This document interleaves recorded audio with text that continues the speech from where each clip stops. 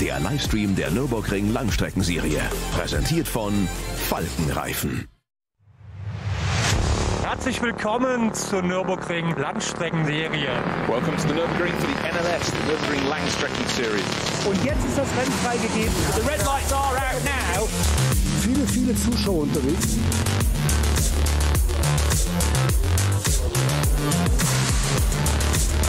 I would think that's very, very close.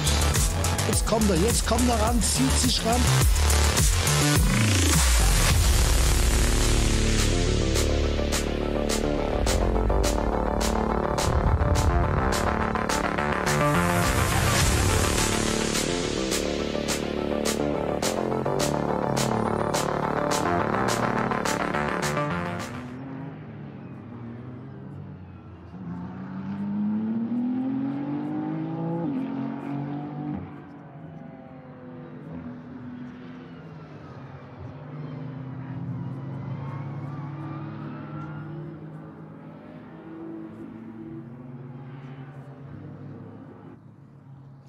Good morning, everybody, and welcome to a beautiful Eiffel scene for the third round of the Nürburgring Langstrecke Series.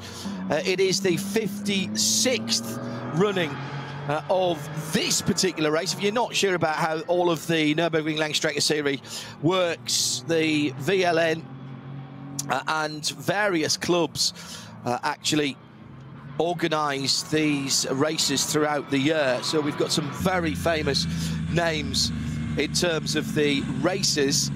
This is the third of the championship. We're building towards the 24 hours of the Nürburgring, which is not, of course, part of the championship, and we'll be giving you full coverage of the qualifying race weekend as well as the race itself. Can't wait for that in a very busy June. It is in fact the weekend straight after Le Mans. I said it's been beautiful conditions. It has. Qualifying took place this morning. We'll give you a rundown on that in a moment. In the Global Broadcast Centre today, John Hindorf on duty, and Johnny and Bruce with the Spa coverage later on today of the FIA WEC 6-hour race. And it's a busy weekend because we've got IMSA from the WeatherTech Raceway Laguna Seca later on tonight. There's no crossover there, and then again tomorrow. So plenty to keep you interested if you are an endurance racing fan, and why wouldn't you be, particularly on this circuit? This is the circuit, the ultimate circuit for around the world. Does a perfect lap exist on the Nürburgring Nordschleife? Not sure. It is such a challenge that yesterday, under an assumed name, Max Verstappen was here with one of his own team's Ferrari 296s, or at least branded as his own team's. It was an ML3 run car. Herman, he had a nom du cause on the side, which I thought was quite funny. The rumour is that he is going to try and qualify for his air permit, for which he needs 14 laps in a lower-powered car. Just about do that in a 4-hour race if you do most of the race yourself, but normally it's spread across 2 races. This morning, as I mentioned, we had the qualifying session, which was run in beautiful conditions. It was not without some incident and accident. We're using the shorter version of the Grand Prix circuit, as always, on the NLS, so not all the way down to the bottom of the hill. It's the short cutout. So in the sunshine this morning, the preparations well underway. We had the K. Kramer 912 with a bit of an engine fire. Then the Tracy Krohn 935 Cup car with a problem. He beached that earlier on in the lap. Tracy driving with Nick Johnson as ever. It's very interesting. Got the McLarens here again this weekend, including that number 69, the Door Motorsport car. Black Falcon number 150 out in the countryside doing good work. And a problem for the Falcon number 3, lost a wing out on the Nürburgring Nordschleife, got it back, and they did go on to qualify. Schnitzelau, number 11 car, qualifying in 7th. It was the Dynamic GT in 8th, and that's Marcus Schuring, Falcon Motorsports in 9th position. The Krohn car needing a little bit of remedial work, by the way, after that. 5th place for the Scherer Sport PHX Porsche, the number 6th place for that, sorry. 5th for the Pro-Am Paul Sitter, the number 45. And further up the grid, Valkenhorst in the Vantage in 4th, number 34. The Scherer Sport 15th, the Mercedes EMG team, and then the 911 Mantine EMA. It was Aycan Guven, the Turkish driver, who, along with the Austrian Thomas Preining, is in that car. So they will lead the cars off, as usual, 3 starting groups. Now, good news for you. It is not just my voice that you will be hearing for the next 4.5, nearly 5 hours, which is good news for everybody, not least me. We've actually got an expert here, and an expert who is celebrating the 10-year anniversary. Patrick Simon down on the grid. Let's just have a listen to see if he's doing this in English, and we'll have a listen if he is. Yes, he is. Axel Jeffries down on the grid. And maybe have a listen to this. Get rid of his helmet. It seems that you are the starting driver today. I mean, 3rd row. It's a good opportunity to show the potential of the car, and also your quality of driving a Ferrari around the Nordschleife. Yeah, I don't know what the team was thinking to make the start, but it's exciting. And the car has shown a lot of potential, especially the tyres. The grip is unbelievable. Something unique about the tyres that they use in the Nordschleife, which we don't get to experience on the Grand Prix circuits. So it's been an incredible experience. Every time I get out the car, I'm like shaking with adrenaline. So it's how it's supposed to be. Did you ever start on an NLS race? Very first NLS race I did in 2018. That's a long time ago. It's time to refresh that feeling. I mean, it's a long formation. That's something you're not used in any other racing tracks. But then, as soon as the light drops to green, any nervous now, or is it business as usual? Oh, it's nerves all the time. It's healthy. It like activates the mind. And honestly, the long warm-up lap, I don't want to get sick on the warm-up lap. So if we can sort that out, then it'll be fine, and we'll just see how it goes in the high speed with all the GT3 cars together. It will be a unique experience, but I have to do it if I want to prepare properly for the 24. So I hope you survive the formation lap, and then have a great time and a lot of entertainment for our fans on the track. Thank you very much. Thanks to everyone who's watching. That is the Pro-Am Paul sitting car, the Realised Condor Racing number 45. Axel Jeffries, who Patrick Simon was talking to there, first of all sets the time. However, it will be his teammate, as you saw there, Thomas Nürburgring, who will be starting the race. Jimmy Broadbent on pole position, or at least his car is the number 150 in class pole position as well. I was about to tell you that my co-commentator, analyst and expert here is celebrating his 10th anniversary of winning here at the Nürburgring in the 24-hour race. Good morning and welcome to our NLS broadcast into the Global Broadcast Centre. The one, the only, the ultimate professional for performance driver is Andy Prio. Hello, mate. How you doing? Good morning to you guys. How you doing, John? Lovely to be here with you guys. And can I say thank you so much for everything you've done for motorsport over the last, how long? 20 years plus of Radio Le Mans, and giving us all the information we need. I'll take 20 years. It makes me sound younger. Thank you very much indeed. Pole position for Aycan Guven in the Grello number 911 Manthey Porsche. Manthey, the family team originally, now of course owned by Porsche, but still based at Moispath, just on the other side of the Dottinger Hurt, down where you come on for the tourist laps, for those of you who have been good enough to do that. The challenges of the Nürburgring Nordschleife are unlike any other racetrack in the world, Andy. John, they are. I mean, this place just pulls you in faster and faster. There's very little room for error. You've got to negotiate all the different classes, the weather conditions, the change in surfaces, the cambers, the bumps. The cars require a very different setup. The driving approach is so different to sprint races or normal sprint tracks. It's a very special place, John, and I miss it.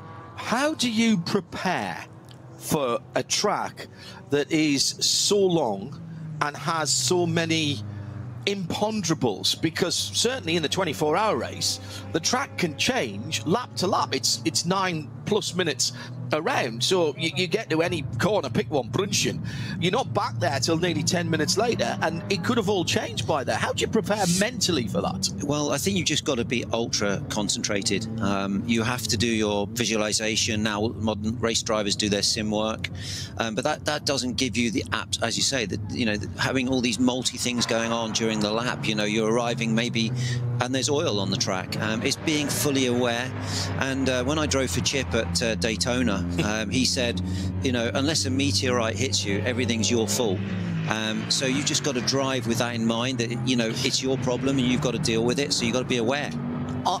I've seen all of your circuit racing career. I remember you subbing in British Touring Car Championship at Alton Park, where you just went and planted the car on pole position in your first ever proper circuit race at that level. Is there a little bit of a throwback in terms of the Nürburgring Nordschleife to the days where you weren't sure what the tracks were going to be like? I've got pictures, black and white pictures, of people like Sir Jack Brabham at Zandvoort drifting cars around because they were feeling for the grip every lap. I liken it more to almost being a rally driver, because you can never be sure what is round the next corner and where the grip level's going to be. I think that, you know, the Nordschleife, as do a lot of racetracks in the UK and America, to be honest, they teach you to drive at 99.5%. 100.5% you're going to go off. 99% you're too slow. You learn to drive in that very small window of, you know, absolute ultra concentration and intuition without taking unnecessary risks, although you are taking huge risks every time you sit yourself in the race car around here.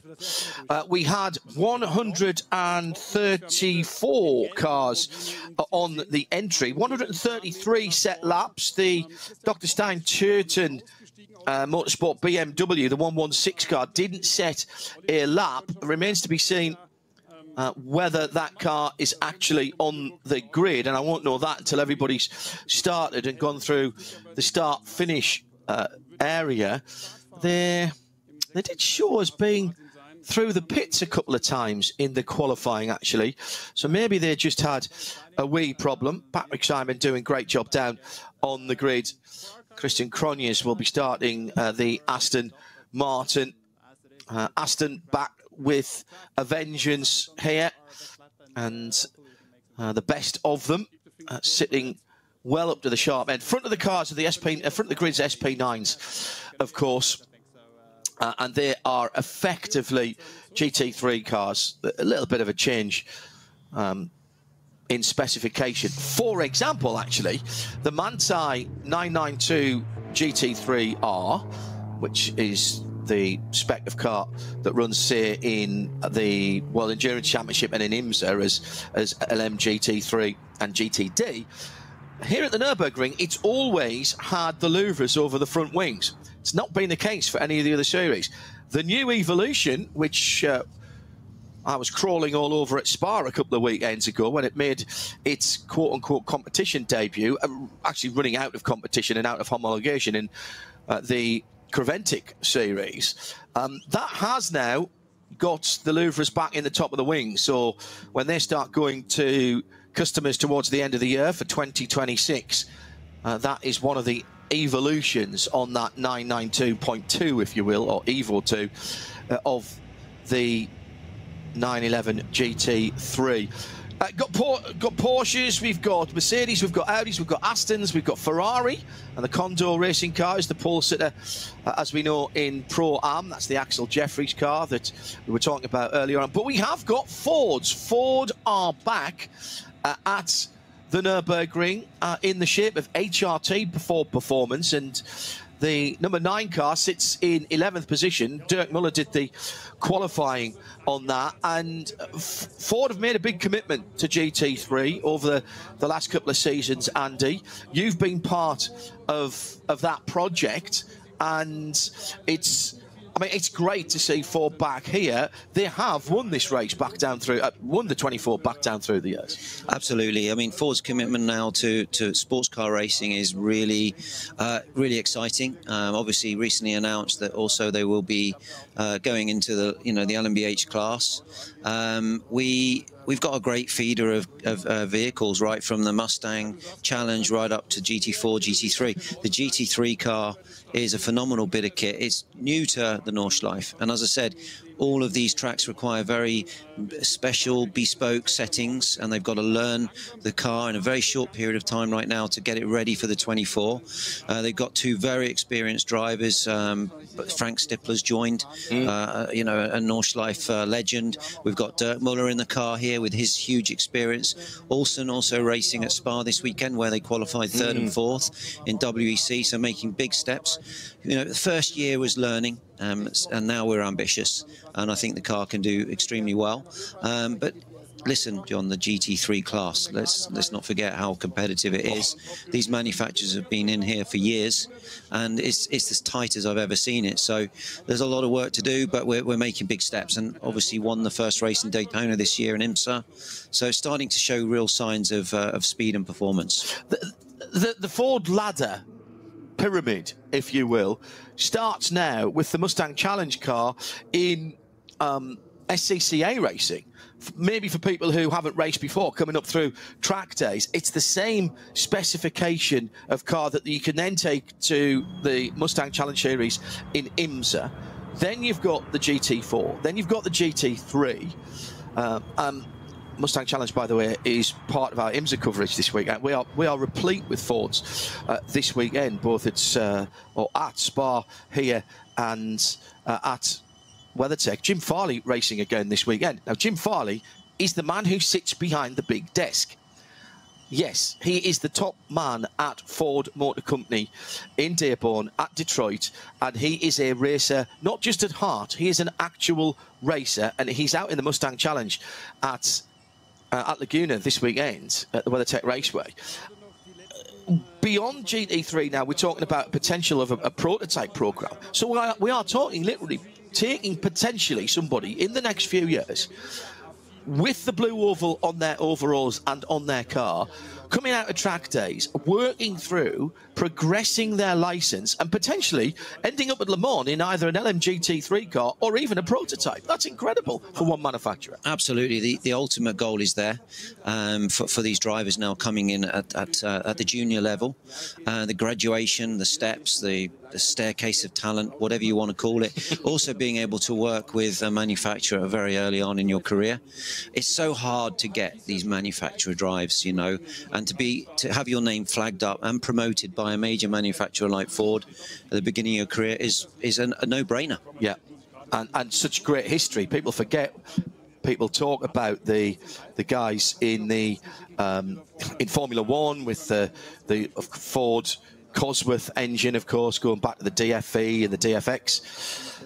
Jim Hertling just getting spoken to on the grid in this beautiful weather, so weather's not going to be an issue. We'll set off on the world's longest formation lap in terms of time and distance in a few moments' time, around about 11 minutes' time. Andy Prio with me, John Hindorf, in the Global Broadcast Centre at RSL_studio, if you want to get in touch with us. Good morning to those of you who are joining us just after 11:30 in the Eifel region of Germany, with the summertime looking like summertime, not even just spring at the moment, not like Patrick Simon to have his head turned by a couple of pretty girls going by. Patrick, a very, very accomplished driver, still drives, does a lot of classic racing as well, and has a gorgeous Ford, the Ford connection runs deep, a gorgeous Ford Granada estate car. And it's got real history because it used to be a course and rescue car at, I think it was Zandvoort. and he bought it and he's restored it. It's bright, bright opal fruit orange. And I've seen it because I've worked with him on a number of things, and he does drive it. He drives it on the street. It's brilliant. It was mid-restoration when I saw it. He drives a lot of old touring cars as well at things like the Spa Classic. Now, this is another English interview because that is the unmistakable voice of Aston Martin driver David Pittard. He's driving with Nicky Team.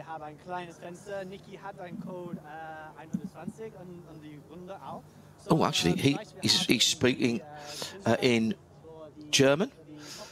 That's impressive. Yeah, Frenchman who has an English name and speaks German. Very good. Won't be long before you see him in DTM speaking German like that. Oh, yeah. That's fantastic. Yeah, very, very good. Nürburgring, not fair to call him a Nürburgring specialist, but he is very good here. This is a track that some people just don't get on with. Some very good drivers. Does it take a Nicky Team, the Viking? There you go. It takes that sort of guy. Yeah. He's still got the hair, and he's got the beard to go with now, Nicky Team. Does it take a special mentality to go out there? Alan McNish, for example, said to me, never want to race on the Nürburgring. He wasn't even keen doing corporate days and things there. Does it take something different, or have you just got to not think about consequences? It takes a very... It's all about learning and relearning the track, a bit like the Isle of Man TT and John McGuinness. You know, you've got to keep it in your mind, all the corners, and it's a real... it's a way of life. The Nordschleife is a way of life if you're a racing driver. And you do need to have that total commitment in the car, and you do need to be able to take away the risk from your mind. But if you know the place well, and you have total engagement. I've always said, John, you're safest when you're committed to the risk. Yes. If you don't feel you're committed to the risk, you should not do the Nordschleife. Yeah. Let's put it that way. Yeah. My first laps ever as a tourist was we were going down for an Aston Martin to do some interviews for Aston Martin and for me to do some laps in some of the GT cars on an Aston Martin private day. I decided it would be a good idea the day before to have a look on the tourist laps just to get an idea. And what I did was I got a very early Garmin sat-nav and I stuck it up next to the rear view mirror, which I knew I was going to be looking in a Ford Mondeo estate car. And stuck it up next to the rear view mirror, zoomed it right in so I could just see the next corner ahead. So every time I looked in the mirror, it was like having a rally co-driver telling me where it went. I kind of knew it. Yeah. Being on the, I was going to say Sims. There weren't Sims in those days. Gran Turismo is the platform game that really made this place a global sensation. And oh my goodness, you just can't believe it. I always say to people going there for the first time, whether they're doing tourist laps or they're doing something more involved on a track day there, don't think of it as a racetrack. Think of it as your favourite country road with nothing coming the other way. Because I think if you think of it as a racetrack and you are overcommitted, as you were talking before, you could come a cropper quite easily. Absolutely, and it really hurts if you turn in a bit early somewhere and you run out of road on the exit, and you combination corners, you turn in combination 1 and you have the problem on the exit of combination 3. You just carry your problems, and they're fast problems. But you know, you do. I always used to do visualization, and honestly, to visualize a complete lap of the Nordschleife, you always miss a bit. Oh, well, there's bits that look similar as well. Up to the carousel, I could talk you through it now to the inch. Yeah. After that bit when you come out, it was the same. When you come out of the big carousel, Hoact, down through Hoact, Brunchen, this area here. Yeah. That's the hardest. Back down to the kleiner carousel. Yeah, there's too many bits that look the same there, and unfortunately, if you commit to one that you think is a 4th or 5th gear corner, and it's actually the 3rd gear corner that looks a bit like it, then you're not getting it back at that point. That was my area where I always struggled. It's strange. I could do the rest of the lap, and what you could do is break it down into say 5 or 6 separate circuits. Yeah, but I would only be fully happy down the kleiner carousel. Absolutely, I'd only be fully happy going into my race could I visualize the whole lap, and then I would be fine. But that last sector is really tricky. Yeah, and then of course there's a little sting in the tail as well as you come down the Dottinger Hurt down to the Tiergarten and Hohenrhein.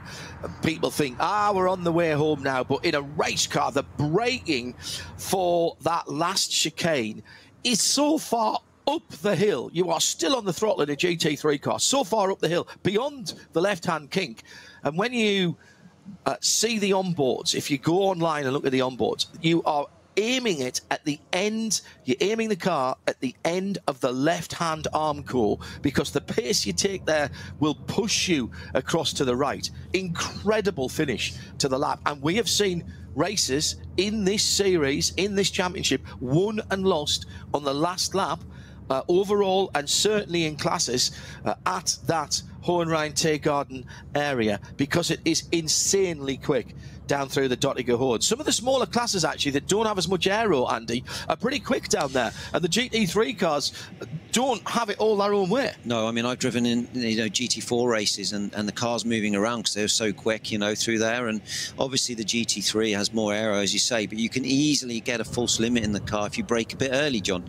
Braking early is not a good thing there. You've got to go into the compression, get through that, which is an act of faith, and then brake with total commitment. And you're looking at that barrier directly in front of you, and it's bumpy, it's there's just one line, and there's no room for error, so it's really hard. You can't relax towards the end of the lap. You get a little relax on the Dottinger Hurt, unless you're not slipstreaming 4 other cars, which can happen. So yeah, it's one of those laps that keeps you on the tip of your toes, you know.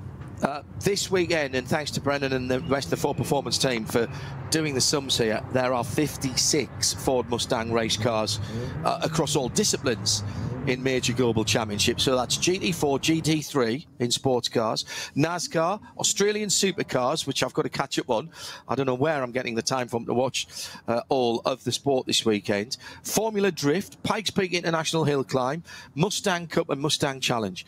In global sports car racing, including the WeatherTech Sports Car Championship, Pilot Challenge, Mustang Cup and FIA WEC in here, over 30 Mustangs in various categories. That tells you the sort of commitment. We expect that from brands, and let's be honest, like Porsche. Porsche have been, down through the years, the absolute template for customer racing with the 911, and it's a 911 992 that will lead us off, appropriately enough, in Carrera White, in race white, that leads off the first group. And it looks very much to me as though Nicky Team didn't get away. Yes, he did now.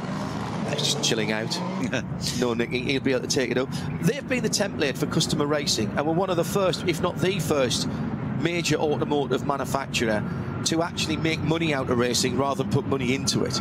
And since then, everybody's tried it. And now with this new philosophy of racing with Ford that's come out of such great history, Andy, and of course you were part of that, with the Ford GT going to Le Mans and IMSA and all of that. This is another new dawn for Ford and for the Mustang. The Mustang, a global car, of course, which is quite unusual now. Absolutely. I mean, it's iconic in its, you know, its history is phenomenal. It's a great car. It's a good racing car. It turns well. It does everything right. And it's just great to see the commitment of these major manufacturers, Ford, Porsche, you know, BMW, Ferrari. It's very difficult to quantify win on Sunday, sell on Monday, but it works. Yeah. Because the amount of manufacturers I've driven for where friends or family have bought a car because we're doing well and successful in that car, and the history that runs back. I mean, look at Henry Ford. He was a racer. Yeah. And that's what was it Henry Ford said when somebody asked him, when did, you know, later on, when did motor racing start? When somebody built the second car. Exactly, yeah. Because it's all about competition, ultimately. And what you learn from these tracks like the Nordschleife, and it pushes the envelope. And the one thing with motorsport is you get instant feedback if you're going in a good direction. Good point. How easy is it to be slightly dismissive of the Grand Prix part. Now, it's only the short part of the Grand Prix circuit here, the Grand Prix Strecke here at the Nürburgring, but it is an opportunity to make some passes on slower classes or perhaps even some of your competition, because there's a little more space here. Good question. One thing I can tell you is you don't set your car up for the Grand Prix track, you set it up for the Nordschleife. Very good. So, you know, it's a bit of a build up to the lap, but yeah, for me, the Grand Prix part of the track, you can pick a few places. Let's just say it this way, it's a lot more low risk to pass here than it would be on the actual North Circuit, which, yeah, I mean, you've got barriers literally a few meters from the edge of the track. So, but you know, I've had races here where you've just been racing through the night.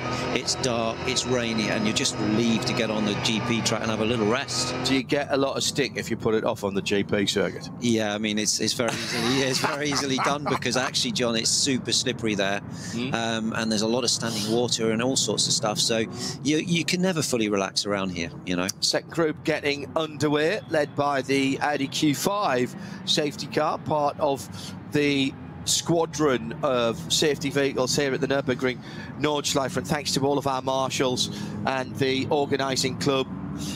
This organising umbrella effectively is the VLN. This is the 56th Adenauer ADAC Rundstrecken-Trophy. As I mentioned earlier on, the opportunity given to a number of different organising clubs to be a part of this, and it's really important, actually. Very interesting how the German authorities and the VLN do this, because it helps with the financial governance of those, and the financial viability of some of those motor clubs who have huge heritage across Germany, not just from this region, although obviously Adenauer is one of the villages that is effectively encased by the Nürburgring Nordschleife, going out onto the North Loop at the moment. I'm going to throw a number at you, and so this is quiz Prio time. Ask Andy. 6 minutes 52.072 seconds. What does that mean to you? That was the lap of the Ford Mustang GTD road car around here recently. I mean, that is fast. Dirk Muller at the wheel. I think it's put us up there as second fastest supercar, fourth fastest supercar. But two, I mean, one of those is the Mercedes AMG 1, well, which is not exactly the same category of car. Yeah, absolutely. And it's put us ahead of the Porsche, and a phenomenal lap. That car, I have driven the car.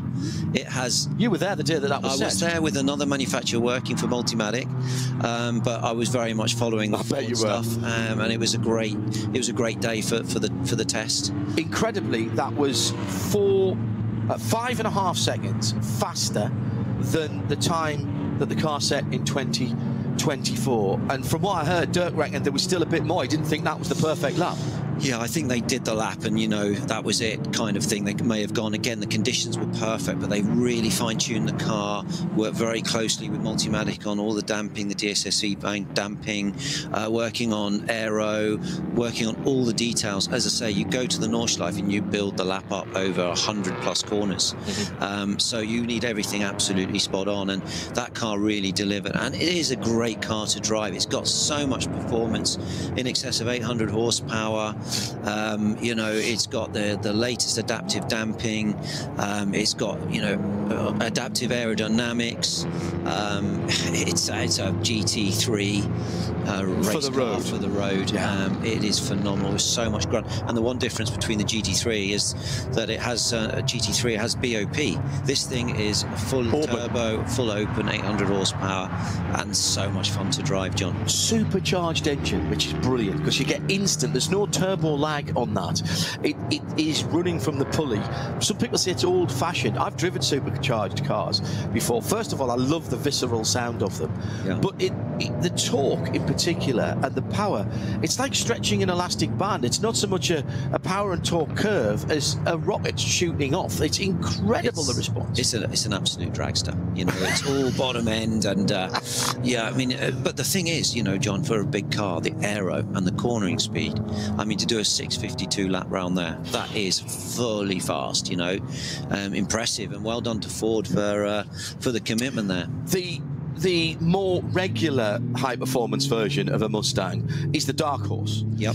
That is available in right-hand drive in markets like Australia and in the United Kingdom. And in terms of value for performance of your investments, it is incredible. Go on the Ford UK site and have a look. There's always a couple there. I was looking, I was just listening actually to a Mustang Challenge race that I commentated on at Sebring with Joey Hand, and we went off on a bit of a tangent in the middle because I found a very, very nice light blue one, and Joey was going, that one, you need that one hanged up. Do you know what? They're great cars. I've done a few demo laps in them in IMSA, and they've just do everything right. They turn in well.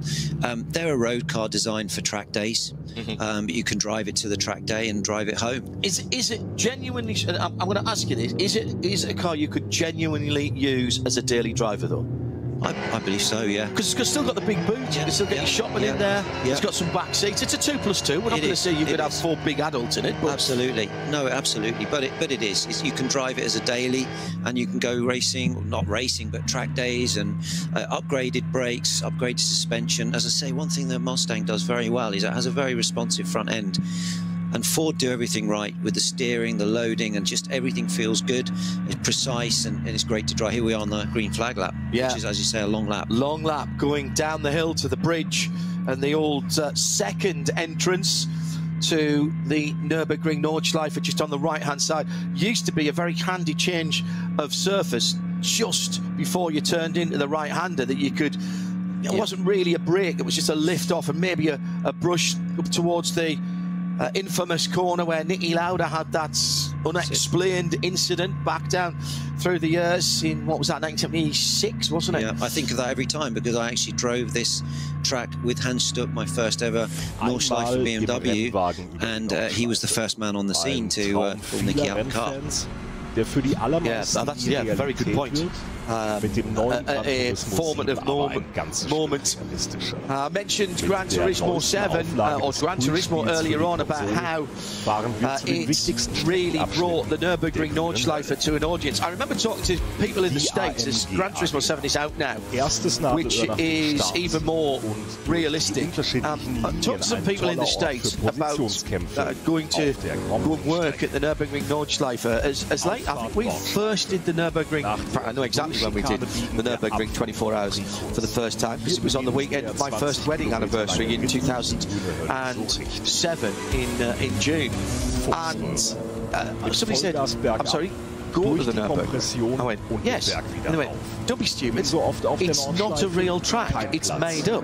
I've seen it on the game, but it's not a real track. I went, no, it is a real track.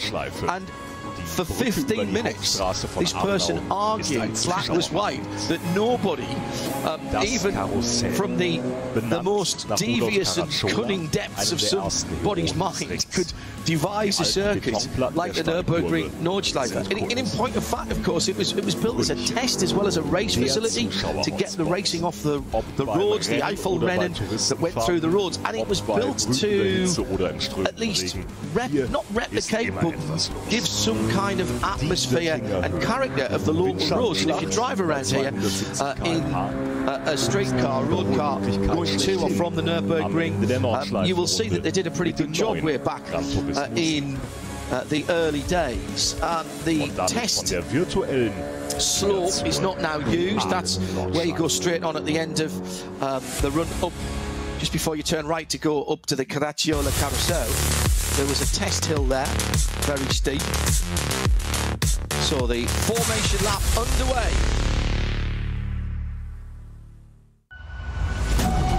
Andy Trio joining me, John Hindorf, in the Global Broadcast Centre. We will hope to see 2 Fords out there today. Have we found out if we are going to see 2 Fords? John, I don't believe we are at the moment. I'm just waiting for final feedback from the team, so I'll come back to you during the...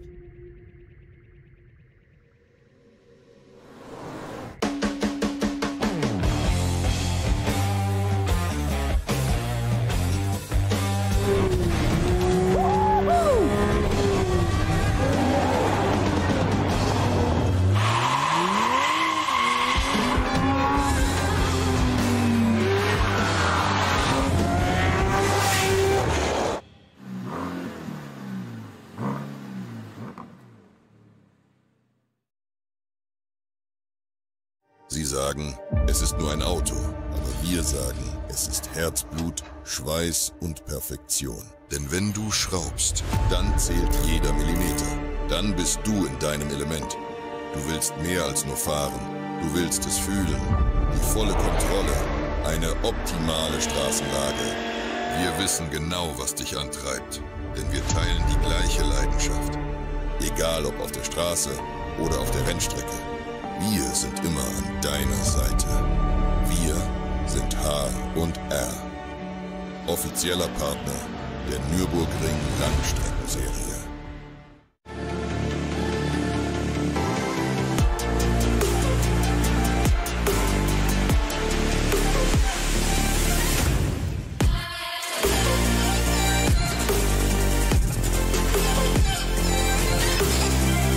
Faltenreifen.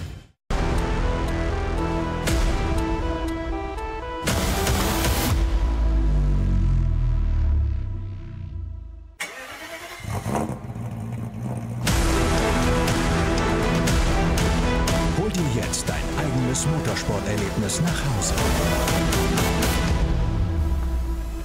Dein Online-Shop für Simracing-Hardware und Zubehör. www.simraceshop.de.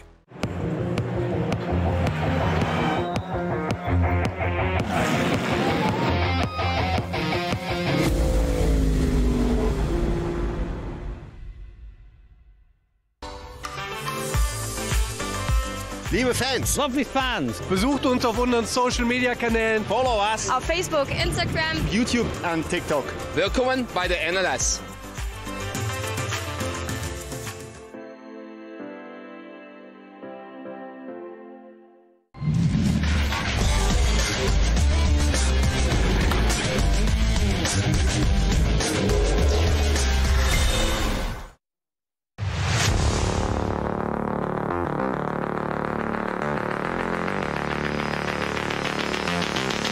Comments.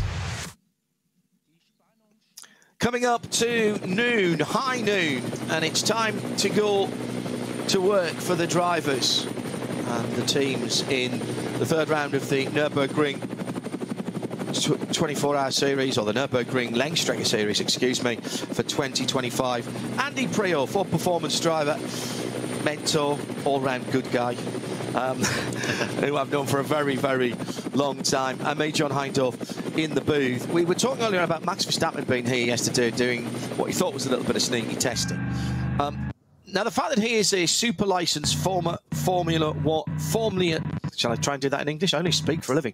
A super license holder and a Formula One world champion, multiply, actually cuts no ice on the Nürburgring, because this is a track like no other. And I know Martin Brundle had to go through the training. Everybody who comes here now, because of the unique nature of the track and also the safety with things like slow zones, code 60s, code 120s, has to go through the training. And that means doing some laps, doing some classroom work and doing some race laps in some slower cars, even for Max Verstappen. Is it really that different? It is, John. It's a minefield of information for you to take on board in those slow zones, how these slow zones are run, when you can start to overtake, what speed you need to be before, what speed you need to be during. If you go from one slow zone into another, when you can re-accelerate, there's so many aspects to it.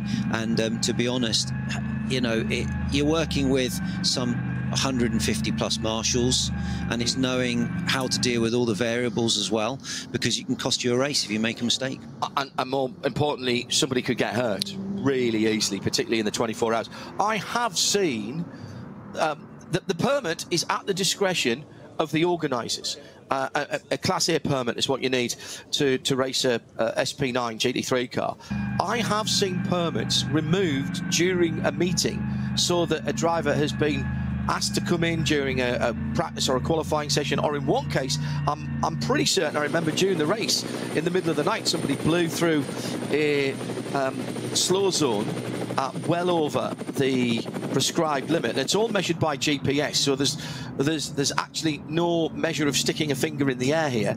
The team were told to bring that driver into the pits, and the drivers permission to drive, his permit, was removed immediately so that if he wanted to come back, he would have to re-qualify. But that's because there are no safety cars here.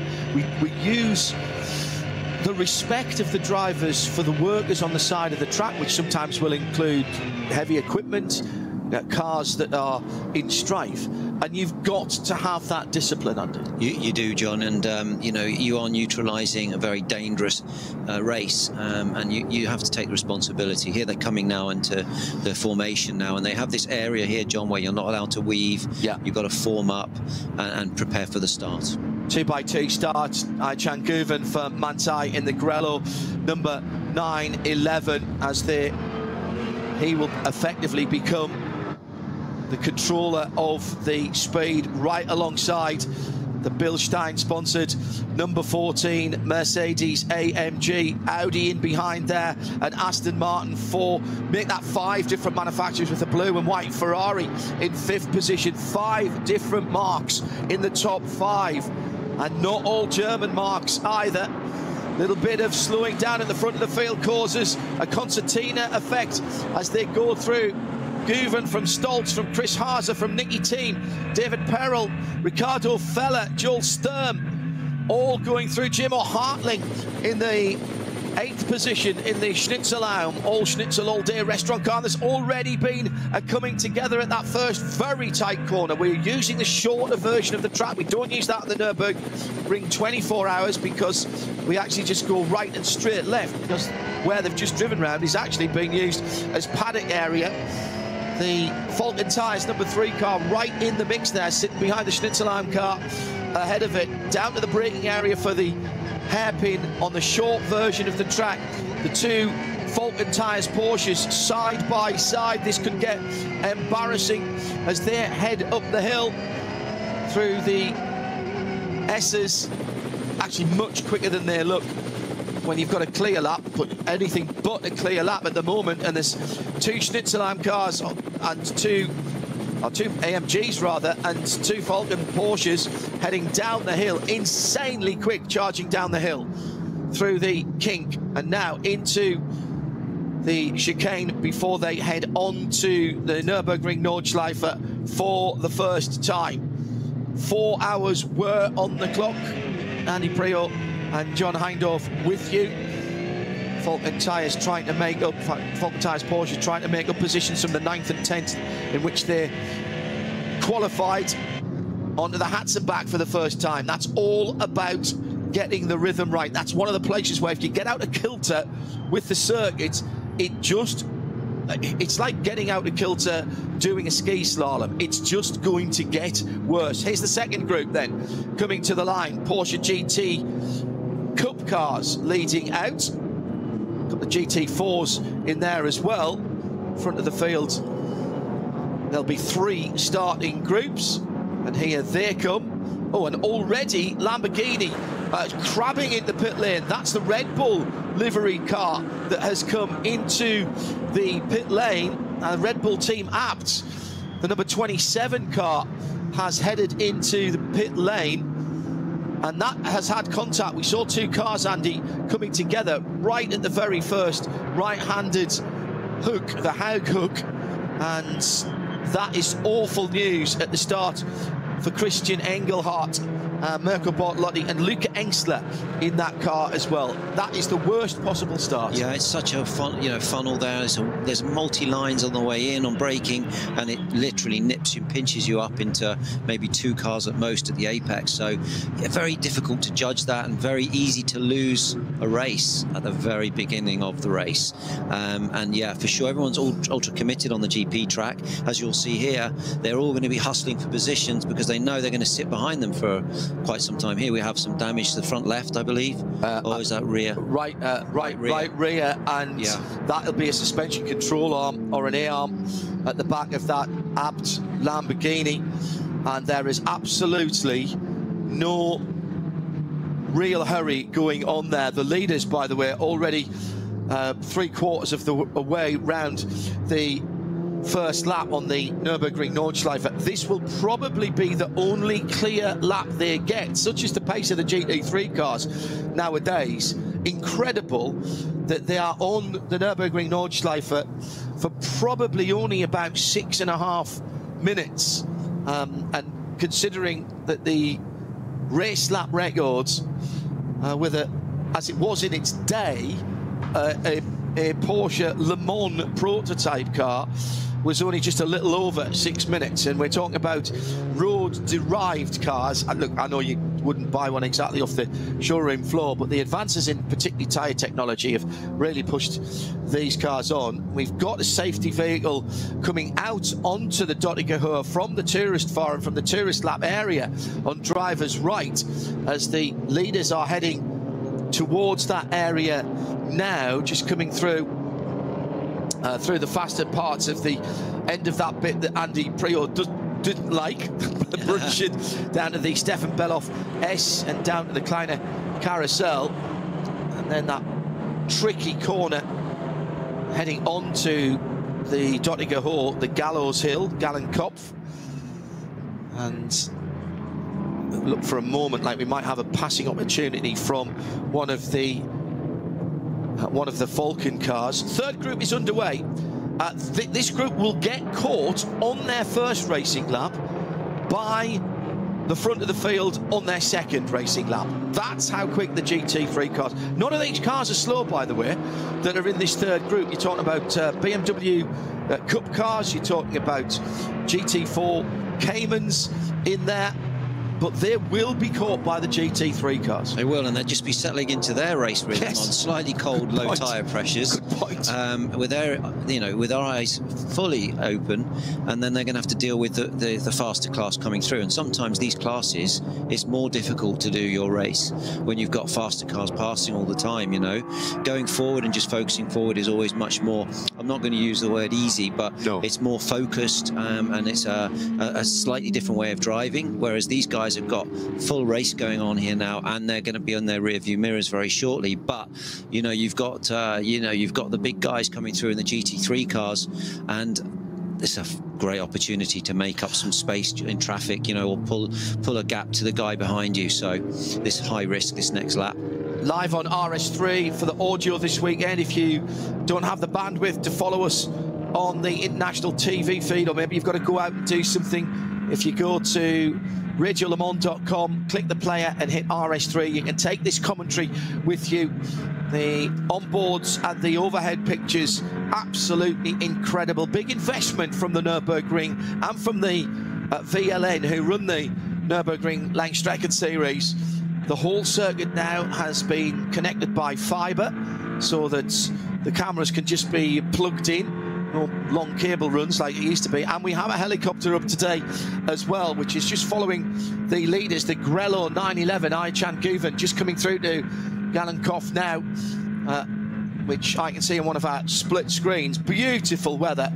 High noon, the sun not quite at its zenith at the moment because of summertime, but the shadows are being cast. So the shadows being cast on the first part of the Dottinger Hall by the trees on driver's left. And it's the leading pair that are coming through.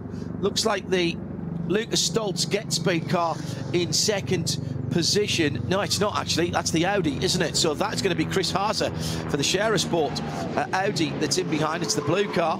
Then the Bilstein machine. And then it's the Ferrari, the Conzo Racing Realize car. David Parrell behind the wheel of that.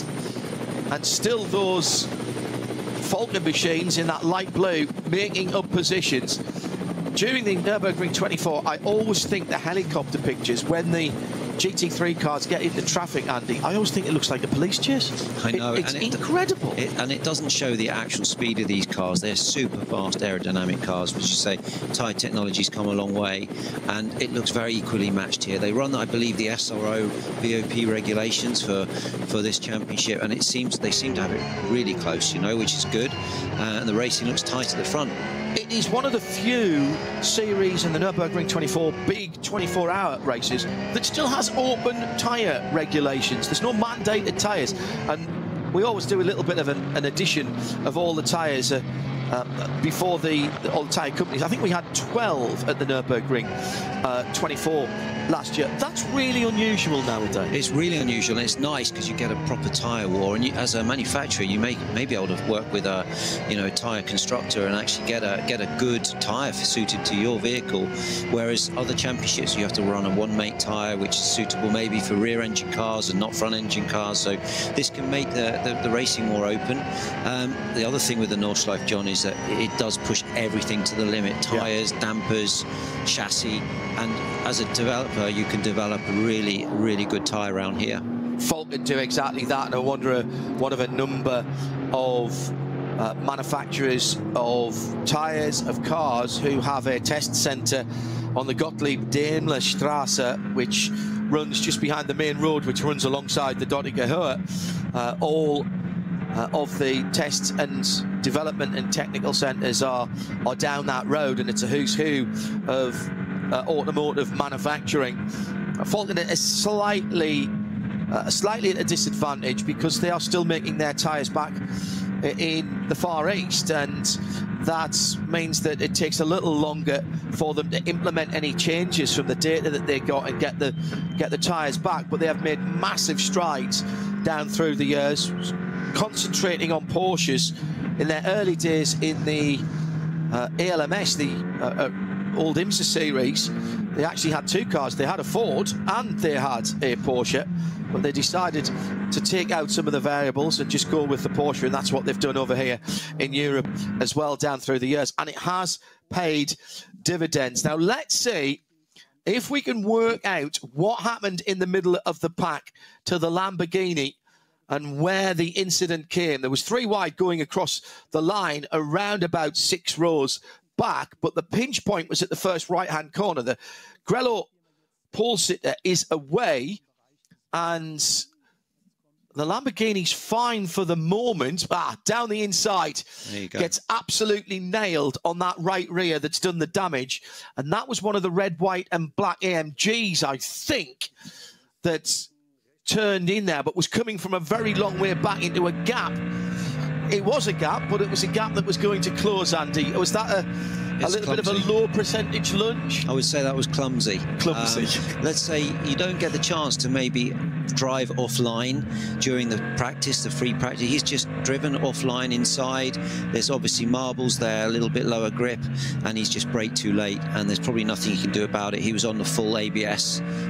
It's not that he just lifted off the brake or anything, but I always used to go offline on any in-lap to feel the grip, especially in touring car racing, because you need to learn what the track is doing in the other defensive parts. So yeah, unfortunate, big mistake there, and it has cost the youngster car a lot, and it's very frustrating because you don't get many races like this with this weather at the Nordschleife to go and test. So what they'll do is repair the damage, and I'm sure they'll get that car out there to do some running and prepare for the 24-hour, which will probably be raining, John, and it'll probably be -2 degrees.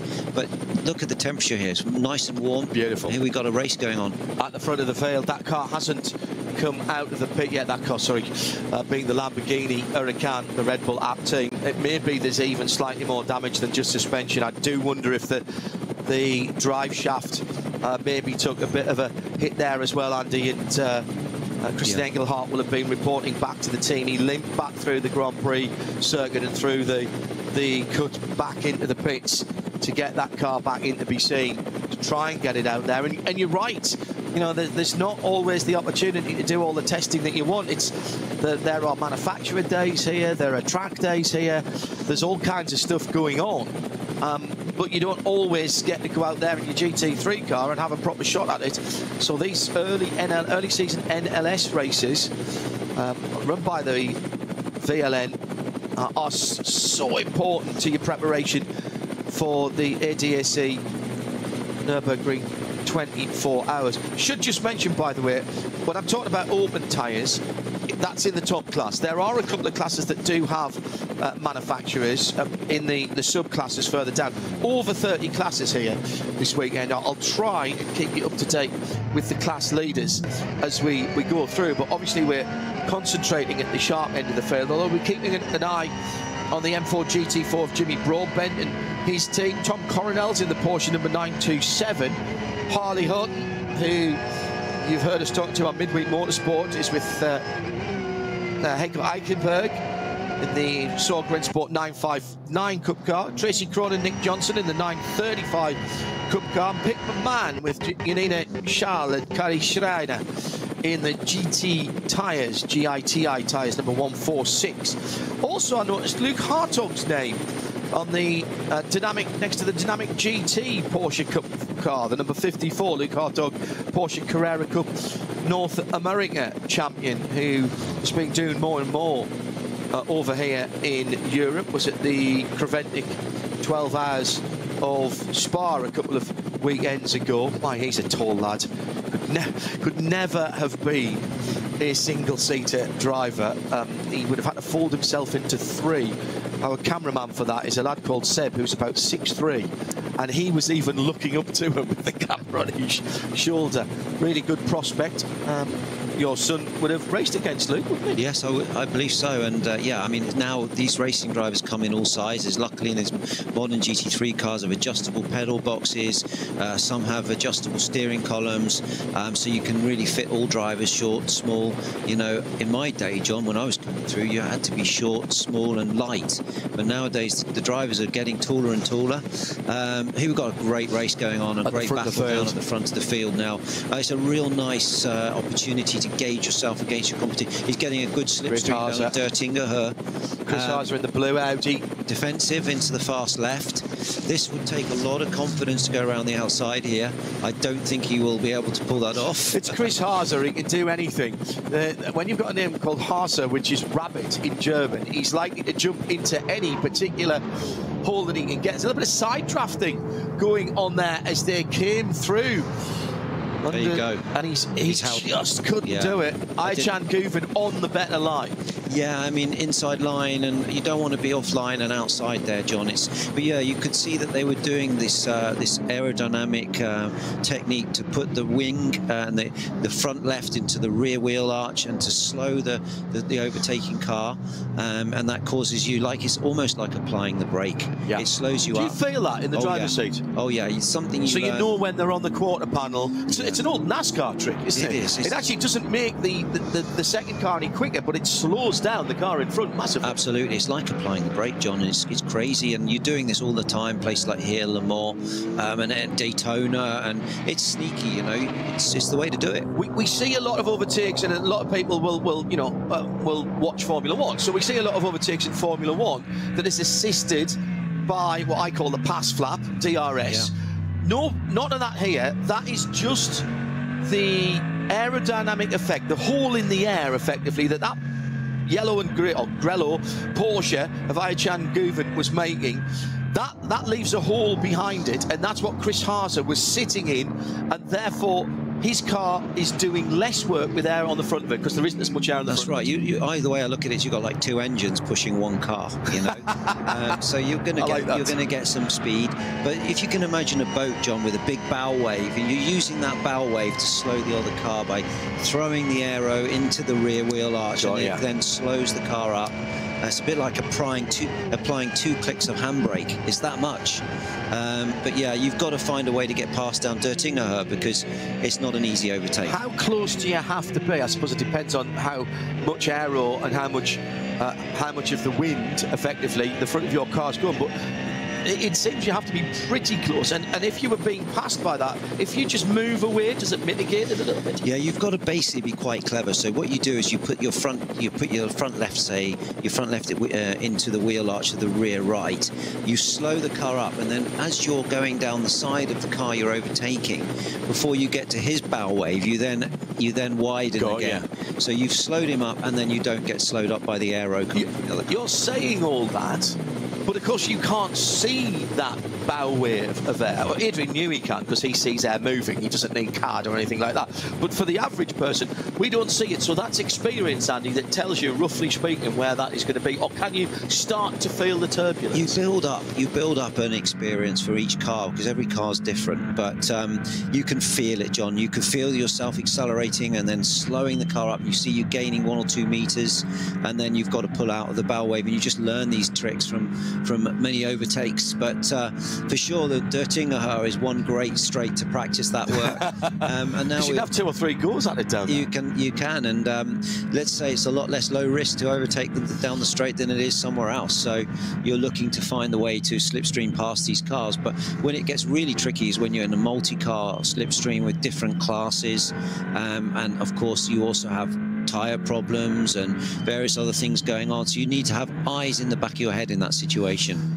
A small but perfectly formed TCR category with just 3 TCRs, 2 Audi RS3s and a Cupra TCR. Now look at this, John. We've got the 2 lead cars in traffic now. The third guy is really, we've got Stoltz closing in. Let's see who's got the metal here in the traffic. And also it's a little bit timing and luck as well. Keep an eye open for the best of the Pro-Am cars as well. Steph Perel in the Realised Condor Racing Ferrari. That one very easy to pick up in the blue and white. We've got the Grello car from the blue and black Audi of Chris Haase, then Lucas Stoltz in the yellow Mercedes AMG GT3, then the blue and white Condor Racing Ferrari. Huge victory at the first time of asking for the 296 for Klaus Abelen's outfit in the 24 hours. First time that a non-German brand has won for a million years. That's so fast down there, by the way. Fuchshole there. They're passing cars in that compression. I mean, that is just so brave through there. And look at them all. They're trying to follow each other through in the lower class too as well. But looking fairly constant at the moment. These guys are really earning their money at this stage of the race. What is the protocol if you're a fast car overtaking a slower car? The general rule of thumb in racing, and every race director and every race briefing, driver's briefing that I've been to, which is probably about 1/100th of the one that you've been through, as it looks like we've got the Ferrari just closing in on 3rd place at the moment, keeping an eye on that. Is it still, even at a place like this, is it still, or in fact is it even more important that the faster car has to make the move and make it clean? Absolutely. It's up to the faster car to get by. The slower car's got to stay on his racing line. You try to make it easy because obviously you don't want to lose time if you're being overtaken. So you can move a little bit offline, but you have to make no unnecessary moves. Anything stupid or, chaotic at this stage would cause an accident. But the GT3 cars are just fully committed at this stage of the race, because you can so much aero as well. Absolutely, yeah. Now this is a really tight race at the front here with the Audi and the Porsche. They look very, very equally matched. Don't forget the Audi's following, so it pulls you along a bit on the long straights, but it's harder in the aero corners, And they've got a big gaggle of slower cars ahead, just going past one of the GT4 Caymans. They're heading up to through one of my favourite parts at Brunchen. Use all of the block paving on the exit of that, and now into one of those places we were talking about earlier on that all looks a bit the same. So they've gone through Icecarve, they're coming down through Flansgarden where the car gets off the ground, and heading down, building speed all through through to the Stefan Beloff S, which leads onto the little bridge before you come onto the small Kleines Carousel. Well, this is insanely quick down through here, and picking your braking point at the bottom of the hill, really, really important. Fair play to all the slower class cars who are fighting for their own battles as well as the leaders go through. And if anything, Ayhan Guven might have just gained a couple or 3 cars lengths now down into the really tricky Schwalbenschwanz left-hander before the Kleines Carousel. You drop right down into the concrete there, and now set the car up for this really intricate.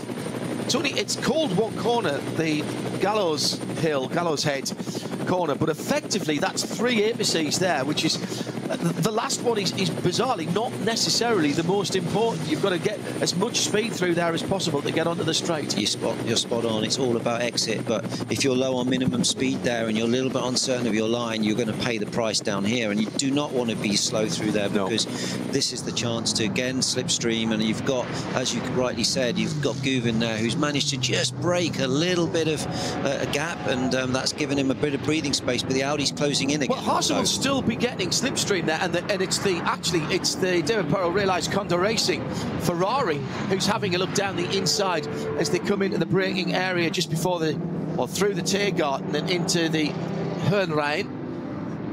But it is still the AMG, so it's Porsche from Manthey, the Sherasport PHX, formerly the Phoenix team, and then the team Get Speed Mercedes in third. So used to seeing that car in bright red down through the years, running in the Bilstein colours for a wee while now. Then the blue and white realised Condor Racing Ferrari. Then a bit of a gap back to Ricardo Fella, Ricky in the 16, the second of the Sherasport PHX cars. Then the two Falcon Motorsports Porsches, 4 from 3, running in team formation there, hunting as a pack almost. They've moved up 4 or 5 places since the start. Then Joel Sturm for the Dynamic GT number 54 car. That's the one that Luke Hartog will jump into later on. And rounding off the top 10, Jimo Hertling for SR Motorsport, Mike Schmickner, and that's a Mercedes. And the best of the Aston Martins is the Valkenhorst car, Nicky Thiem in 10th position. Might as well go to 11th actually, because that's all of the top SP9 Pro cars are in there. And that is HRT, the Ford Performance car, sitting half a minute off the lead. Now listen, if you were half a minute off the lead on a quote-unquote normal circuit, you'd be tearing your hair out. But half a minute round here is like a second and a half on a normal track, and we've not yet seen how the tactics are going to play out.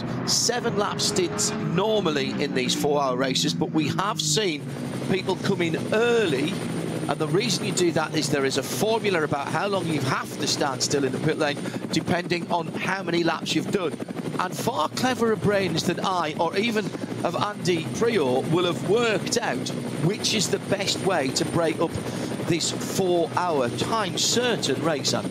Yeah, I mean, it really is, and I think it's all important about the strategy. The guys are working with their software, and they know the pace of the car, the fuel consumption, the time in the pits, and they're working it constantly. And, you know, it also depends on track position as well. I think it's very close at the front, John, and they're running at 7:52 pace, which is similar to qualifying pace. Yeah. That was the best lap of the race, and that just goes to show these guys are absolutely 10/10ths right now. That's a good point you make there, actually, because on a circuit like this, what do you do different for qualifying? In the big 24, in the 24, we actually have what's called top qualifying, which is effectively 2 flying laps where you've got not much around you. Come back to that thought in a moment, because we've got the 2 Falcon Porsches fighting together. Yeah. It's the Heinemann car. This is Swedish ones, which is a fast left, very over the top of the brow. Yeah, well, and then obviously braking here, which is really, you do not want a brake problem. Yeah. Now they're going to be in the foxhole, which, as you know, John, is so fast. Yeah. I've done this. I mean, I've only done this in a road car, Andy, but you're gathering speed through here. In a road car, you can't afford to hit the curbs at all. As you're coming down to the bottom of the hill, there is a feeling of thinking, I want to back off here, because I'm not sure. They tried to slow it down as well with that curb on the left. That's but correct. They just made it bigger. Yeah. And that curb can actually cause problems. Oh, he's locked up on the rears. So this is what happens, John. You're coming from like 180 mile an hour into a 50 mile an hour corner, and he's just gone a little bit late on the brakes. Adenauer Forest at the top of the hill. He's lost a little bit of rear grip there, but he's back into his rhythm now. But I love this section. Yeah, me too. It's so fast, and you don't want to get. You've got to turn in early. You've got to use the camber of the road. It's very rhythmic in the way of driving. You're braking down here now, and it never feels like you've got front grip at this point, because the road's dropping away, and then you have this fast compression, and this, to me, sends all the hairs up. It's without slower traffic, you are absolutely flat through there.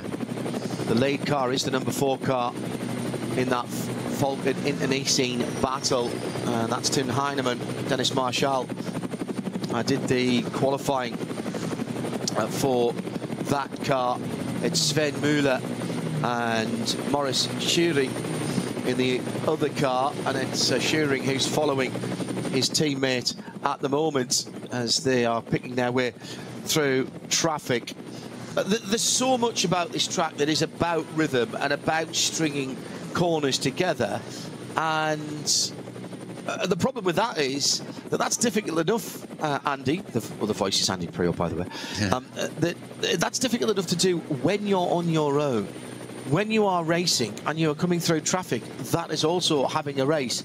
I mean, for the lower classes, you're almost never on the ideal racing line, surely. No, you've got your eyes full, your mirror's full. You know, you're happy to get out the car at the end of your stint. It's exhausting. I mean, not only physically but mentally. We've got to have a slow zone here as well. So that's at Arenberg. So now, yeah, not only have you got to deal with traffic, you've got slow zones, you've got vehicles, intervention vehicles on the track. And yeah, I mean, it is a mentally exhausting race. And don't forget, 24 hours while you're driving in the dark with rain.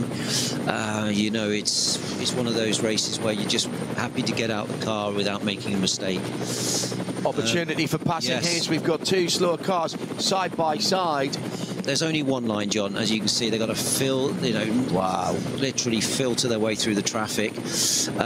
At this moment in time, you're just thinking, like, this is the first stint of the race, let's keep a good position. But during the later stages of this race, you might have seen somebody have a little sniff at that to try and pass. So that is going up the hill. So that's heading up through Kesselschön and Mootkurve and up to Klostertal before they get to the carousel. And the problem there is that is actually quite steeply uphill. It's also very, very quick.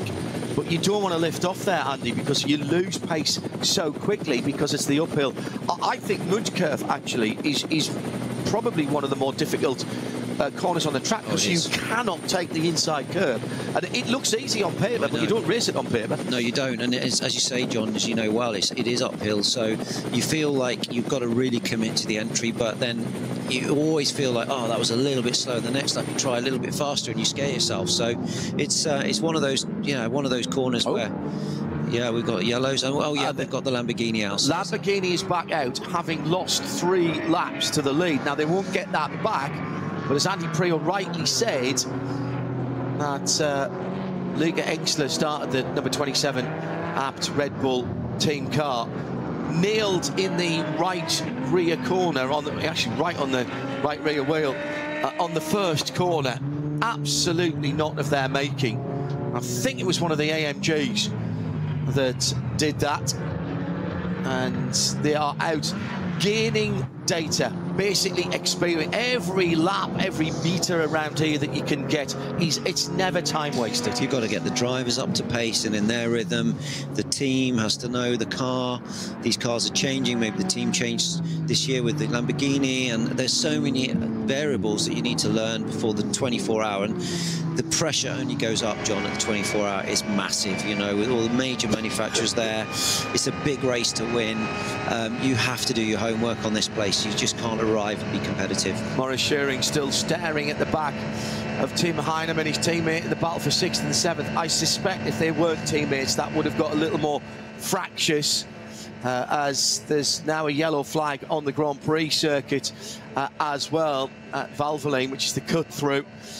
And the two battling Falcon cars having a go at, I think that's Ricardo Feller ahead of them in another one of the Porsches. And if it is, that is a battle. Yes, it is. That is a battle for 5th, 6th and 7th, for 5th and 6th in their class. One of my old teammates, Tom Chick, there on having a chat on the live feed from DTM. Yeah, I mean, these 3 Porsches are a really locked-in battle here, and there's Tom Heintrich. He's a good mate of mine, Thomas. So yeah, what we want to do is we want to see this Porsches. They're very equally matched, and they're on different tyres, the Falcon and the Michelin, I guess. Yeah. So that's good to see that the tyres are very, very close and competitive. But it looks to me like this is a matter of time before Feller gets past here, because I would say... he's got damage. Feller's got damage on the left rear of that car. I can see something flapping. Now, is that just a bit of the vinyl that is coming off You get very high speeds here, so anything that is not on perfectly does tend to peel off. Or he's clipped something in traffic. Or he's clipped something in traffic, absolutely. And it doesn't take much as they go past the slow BMW 3 Series in one of the lower classes on the Grand Prix circuit. It doesn't take much to ruin the aero in some of the quicker places here. Yeah, just on the rear wheel arch, I mean, just behind the rear wheel arch on the left-hand side. Well spotted. So there you go. That BMW, by the way, is the 653, the all-white car, and he has got big damage on the left front of that car. Is this an aftermath of the clip from the Porsche? Maybe must have been a clip on something. He looked that looks more like big damage. He's gone into something quite hard there. Yeah, that is a car that looks like it has come straight off the street. The BMW Racing Cup, the 240s, 235s originally, 240s, and then the M2 Racing Cup, the new car, just been announced actually. And what a great way to get into motor racing. And BMW built those cars for a specific class here at the Nürburgring. What a great servant the old M235s and 240s were. Software upgrade that took them from the 235 to the 240 in terms of the power upgrade. And the 653 is one of the squadron of Adrenaline Motorsports. That's the Team Manhattan Wales car running in the 240i Racing Cup. Things are hotting up at the front there, John, between Guven and Haas. How much is Guven right now worrying about the car behind, or just driving, as the Americans would say, focusing forward? It's very hard to ignore someone who's putting you under that much pressure. That's on the grass with his right tyres. They've got their mirrors up. You know, his camera, rear-facing camera, is absolutely full with the Audi just ducking and diving, and they're on the grass, off the grass. I mean, I was talking to Jörg Wunner, one of my old teammates, and he said, I don't want to do this race anymore. These kids are passing on the grass at full racing speed, and you've just seen it. You know, this is just crazy. These young guys at the front right now, they're fully driving for their contracts, and it's really important that you stay ahead if you can, and track positions, everything in this game, you know. On what are drivers judged? It's not just a single fastest lap, is it? It's in endurance racing, we talk about things like stint average and the delta between the difference between all of your laps and how small you can get that. Absolutely, it's all done on averages now, John, and you know, it's a tricky one because you never know what you're going to get. If you've got a used tyre, are you in good traffic, bad traffic? But you can see over the whole race that you look at these drivers who are performing well, they're always near the top end of the averages, so they're all driving for that right now. Lucas Stoltz has pulled away just a tiny bit from the number 45 Ferrari, the blue and white Realized Condor racing car, in that battle for third and fourth. He's keeping the leaders in sight. Will complete 5 laps this time around. My goodness, that's gone over really very quickly. Reset your mind, recalibrate your mind, recalibrate your racing brain, because we're only talking about 6 or 7 lap stints as Chris Haas now all over the back of the Grello Manthey car on that rise up. Now goes round the inside. What a manoeuvre that was, heading up to mud curve. That is pretty impressive as he was going through. That's big commitment, just what you were talking about there, Andy Priaulx, and immediately puts 10 or 15 cars lengths in before he gets to the bottom of the hill at the Steilstrecke. It looks like he's lost some pace, actually, Guven in the Manthey. It just looks like he's struggling. You know, maybe was that a mistake in Kesselchen? Maybe it's easy to do that because that at the bottom of the hill, you come out of Bergwerk, and then you've got those left-handers that get progressively tighter. The last one is much tighter than it looks, and there's no runoff there. And that's the one you absolutely have to nail. Well, they should all be flat, really, up through there. From, you know, out of there. And so, as you say, maybe Al Bergwerk, he had not a good exit, but I just feel like Guven at this moment has lost a bit of stint performance. You don't know what's going on. Has he got tyre pressure issue? The rear tyre's up. You know, it looks to me like the car's a little bit more nervous. And at this moment, I can see also Stoltz closing in. So, you know, he's just lost a little bit of rhythm on this stint. And Guven just using a bit more of the road as well as they come down to Brunchen, always a huge crowd down there, using that block paving on the left-hand side, the exit up towards Ice Curve. Great part. I mean, there's so many great parts of the track, but now you point the car at the sky, and now you've got to get this right. Coming down towards... Here we go, Munchen again. Oh. Yeah, we got cut from that, which is a shame. But you're right, John. You've done this track many times, I know, because I can tell by your knowledge. But this is a really nice section. If you've got a nice flow through here, the car's it compresses and then it goes light as you're braking. Do you brake before? Do you brake after? They're just tapping and then throw the car into this fast right. What always impresses me about good drivers around here is that flow. And it's not necessarily banging up and down the gears. It's about moderating the throttle and not necessarily using the brakes, particularly when you get to the 24 hours. Absolutely, John. It's momentum, you know, braking less and less and rolling the speed in, using the camber, building the momentum. I always love the Nordschleife, and it suited my style because I always like to brake and carry a good speed in and flow. How much of that do you think in your circuit racing style came from the fact, I'm sure many people will know that, but those that don't, you started your full-size motor racing career, you started in karts like pretty much everybody does, but you did a lot of hill climbs, and how much do you think that affected how you drove on circuits later? I think the hill climbing always helped me for, you know, intuitive feelings on cold tyres or in tricky conditions when it's variable, you know, conditions.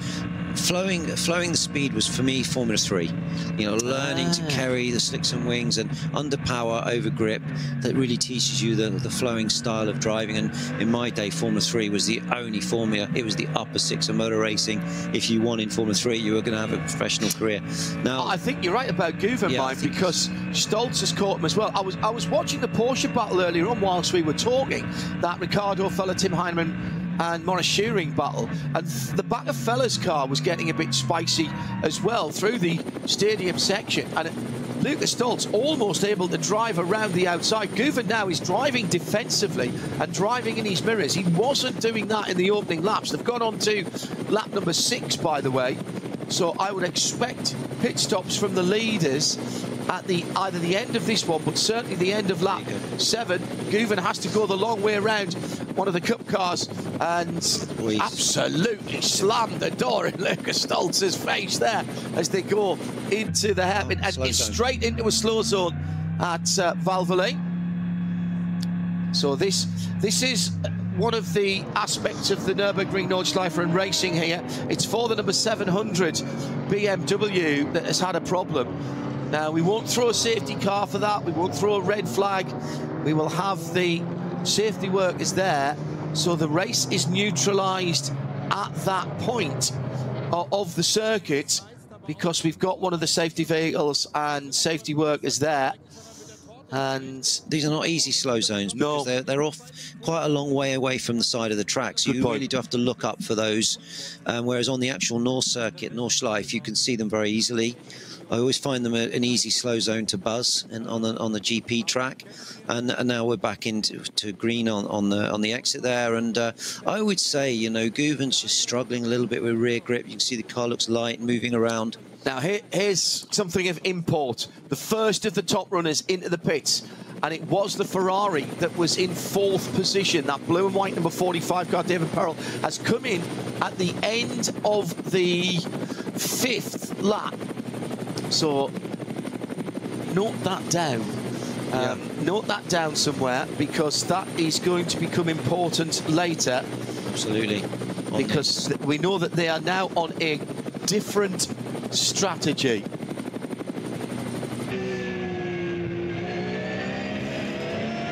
So back with the Falcon car, still locked in battle. Yeah. This is a cracking battle. You know, now, where's Stoltz gone? Is he up the... Yes, he is. He's up the road. So he's pulled away, possibly in the traffic. Yep. As they are coming through the bottom of the hill that we were talking about earlier on through Kesselchen. I wouldn't say it's long before Stoltz is going to be with Guven, or actually pass him, because it just looked to me like Guven was struggling in that last lap. Of course, he got passed by Haas, but I think Stoltz is looking very racy as well right now. 7 seconds away from his best last time. Traffic will be a part of that. Lucas Stoltz has, in fact, got the fastest lap of the SP9 Pro race on a 52.5, 52.6 by the way, for the Ferrari. The Pro Am balance of performance is effectively for the car, it's the same. It's the driver talent that makes that car a Pro Am car. Run to FIA GT3 spec in the Pro category, and in the GT4s with a slippery surface or debris on the track flag out there just on the exit of Adenauer Forest on the left-hand side. Maybe a bit of car debris there. But you're right, picking up the flags on the North Loop, on the Nordschleife, much easier than the Grand Prix circuit, where they're, you know, 50, 100 metres away. And they tend to be that the marshals posts with the blue flags waving as they dive down the hill, which I love that run down through Callan-Hard down to Versailles. Blue flags waving. The idea is that the marshals posts and the flag posts are in the driver's line of sight. Absolutely. On this is crucial here, but on the GP track they're a long way away, and so easy if you're racing someone to make a mistake there. And here we go. This is a really exciting battle. Right back in striking distance for the two Falcon cars now as they go down to the bridge at Brightside. Yep, absolutely, and you can see that you know, we've got quite a race here, and Heinemann has just got forward thinking. He's just looking ahead, and all he wants to do is pass. So we've got a lot of traffic here. So still very early running with 3¼ hours to go. It is the third round of the Nürburgring Langstrecken-Series. Andy Preo joining me, John Heindorf in the Global Broadcast Centre on a beautiful day, perfect conditions.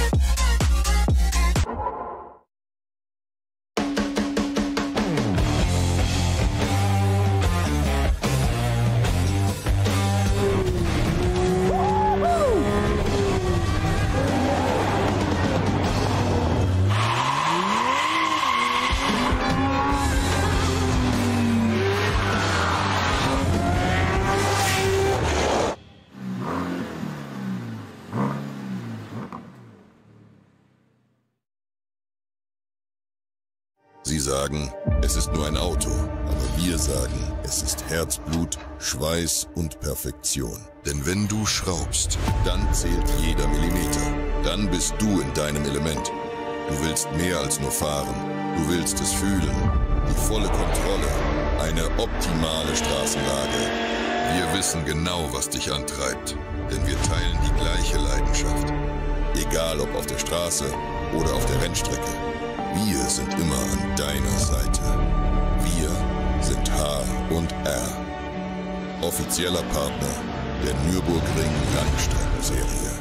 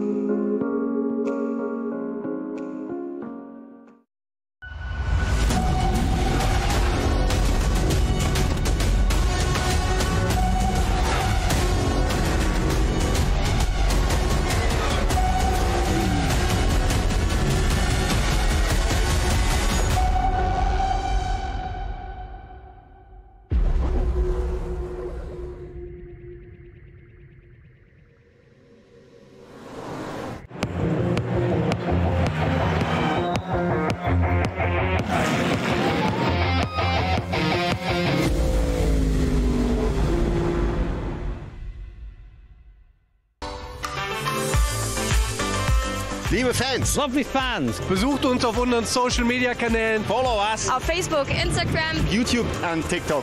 Willkommen bei der NLS.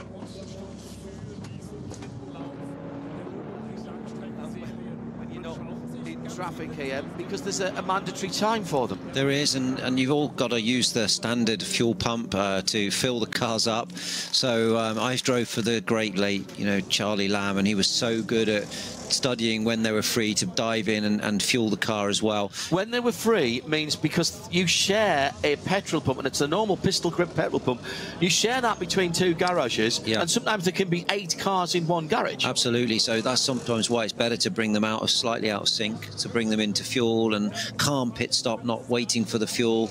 And yeah, you have a bit more time to even talk to your teammate a little bit now as well. You know, how's the car? Just give me some feedback. What was, you know, I remember when I drove with Dirk Adolf, we used to have a little chat first thing in the morning while they're fueling the car. But I think, you know, it's just unique, this racetrack, John. It's everything's so different, and you've got to learn all the tricky ways of how they organise these events. So the first stint then, no one so far has got to or anywhere near an hour. Chris Harzer's just got out the car after 6 frantic laps where he got ahead and led. Junker Harmer tyres, by the way, on the Share Sport PHX car against that Porsche, the Manthey Porsche running on Michelin's. And he looks like he hasn't been in the car yet. People think that sitting in a race car is easy. Yeah, you're just sitting there and driving. I do that every day. It's a physical activity around here. It's mentally tiring as well. It's a hot day today, and I know that there's some cooling air in the cars nowadays, but Chris Harzer literally looks like he's about to get in, not that he's just got out. Yeah, I mean, it is mentally exhausting around here, and you're right that every racing driver now has to be super fit. And these cars are physical, especially on the more conventional tracks where you have no breathing space at all. But the thing with the Nordschleife is it's more flowing, it's high G, but it's not heavy braking and hard acceleration. You really are just keeping the car rolling. And so from the physical side, at that moment, you know, at first stint, and it's cooler as well, it's a little bit less stressful on the body. But the mental concentration required around here is really what's required. And look, we see how this close to, yeah, they touched actually. I don't. So that's the Falcon number 3 Porsche at the end of the Hatzenbach, heading into a place where you can use the curb, and got into one of the M240i class BMWs. I don't think he touched him actually. Do you not? No, I think he just decided to go straight. It's quite bumpy through there, John, as you know, and the rear sometimes just bounces. And it looked like it sort of speared him off left actually. So I don't think there was any touch. So now we've got to work backwards from the end of the race and see if we get 7 or... Who can do a 7 on that first run? So Guven is going to do a 7-lap run on his first run. So he's going to be close to the hour. So that looks at this point like a slight fuel advantage or a slight tactical advantage, but it will that will play out as the race goes on, because we've still got, as I said, just over 3 hours to go, and that there is a table of how long you must be stationary between coming into the pit and leaving. It's not actually stationary time, it's pit in to pit out. So you've got to know the transit time down the pit lane as well. That's all stuff that you do in the early sessions, isn't it? It is, yeah. You learn your pit in, pit outs, you calibrate all your software, you get everything so you know exactly what these things take. Fuel time, you know, you need to, I mean, there must be some advantage in just also carrying a little bit less fuel, but mostly I would say it's about fuel time. Here we go. This is not for coming up the Fluidplatz GT4 traffic there. And that GT4 car was holding its own very well. And I suspect the, in fact, actually that was a Cup car. It was a Cup 2 car, sorry. Yeah.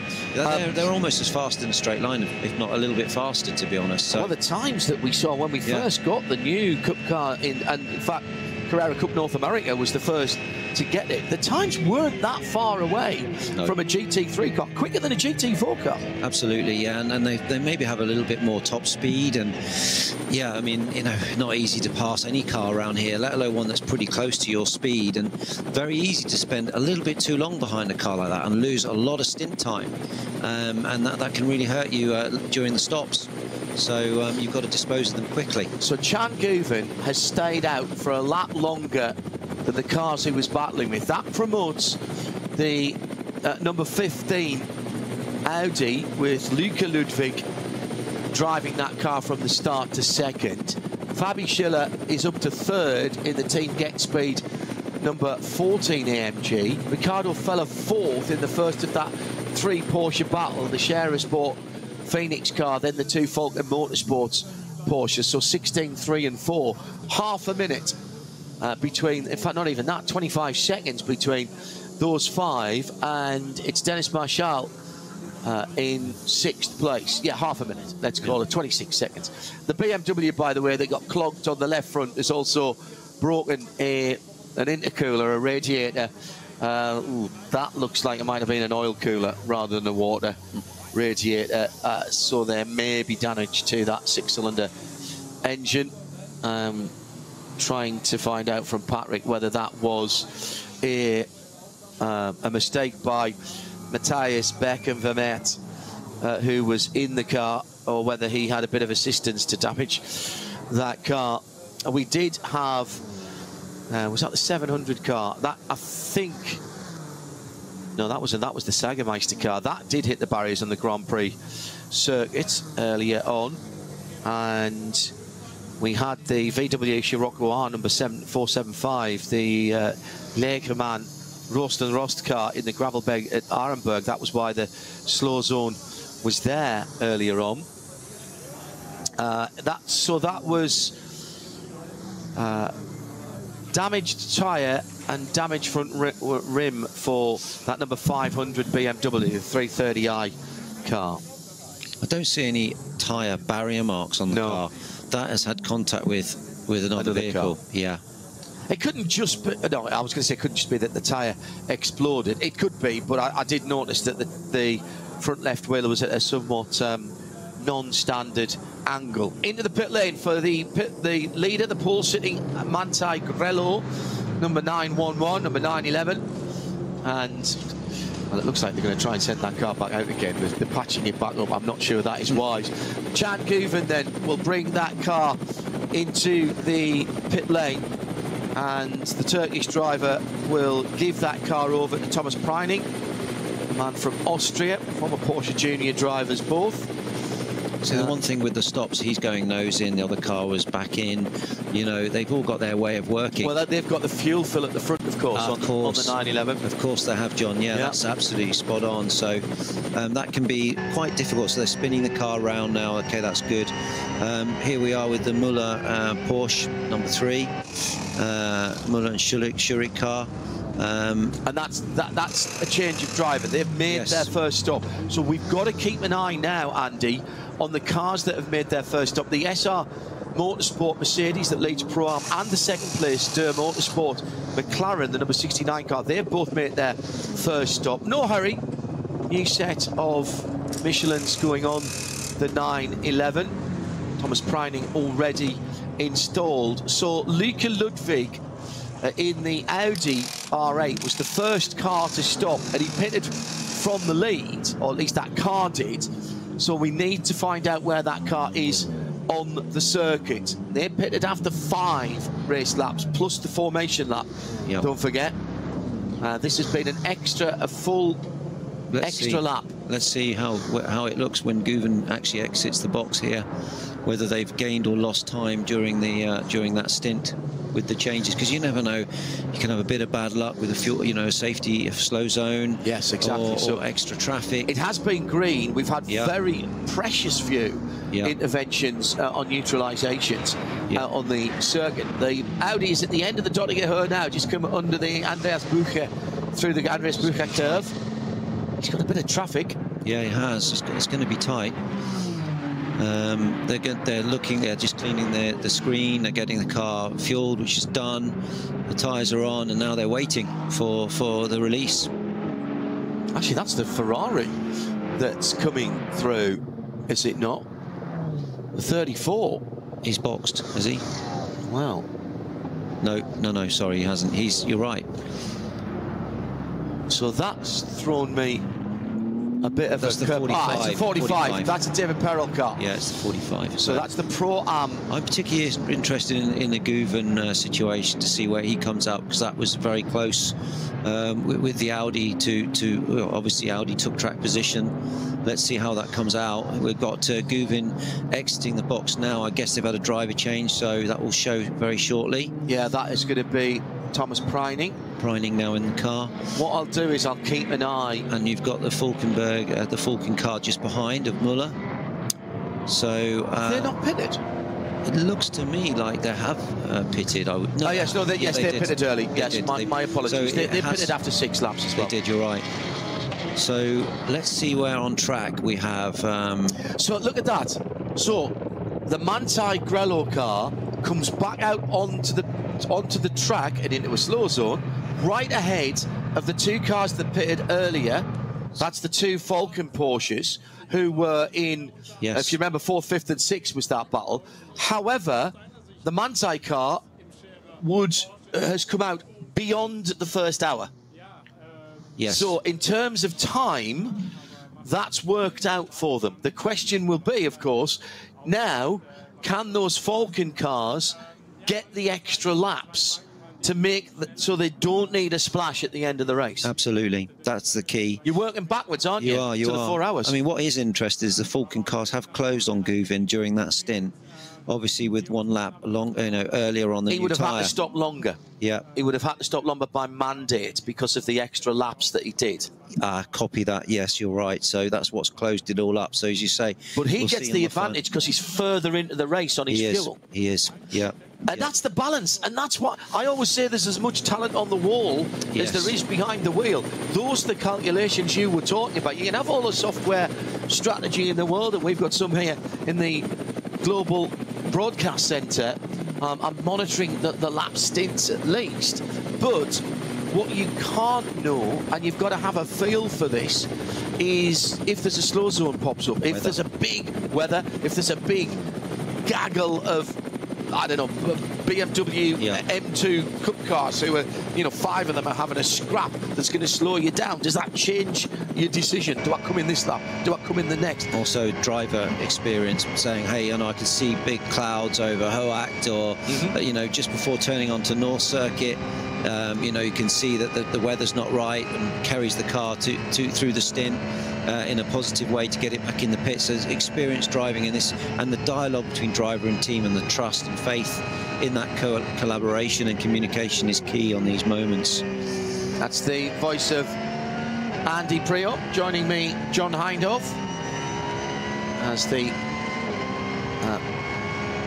number 3 Falken Tyres car. And that is Sven Müller who's taken over from Maurice Schuring, the Dutch sensation, really carving a very good career for himself. Just coming up to Adenauer Forest, down one gear, down another gear, down a third gear. Balance the car, do not use the curb on the right-hand side. Now out of Adenauer Forest, heading up towards Metzgerfeld.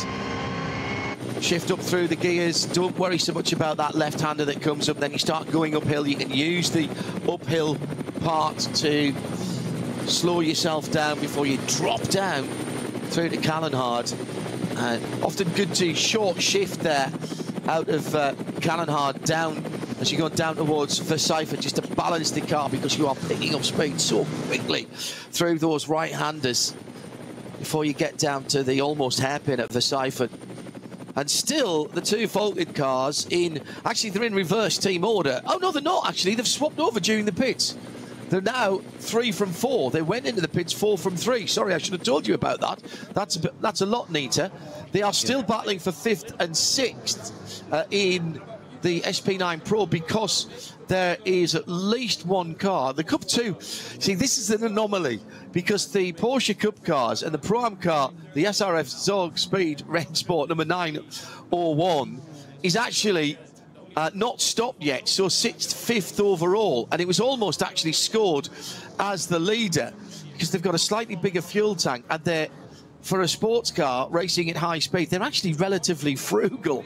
We see this sometimes in the Dubai 24 hours as well, that around about an hour or maybe 2 hours, second pit stops into the race, you'll see those cars cycling to the top of the overall timing because they've spent far less time in the pits. That's one of the Zorg Team Rennsport cars, that 901, and that is Fabio Gross, a man from Bruchtal in Germany.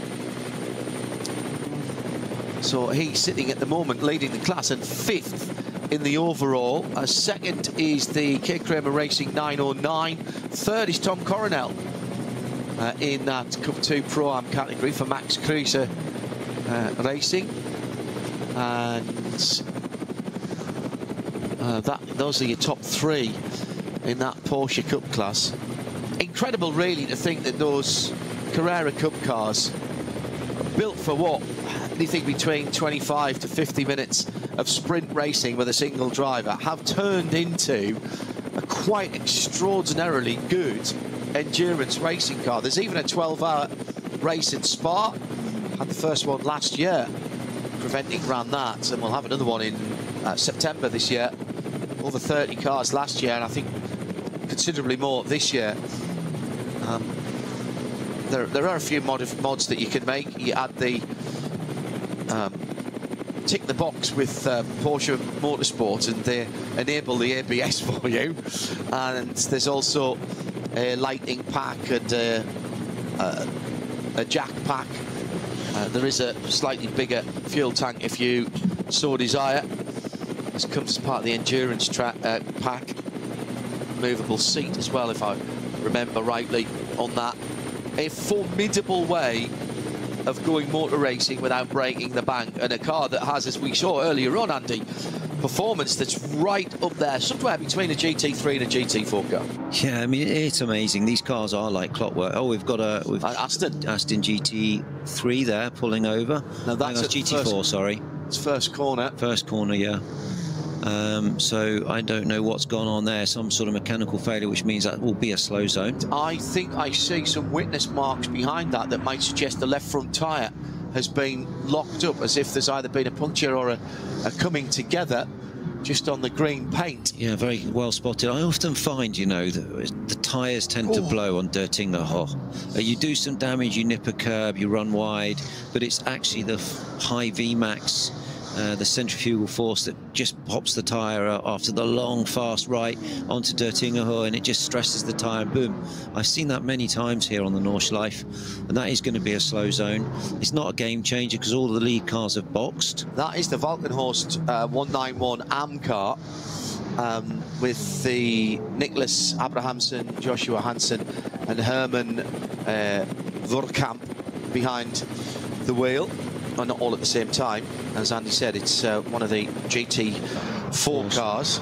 Good team, Walken Horst. I drove with them last year actually for fun to do my permit, and a nice bunch of guys. So what did you have to? What did you have to do? What did that instill? Keep an eye on the battle between the two Falcon cars. I mean, they are having a fight, these two, and I don't know how they swap positions. Whether that was an out lap, or a better in lap or a better out lap or something, you know. But they're really keeping themselves in contention. But the permit's not easy, John. It's a really hard course to take, and I've won the Nürburgring, and I had to go back and do the permit. Because it expired. Yeah, it expired. And so there's some classroom work. You do some classroom work. You got some great instructors there that talk you through all of the different rules and regulations, the way slow zones work. You have to pass a really difficult test actually, and what makes it even more difficult is the German-English translation. So you can see that. Look at this on the slow zones. They're really trying to optimize the 45. Yeah, but that's David Perel in the Condor 45 car. You have to do lapping sessions, following pace car, which is funny, and you just have to go through all the motions. So and it's how long does that take? Do you know, to get your permit, it took me a whole year last year of racing, because not only that do you have to pass. So the classroom and the lapping sessions and the lead and follow stuff, can you do that on one day? That can be done in one day, and then you've got to obviously then do some races and get 14 laps. 14 laps, which is not easy to get the 14 laps on the shorter races. So it took at least 3 or 4 races for all of us to get our permit A's. And yeah, I mean, it brought me back into that you've got to do in a car with a reduced power output. Yes, so what did you do that in? Did it in a Hyundai N. Oh, did you? And it was really fun. A little front-wheel drive. I was driving with Sebastian, my son, and Ben Barker, and we all had a really nice But that wasn't any fun at all. Oh, it was great fun just to be there with not a huge amount of pressure, but of course you want to get your permit, because you could easily make a mistake and fail and have to come back again for another race. So typically then, if there's 3 of you in a car in a 4-hour race, so you get just over an hour each, because that, I presume that car will do just over, that's 1 stint each. Yeah. So how many laps will you get? So what did you get, 7? Yeah, it was 7 or 8 laps. We were very unfortunate actually, where we were talking before about NLS and how amazing the organisation is of VLN, but there was a couple of organisers running other races last year, and they didn't have enough marshals, so one race got cancelled, and then one race was, you know, it was a very nasty incident in the pits with the air bottle, so we then had that one delayed, and so it took me 3 or 4 races to actually, but I was very lucky because I prioritised Ben Barker and Seb,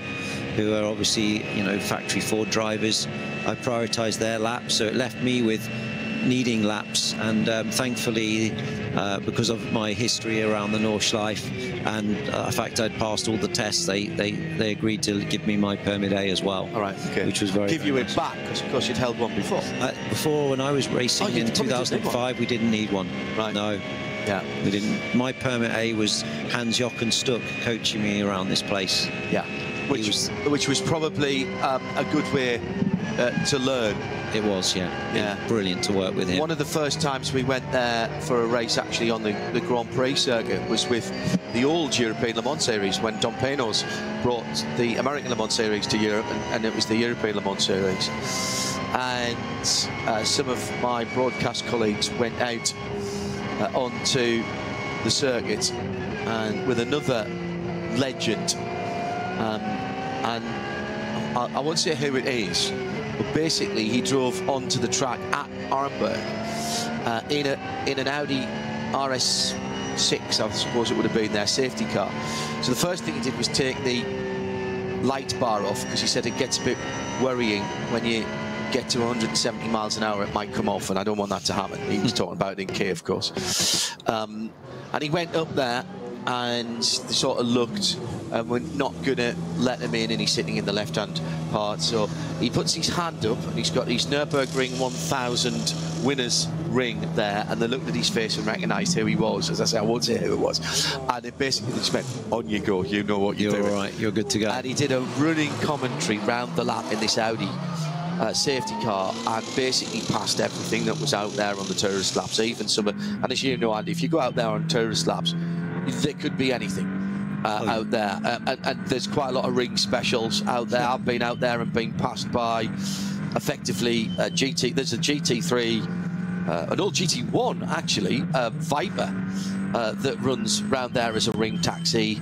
Renault Megane Sports that are totally stripped out, that have got canvas rear wheels at 45 degrees, ex-race cars that have been used as you see some real sights. Oh, you see some real sights. You've got to keep your wits about you on there. And there's some fast guys, you know, guys and girls who've lived around the Nordschleife. It's their back garden. It's their playground. There's playground. They know it. Sure. So it's crazy. You just meet some real specialist guys. It's Andy Prio and John Hindorf as we're getting into the interesting part tactically now. We've seen the first set of pit stops on this third round, in this third round of the Nürburgring Langstrecke Series for 2025. All of the top cars now, including our Cup 2 Pro-Am leader, have stopped. So the 901 now back out on the circuit, having had a change of driver. Actually only dropped down to 7th position. We'll wait for that to reset. Actually, I don't think that is quite right. 919 just going out as well. A little bit of remedial work going on around the air intakes of a Porsche in the pit lane. That is the black and yellow number 962. This is a Cayman GT4 Club Sport, and just on the left-hand air intake, I've had a little clunk, maybe a bit of rubber, maybe another car. Having a look at that, I always worry about the radiators that are behind those big gaping front openings on these cars, whether they are adequately protected from stones. Even on my road-going car, I've got some Sun Sport grills on there, which A, look great, B, it just takes the worry away a little bit. 2 3/4 hours to go then. Stay tuned to RS3 as we are this weekend, and live around the world on the international TV feed. Plenty of racing still to come, the tactics still to play out here at the Nürburgring.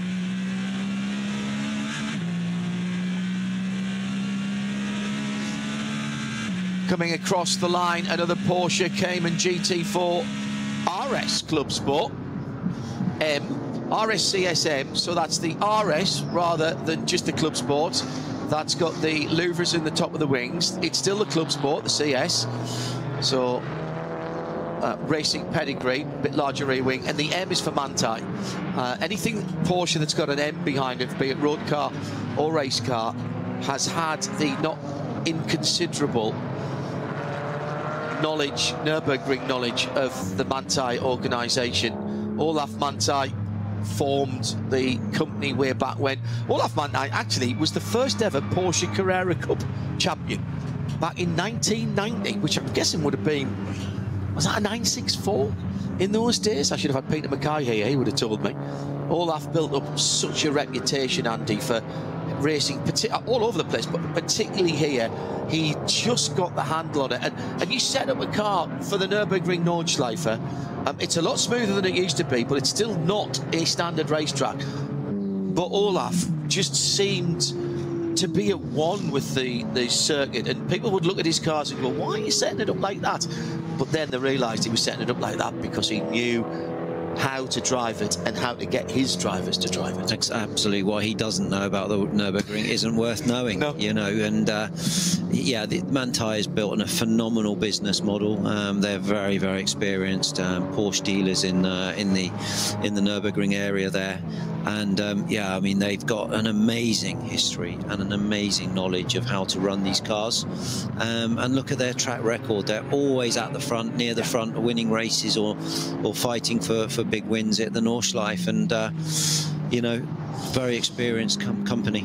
According to the timing and scoring at the moment, our leader is the SP9 Pro-Am number 45 car. That's the Realized Condor Racing with Rinaldi. That was one of the earlier stoppers. Came in at the end of 5 laps, just at the start of its 6th lap from memory. It's built a 7-second lead. Yeah. It must have happened on the outlap or something. So stopping early has definitely helped them in this way. You get a shorter pit lane time by stopping early. So that Ferrari 296, it's the blue and white car. Then it's the Share Sport Audi, which is also a blue coloured car in second. They are 5 seconds ahead of Fabi Schiller in the number 14 Mercedes-AMG GT3. It's the Get Speed car. Then the pole sitter, some 20 seconds back. Now it's still showing Chan Guven behind the wheel, but I'm pretty sure I saw Chan get out of that car and Thomas Preining getting in. They don't always get the change of drivers on those cars. So actually it was David Pearl who started that number 45 car as well. So it may well be that either Axel Jeffries or Thomas Neubauer has got in. David Pearl, the South African, starting. Axel Jeffries from Zimbabwe. Thomas Neubauer from France. So a truly international feel to that lineup. We've still got this brotherly love going on between the two Vulcan Porsches. They were battling, weren't they, with the other, where's the other, the Share Sport Porsches dropped back then. So they have got ahead of that number 16 car. She's now got Thomas Niederhauser behind the wheel. They've dropped down to 7th for Share Sport PHX. So now the battle that they've got is another Porsche up the road, and that's the Grello car, I believe Thomas Preining behind the wheel of that car. It might still be Guven, but I'm pretty certain I saw Chan. That's their next target. Somewhat 3 seconds behind, but 3 and 4 are having a real dingbat of a scrap here. This is all about honour in the team, you know. There's 2 teammates going head to head, and they're fighting hard here. There's nothing between these 2 guys. They're working pretty well together. They did swap positions. We don't know whether that was in the pits or whether that was just an excellent in and out lap. But you know, these two are locked in battle right now, and couple of cars that have had problems. Metzgerfeld standing still at the moment, the number 112 BMW 325, and another BMW 328, the 505. Had a little accident in the carousel, but have continued from there. We have 1 yellow flag, 1 slow zone, and 4 code 60s out on the track in various places at the moment. So that will affect lap times a little bit, as the Hankook Porsche number 30, one of the SP9 Pro-Am cars, has just come out. Now that's been a particularly long stint then. So they did 8 laps and a formation lap. That's very interesting. Incredible stuff. Yeah, I would say that is crazy how they've managed to stretch that out so long, and they're looking very competitive here, and come out in a good space as well, so they can get their head down and start their rhythm. Here we are coming across some slow market traffic. I love this section here. It's really tricky just to get the car into the absolute best line. As you drop down now, the road drops away on the exit, you get the power down, and you're really now carrying it to, well, this is a real daunting section, John.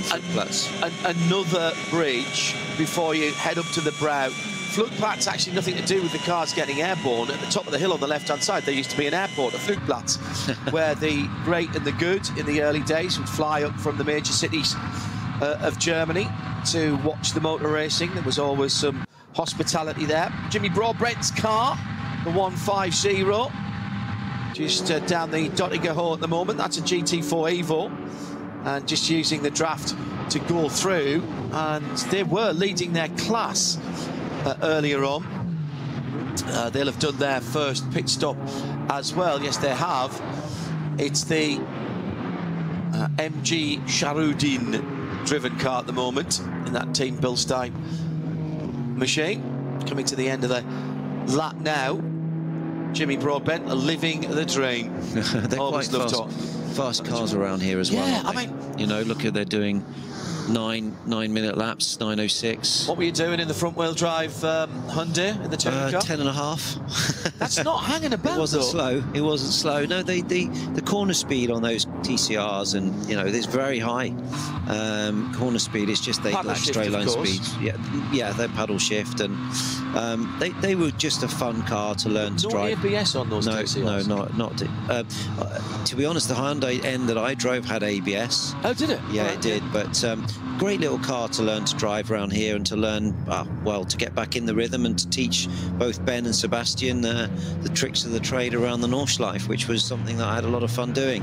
Both those guys are driving with Ford, and you know, Ben Barker's at WEC Spa this weekend, and they've qualified really well. And yeah, Sebastian in the IMSA. So, but it was nice to spend time with them on the road trip, and going to the Green Hell and showing them what a curryverse tastes like. Oh yes, absolutely. We're coming right into the asparagus season as well, which is absolutely lauded in Germany. White asparagus, Sprügel, very nice, and with a bit of sauce on there, a bit of Bernays or Hollandaise sauce. Yeah, very nice. They love it over there. They do. Very nice area as well. In Hockenheim, where I used to spend a lot of time, and there was always asparagus in the hotel. So this time of the year, it's just coming to the sort of middle to the end of May is the end of the season. We're very fortunate enough at home that we've got a fabulous asparagus farm just up the road. You can go and buy it from the farm gates, pick that very morning. Up at just in between us and Peterborough. Cross the line then for the number 4 Porsche. I just paused there for a moment because he didn't have his teammate in front of him, and he should have. 3 seconds now, the gap between those two. He's pulled away. Yeah.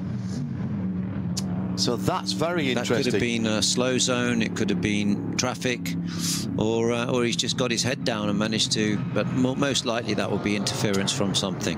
Second pit stop for the Kondo Ferrari, and David Perel, the David Perel started car. And let me see what they have done. I wonder if this is because it's going to be, right, there's going to be an extended slow zone, because I can see on the Grand Prix circuits there is track services vehicle with some replacement encore. So that is going to be an extended slow zone. It's another 5-lap run. I think it might have been David Perel, so that's 10 laps that David's done since the start of the race. But obviously there is, if you play the slow zones and the code 60s, you can get a bit of an advantage, because everybody is having to slow down. Your pit stop's going to be the same time, whatever. The pit stop time doesn't change. Exactly. So you can play that to your advantage. Yeah. So it looks, I would say. Absolutely. So let's say around about an 8-minute lap. That's 40-minute stints they're doing in that Rinaldi Realize Kondo Racing cars, that give or take. So they are in now. There's still 2.5 hours to go. I want to see if they can extend those stints. Have they done 2 short stints with David at the wheel to try and improve their position? Because 2 5-lap stints means pit lane time is shorter than doing a 6 and a 7 or 2, even 2 7s, which we will see people do. So let's see if they get the advantage and they can go to 7 laps on the next run. That'll all have been discussed, and the drivers will know what delta they've got to run to. There are, I think, 11 sectors around here that we get on the timing screen. Are you looking at your splits all the way through, Andy, when you're driving through here, particularly when you're driving to a fuel number? Absolutely. You've got your fuel numbers, you've got your lap predict, and you just know when you're in that sort of place where you've got to perform at a certain level.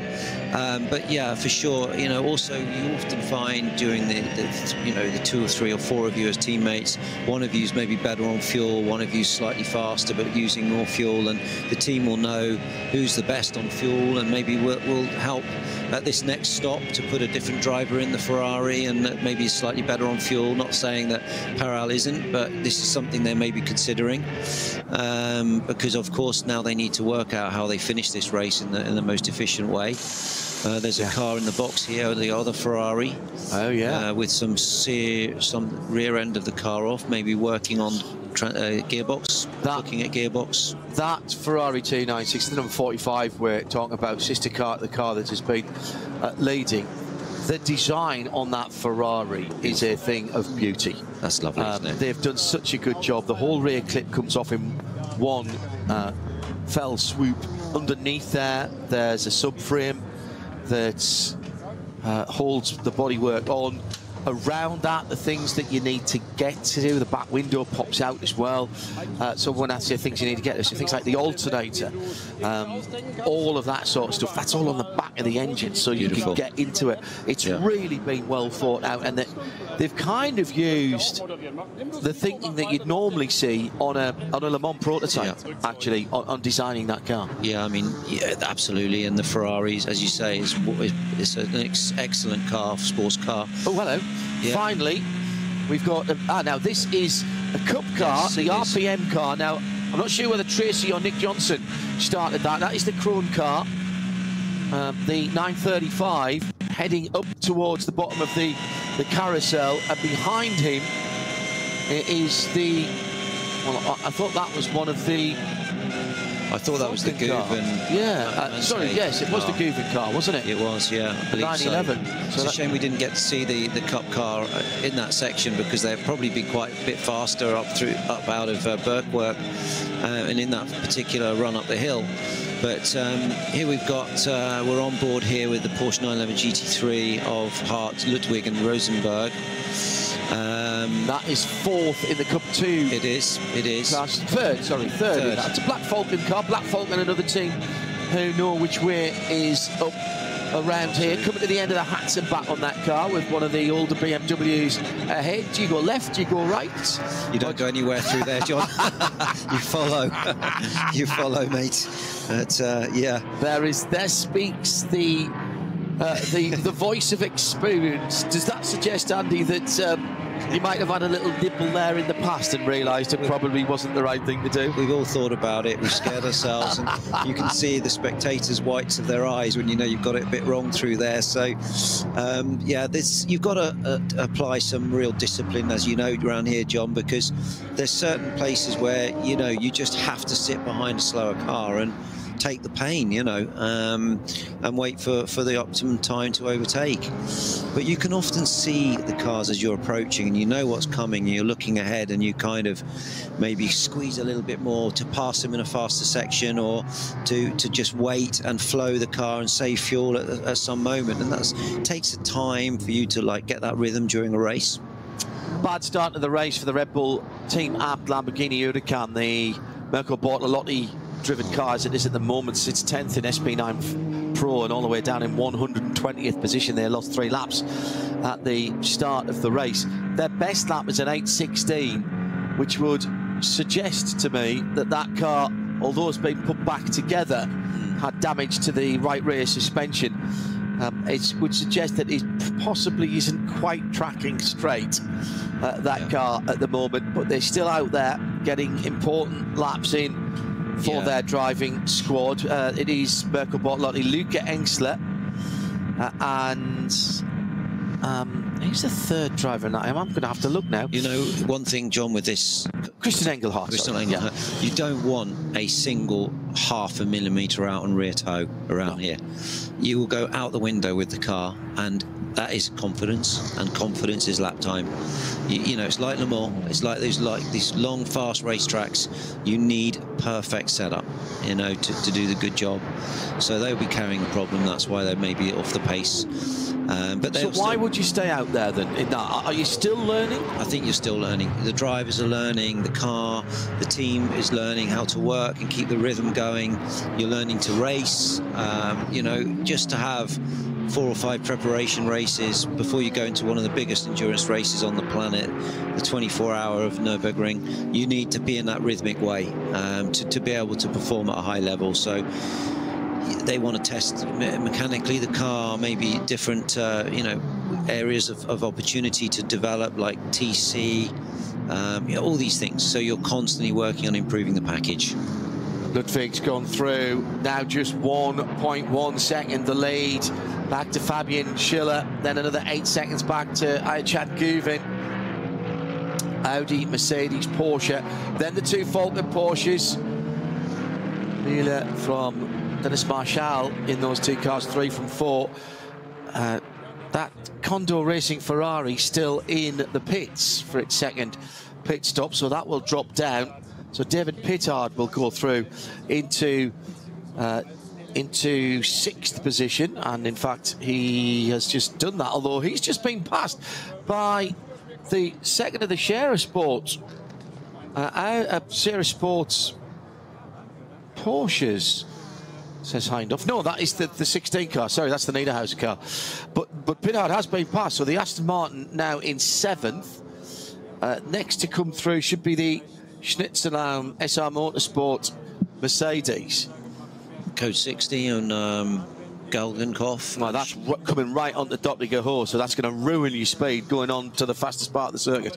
It will, and Schwedenschwanz. Whenever you see a yellow flag and the slow zone at Schwedenschwanz, you know that it's probably been a fairly scary moment, because that's one of the fastest lefts on the circuit. But Code 60, if you're in the box at this moment, would be quite a relief, I would say. Could be opportunistic for who did you say is still in the box? The Kondo Racing. So maybe they've benefited from this. Well, they were leading the Pro-Am category. They've just lost that to the Schnitzellaum Mercedes AMG GT3. Schnitzellaum is a chain of restaurants in Germany that only serve schnitzel. We were talking about asparagus earlier on. You go to the Eiffel, if you are not having a schnitzel at least a couple of times whilst you are there, you are missing out. 110%. You've got to have a schnitzel. In the Lidner, just around the corner. They do a good schnitzel in there. I know from the last 2 weeks or 2 weeks ago when I was over, but I miss the German food, John. I spent a long time in Germany, 12 years with BMW, and you know, many times in Munich, doing the Brunchen and as they say, Mahlzeit, the sausage as well, the white sausage. So some good memories here. And I would say one thing about the Nordschleife, you know, you can win all the championships and races for a manufacturer, but the Germans only truly respect you when you win the Nürburgring. Interesting. Yeah, this is where they do all of their, you know, their work, and this is a very proud moment for all the manufacturers to win around here. So 10 years ago when you won, 10 years ago this year when you won the 24, it was just becoming the big international race at that time, wasn't it? Yes, it had been a very particularly German race. Correct, yeah. Before that, but again, talking about Gran Turismo, the original Gran Turismo, and every version, we're up to version 7 now of Gran Turismo, believe it or not, really brought it to greater attention. And the German manufacturers took this to their hearts very early on, right from the start. But it has become, in some ways, and I think this is a nice testament, and nicely honouring the original concept and the original builders of this circuit and designers of this circuit. This has become the ultimate test of car, whether it be race car or straight car. The Nürburgring Nordschleife. Now, you can argue whether the times mean anything, but Ford wanted to come here and beat their time that they did last year in a 652.0 from a road legal car on road legal tyres is an extraordinary feat, and it has become the world's automotive test track. It's the acid test. You won't have, if your car's not good, you won't be quick on the Nordschleife. Right. You'll be found out. You'll be found out. It'll expose weaknesses in the car. Interesting. And you know, it's just the nature of the circuit. It's got everything though. It's just got everything. It's got camber changes. It's got bumps. It's fast. It's flowing. It's just hard on the car in all areas. So from a sign-off for industry pool days, you've got the sign-offs here. All the big manufacturer will do their sign-offs on this track, especially from the sporting side, on the dynamics of the vehicle, dynamics of the car. But yeah, I mean, what Ford achieved with the 652 lap here, just, you know, you can now go out with that car to the rest of the world and know it's one of the fastest supercars on the planet, really, because it's one of the hottest contested tracks for proving your mettle, you know. Down in the pit lane, Hoffa Racing BMW. Some of the now that is the Michael Cole Chantal Prince car. Chantal is Michael's daughter. They had a brilliant win at Spa a couple of weekends ago, and Chantal's husband is Alex is an absolute star. Started the race on pole position, the first time he's ever started on pole position, and there was odd circumstances actually that curtailed the qualifying. They must have a cracked disc or something. Yeah, there is cracked disc. You know what's caused that? That's just excessive braking at the end of a long straight of some sort, maybe, that's shocked the disc. It's quite warm as well. There's a few big stops here. There is, yeah. And therefore, are you, particularly in the GT cars, are you having to be cognizant, particularly in the 24-hour race, because you'll do a brake change in the 24-hour race. Yeah. Do you have to get in a half distance, or are you saying, well, you know, we know we're going to have to do one, we can probably get 14 hours if we need, or 15 hours? I think, you know, first of all, you've got to look at it from a confidence perspective. If you've got a long pedal, you will hemorrhage time. But I don't feel it's one track that I've ever had really big braking problems here. Because whether it's hot or cold, it doesn't really influence the disc and brake temperature so much. But Le Mans more brake hungry? Yes, definitely Le Mans, somewhere like Spa, you know, these are heavy braking. Monza, of course, as you can imagine. But this track is, it's more momentum braking, light brake pressures, rolling the speeds, long braking zones. So you don't need such a strong brake. But yeah, for whatever reason, that has had a brake heat shock or some disc issue that's causing brake. And you don't want to take any risks around here on things like that. Yeah.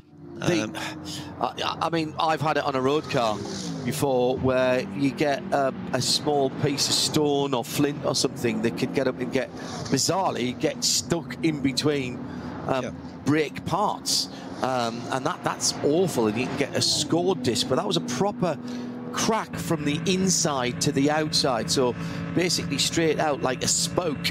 Now we've got the number 14 Mercedes. This is the Scherer Sport car. Up in behind, that looks like one of the Audis. Yes, it is.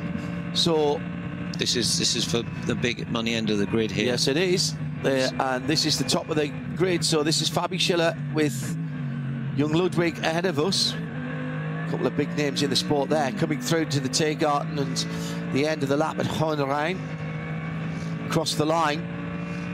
I mean, the Audi's moving about at the back, mid-engine V10, normally aspirated against the front-engined AMG. Down the inside into the Houthoek. Oh, he's gone down, he's got alongside. They both are going to go way wide, and both are actually off the circuit. The inside line to the next left-hander will belong to the Audi, but the AMG powers through with a bit better grip from the rear tyres. Now, that will be looked at, but I think given that both of them went, this is not Formula 1, so given that both of them went off the track there. I don't think 14 was in the wrong there. I think, you know, yeah, he you know, the Ludwig just, he tried to maintain, hold his position and ran out of track. So I think 14 was still that barrier repair going on. A fair pass. Yeah, that has taken a long time. They can't take any risks on things like that from a safety perspective with barriers not being right. So they will make sure that's absolutely done correct. You might say, hang on, that's coming out of a hairpin. Why bother? Well, why bother is the reason it's damaged is somebody got there in the first place. Exactly. So if it's happened once, it can happen again. Absolutely right. Quite clearly. This is slowing the lap times. It is. by round about 20 seconds, probably a little bit more, 25 seconds. Got a lot more yellows as well during the lap act. On a yellow, you have a 120k speed, and obviously on a slow zone, or what they call the 60k, then you have a really, then you have to be very, very careful. But it's 120 on the yellow, so so it has caused some loss of lap time. Is that a question that you have to get the right answer to? Yes, correct. Yeah, I still remember it, which is amazing for a racing driver. That was last year. I'm very impressed with that. I can't remember what I did yesterday, so still remember this. But it's quite crazy when you're a racer. You do remember the important stuff, and you're focusing on. Here we are on board again with the number 3 Porsche, which has pulled a gap to the 4. So I think Muller will be quite relaxed now that he's actually managed to gap his teammate and he can focus forward. 4th position for that Falcon Motorsports car. Yeah. 11 seconds away from the lead. If you remember, the top 5 was split by about 30 seconds coming into the first pit stop. That's now down to 18 now that they've all done a pit stop, which obviously they didn't all come in at the same time, so they won't all have had the same length of pit stop. And this is the ebb and flow of racing on the Nordschleife. As I think any one of those 5 cars can win this race. Yeah, I'd agree. But I will say that the Mercedes of Schiller does look the faster car, and you can see the best lap, 7:52.588. Heading into the Foxhole now, assiduously staying away from the red and white curbs, being chased now by the former leader, Scherer Sport Audi. And as they come down to Adenauer, or back up rather to Adenauer Forster, Audi closes in. This is the blue number 15, looks one way, then the other as they're going past traffic up towards Metzgerfeld now. Double left. Don't worry about the first apex, but you've got to hit the second. Pulls the car in there. Audi getting very, very squirrely in the hole in the air, made by the leader at the moment. Use the hill to help you brake there. Now diving downhill towards Callenhard. Through there, short shift. Not being funny, John, that the Audi you said looked a bit taily before, but when it's following, maybe picks up a bit more understeer and improve the balance a little bit. Yeah, that's a good point. Forward, Also, to follow around here, it just pulls you in and makes you faster in some way. So that's another quarter of an hour gone. We are 15 minutes.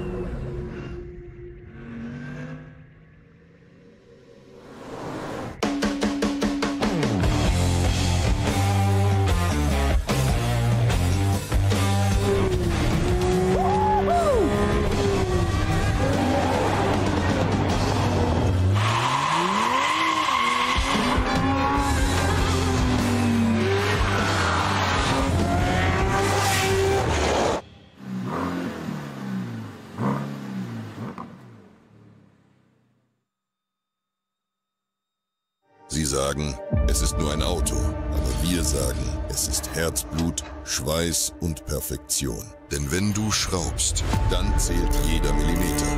Dann bist du in deinem Element. Du willst mehr als nur fahren, du willst es fühlen. Die volle Kontrolle, eine optimale Straßenlage. Wir wissen genau, was dich antreibt, denn wir teilen die gleiche Leidenschaft. Egal ob auf der Straße oder auf der Rennstrecke. Wir sind immer an deiner Seite. Wir sind H&R.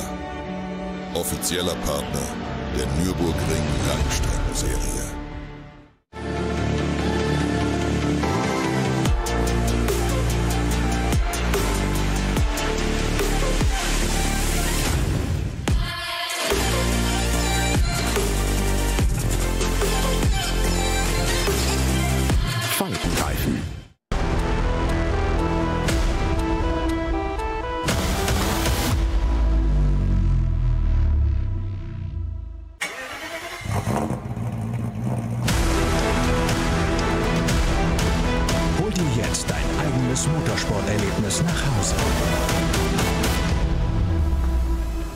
Dein Online-Shop für Simracing-Hardware und Zubehör. www.simraceshop.de.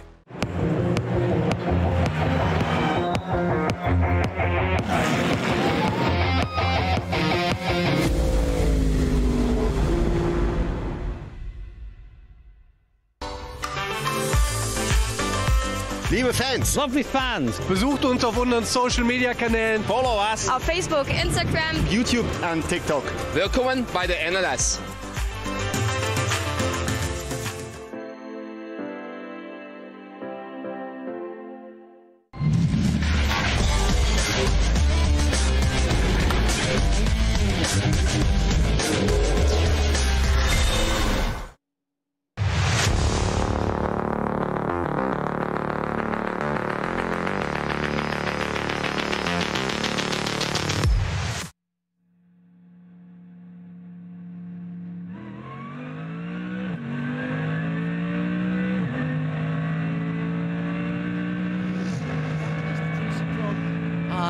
Nick Jonsson car in 43rd, in 41st, another Cup class, the AM category, Cup 3. That is SRS Team Zorg Red Sport, another Porsche. Max Kreuzer Racing in the AT, the alternative fuels class. The number 76 car is in 38th, one place ahead of them, the SP10 AM. It's a GT4 category. It's the 170 Toyo tyres with ring racing car. Cup 3, Schmickler performance by Ravenol as we're running through the class leaders at the moment, keeping an eye on the battles on class as well between AMG and Audi as they come to the end of the lap. And the Mercedes now leading ahead of Lieke Ludwig, and they will change as they come across the line. That's not the way they came through last time around, but Fabi Schiller now leads by all of half a second. SP3T RPM Racing in 28th. Team Bilstein by Black Falcon needs the SP8T class with their 150 car. That's the Jimmy Broadbent machine. Spanish Racing in the Cup 2 AM class are in 24th with their Porsche 910. Max Kreuzer Racing in the alternate fuels 2 category in 20th with the 644. K Kramer Racing Porsche 909 in 15th, lead the Cup 2. In 13th, the Cup 2 Pro-Am is the Black Falcon number 900 car, the Team Zimmermann machine. Equipe Vitesse is the SP9, the GT3 AM class, the number 50 car. In 12th, the Pro-Am leader is SR Motorsport by Schnitzelheim in their AMG number 11, the black and yellow number 11 car. In 9th and leading overall, as we know, it's the Scherer Sport cars. The lead battle hits that slow zone that has been going on for a little while. Barrier repair just coming out of the cut through at Valvoline. So that's how they stand. We're coming down to half distance now. Dare we start making some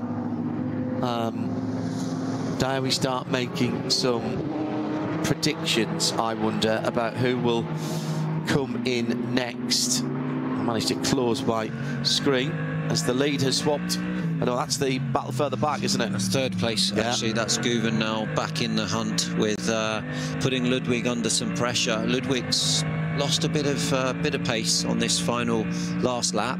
He's been passed. And just noticing the different driving styles between Schiller, or different way of driving the cars. Ludwig had to plough a lot more speed in, but then his exit's not so good, and the Mercedes tends to, let's say, turn a little bit deeper and has a better exit, so he's able to sort of gap the Audi right now at this phase of the race. And Guven's come back into play in the Manthey Porsche 911, and so this is really the race for the lead, for the win today, I would say, between these 3 cars. And they have stopped on slightly different strategies, only by a lap here and there, but that could make a difference when we get to the end of the race. Ideally, you want to get well inside the last hour of the race and then have a new set of tyres to go to the end, and either a driver who's dialed right in or a driver that is absolutely raring to go. Yeah, and I think, like you say, John, it's all about that last stop now, and who's in the best rhythm, who has the best stop on fuel. And yeah, I mean, if you're lucky and you box and there's a slow zone, you can benefit also with track position. typically in the 24-hour race, would you do a double stint and do a couple, or the better part of a couple of hours? Yes, you can, for sure, if you're in a good rhythm, and also if the weather's... Oh, they just touched there, that the Audi just touched the slower car there, which was very lucky. Yeah, you can. It depends on track conditions, fuel. If your driver is in a good rhythm, you can keep them in for another session, another stint, and it can actually help. So yeah, it's very often that happens over at least 1 or 2 hour stints. Yeah. The two Falcon Motorsports cars, and they are running on Falcon tyres, those cars. That's not just a livery. They are developing the Falcon tyres. A myriad of tyre companies from all around the world. There's been there is a big difference now between the 3 and 4 Falcon Motorsport cars. Some 20, well, just under 20 seconds. Now here's a question: could that be down to? Could one of the things that could be down to a bit of fuel saving by the second car? You've got to do an awful lot to save a full lap here, but if they were on the cusp between say a 6 and a 7 or a 7 and an 8, but you can't start doing that mid-stint, can you? You've got to do that right from the start. I think he's been a bit unlucky, to be honest. Like that, and maybe he's dropped back 3 or 4 seconds and picked up a slow zone. Yeah. You just don't know. But 20 seconds is a lot to lose in less than an hour. So something's influenced that, whether it's a slow zone or you say it might be a stop. Here we've got an intervention car towing. This is typical Nürburgring here, that you have, you know, trucks on the track and people who watch Formula 1, and this goes back to the Max Verstappen question. Max, if you're just joining us, was here yesterday, although not under his own name, in a test session prior to this race, which presumably he didn't need an A permit for, although he was driving a GT3 car. However, to race here, he will need to get his A permit, and there aren't, as far as I'm aware, any exceptions for this. But, you know, people who only watch Formula 1 will be going, oh my God, there's a truck on the track, oh my God, this. But the guys expect this. We sometimes have road cones put out on the circuit if they're working replacing barriers. Absolutely. If you've got a waved yellow, you're down to 120. So, you know, and a stationary yellow, you can go at full racing speed. Of course, you don't overtake. Yeah. I believe I saw waved yellows there. So they were and a white flag as well for slow moving vehicle. But, you know, John, you do have to respect, you know, the safety side of the Nürburgring, they are very strict. And this is why they are very strict. And thankfully, you know, there's a good conduct between all the drivers. Yeah. That Chevy pickup truck has been here for donkey's years. I've seen that down through. There used to be a whole load of quite unusual, actually, two-door Jeep Cherokees that were the intervention vehicle. The Volkswagen AG have stepped on board, so there's a lot of Audis and VWs around the circuit now. The safety car, or at least the pace car, and it is actually a pace car, because the only time we see them is at the start of the race. Has for a little while now been Porsche. I noticed Porsche have just become the official car of WeatherTech Raceway Laguna Seca as well. Racing there this weekend. Much later on tonight, including the next generation of Prio races. How many generation of Prios have raced now? 4. So Seb is the fourth. He's the fourth, and my grandfather started in Guernsey on the beaches, and my father, and now obviously me, and now Sebastian. So he's the 4th generation racer. And I think each generation gets a little bit faster. So hopefully they have a good weekend. He's driving with Rockefeller in the Ford Mustang with Multimatic. I'll tell you what, if he's driving with Rocky, despite how well thought of he is, and despite what he's achieved, I still think he's an underrated driver. I think he's been an underrated driver throughout his career. I think he's very quiet. He just gets on with life. I mean, he's a class act, you know. Totally. And, like you say, Johnny. Yeah, I mean, he's not making a big fuss, but he's got experience, and you don't win the DTM without being so good. And I'm very happy that he's Sebastian's teammate. He'd be a fantastic mentor. Seb just and not just for the driving either. Everything, just to watch and learn. And got to say, however, that every young person coming up who I've got to deal with, where I know their parents, and I've known you and your wife Jo for a very, very long time. In fact, probably all of Seb's life.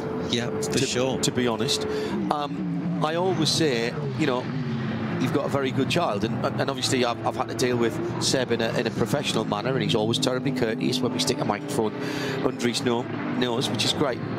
But as the two leaders just break off for a moment, they're coming into the pit lane. But you and Jo have played a part in that, so well done. He's a very balanced young man living in a rarefied atmosphere of motor racing and being brought up in it.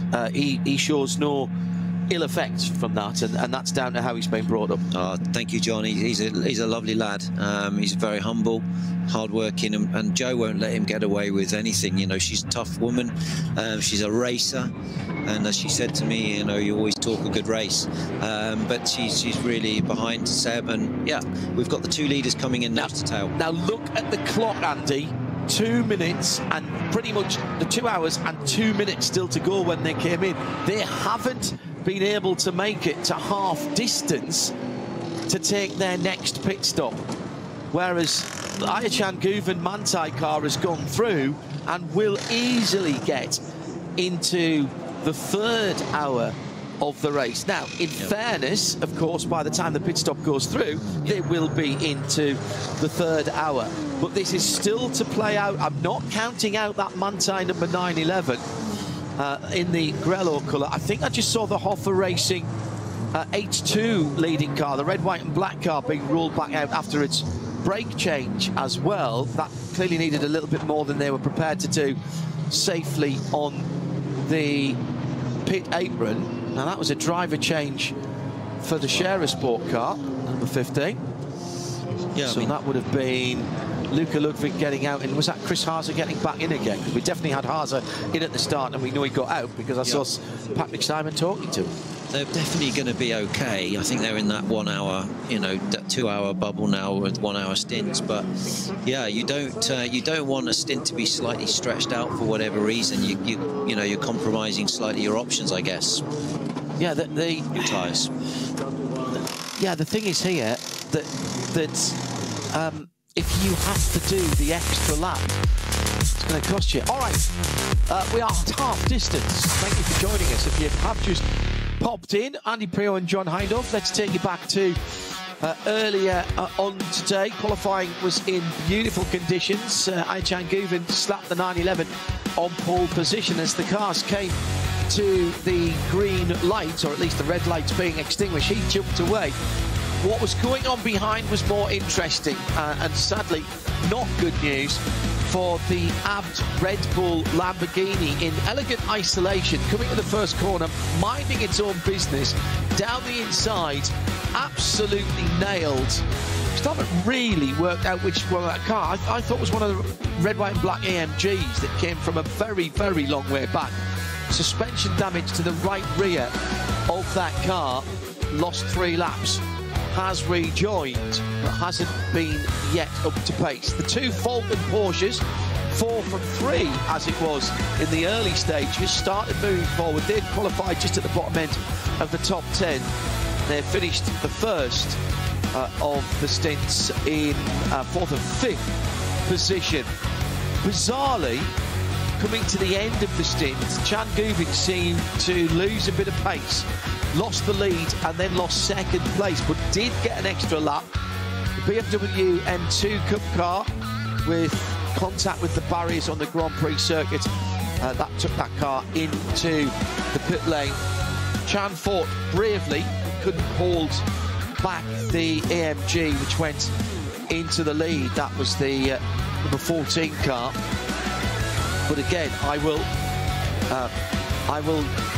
just remind you that they're on different pit stop strategies. The Bilstein Getsby car going very well indeed. Not great news for the second of the Ferraris. Their first car did lead the race, Devin Powell staying in and going long. Lost the lead again to the AMG down at the Haupthucht for the number 15 Scherer Sport car. Chris Haase started that machine. And as it stands at the moment, it is owing us a pit stop. The SP9, number 911 Porsche via Chan Gerning and Thomas Preining. The Engen, Schiller and Stoltz, a Mercedes in second by just 6 seconds. Now, I'm not sure about that actually, because we haven't had interim times and they've just made their second stop. So I'll just give you the positions rather than the gaps. The Haase and Ludwig, number 15 Audi, next up, and Chris Haase just got back in this car. Maurice Shearing and Tim Heinemann behind the wheels of the 3 and 4 Falcon Porsches in 4th and 5th, just ahead of the Scherer Sport Porsche, which was ahead of those cars in the early running. It's now dropped down to 6th position. That's how they stand at the sharp end of the grid. The dynamic number 54 car just going back out again. Luke Hartog, the young tall Dutchman, driving that car for the first time in the race. Half distance now. These 4-hour races, I mean, really, they fly over. You're talking about 27 or 28 laps around here at the sharp end of the field, just depending when time elapses. Andy Priaulx alongside me, John Heindorf. We've actually seen some pretty close racing here. It's not always the case. It's sometimes a little more tactical. But once again, we've got a battle here between Maurice Shearing and Chris Haase, and this is for the 3rd step on the box. Yeah, they've closed up a lot in that stop. The Falcon Motorsport Shearing car of the number 3 car is really in the money now to get on the podium, and the Audi's got its mirrors full. Come out probably out the box on a colder tyre. Well, it's obviously the tyre warmer, but the tyre's still got to come up, the pressure's got to come up, and the car's got to come into balance, you know. So the Falcon's on the hot lap and making every little. We got a waved yellow there, but you can still, and then we've got double wave yellow, which means 120. So they're now at 120, and they may go into a full-on slow zone, which, yes, there you go. 60. 60. So 60, the purple signs at the side of the track. Hold position, no overtake. Will these guys have different speed limiters, or are you just literally going by either the rev counter or the speed, or do you have a speedo?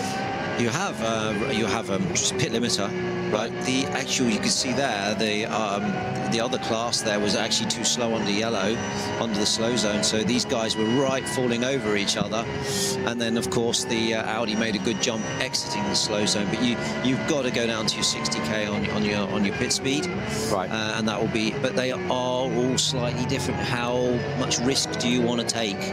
And is that down to where that is set by the engineers? How it's calibrated, yeah. So, but you only have one, or do you have a 121 as well? You have a 120 and a 60. So you have two, effectively two speed limiters. Yeah, yeah. Interesting. Yeah. I've been wanting to ask that question for a long time. Then there was something on the track right there. Oh no, yeah. Looked like something was on the inside of the track, some debris, maybe some body work of some sort, but it's way off the racing line, so it won't cause a problem. Here we are, Birkwork, which is bumpy on the braking. Oh yeah, I love this corner. It's all about carrying the exit speed, and we just cut now to Lamborghini in the pit lane. That is it's not a Lamborghini. The bright yellow Schmidtmann driven car, and that is the 786. No, you were right. It was a Lamborghini. Yeah, you're absolutely right. A little bit further down the field, but everybody racing for something. The champions of this series last year were not a top-class car. It was the BMW 240i Racing Cup machine of Adrenaline Motorsports. Team Manhattan Wales. That's why they're carrying the number 1. There's a very complicated, as in comes the leader, 1 lap later than everybody else. So Chan gave it into the pit lane. There's a very complicated points scoring system that takes into account how many cars there are in each class. So you can't just enter something that you know is only going to be a single car class and win the championship. There's a points coefficient effectively. If you think of things like ice skating or diving, where the degree of difficulty actually multiplies your performance up. It's the same sort of thing. Like a handicap system. Yeah, exactly. So if there's more cars in your class, And it's like, you know, under 5 and 10, 10 to 20, more than 20, etc., etc. You get a multiplier on your points. And so sometimes you will see teams enter a second or a third car in a class later on in the season because they want to ensure that their car is getting the full gamut of points if they win. Nice leisurely change. Bit of body language there. They're talking a little bit. You can see the nodding of the head. Maybe talking a little bit about balance. Right, so that is Thomas. That is Prynan getting out, I reckon. I think that was Prynan getting out. I just want to see that helmet again. Was there and Guven getting back in? I think that was the Austrian getting out of that car. It looks like his body shape and his eyes. I don't know all the helmets as I should. No, it's difficult. For which I apologise, but the eyes would tell me. Let's have a look, see if that's Chan in there.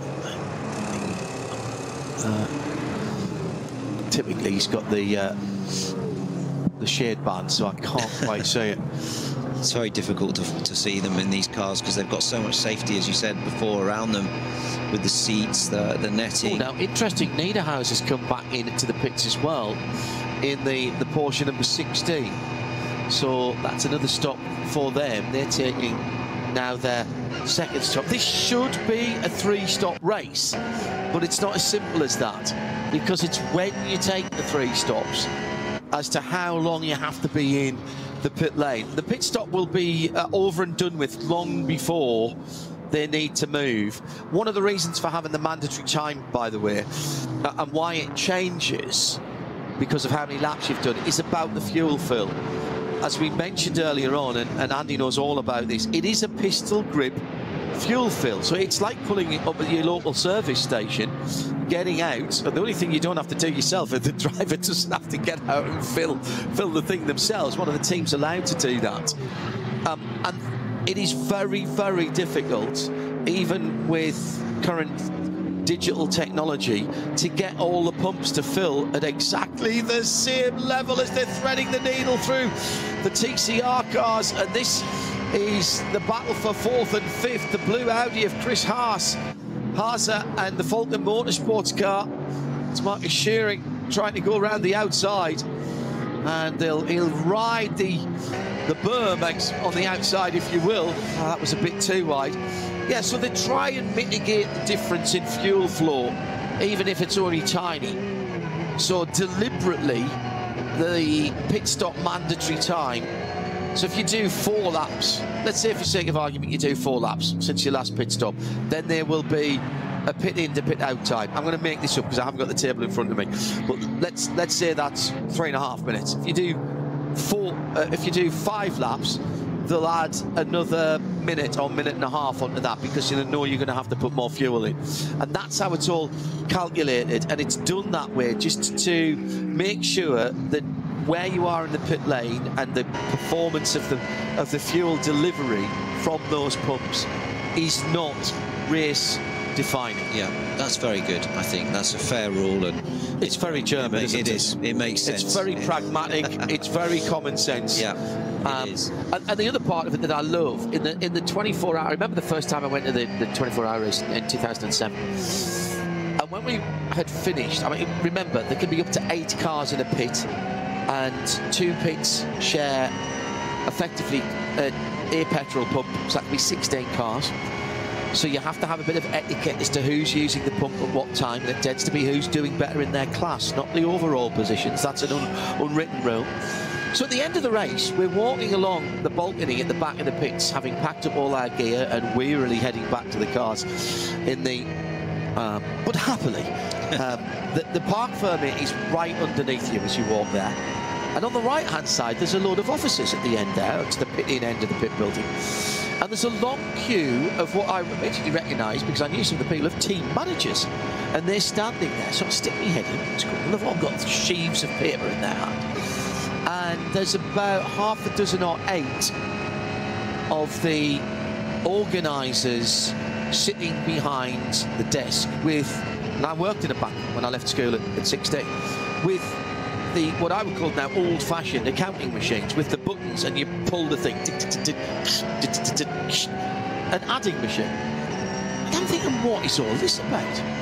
And what is it about is when you fill your tank with that pistol grip, there's obviously a readout to say how many litres you get, and there is an official with a clipboard who stands there, and he looks at it and he goes, you know, Andy Prio's car, right? It's the Ford, it's the number 6 HRT Performance, and he took 75.4 litres.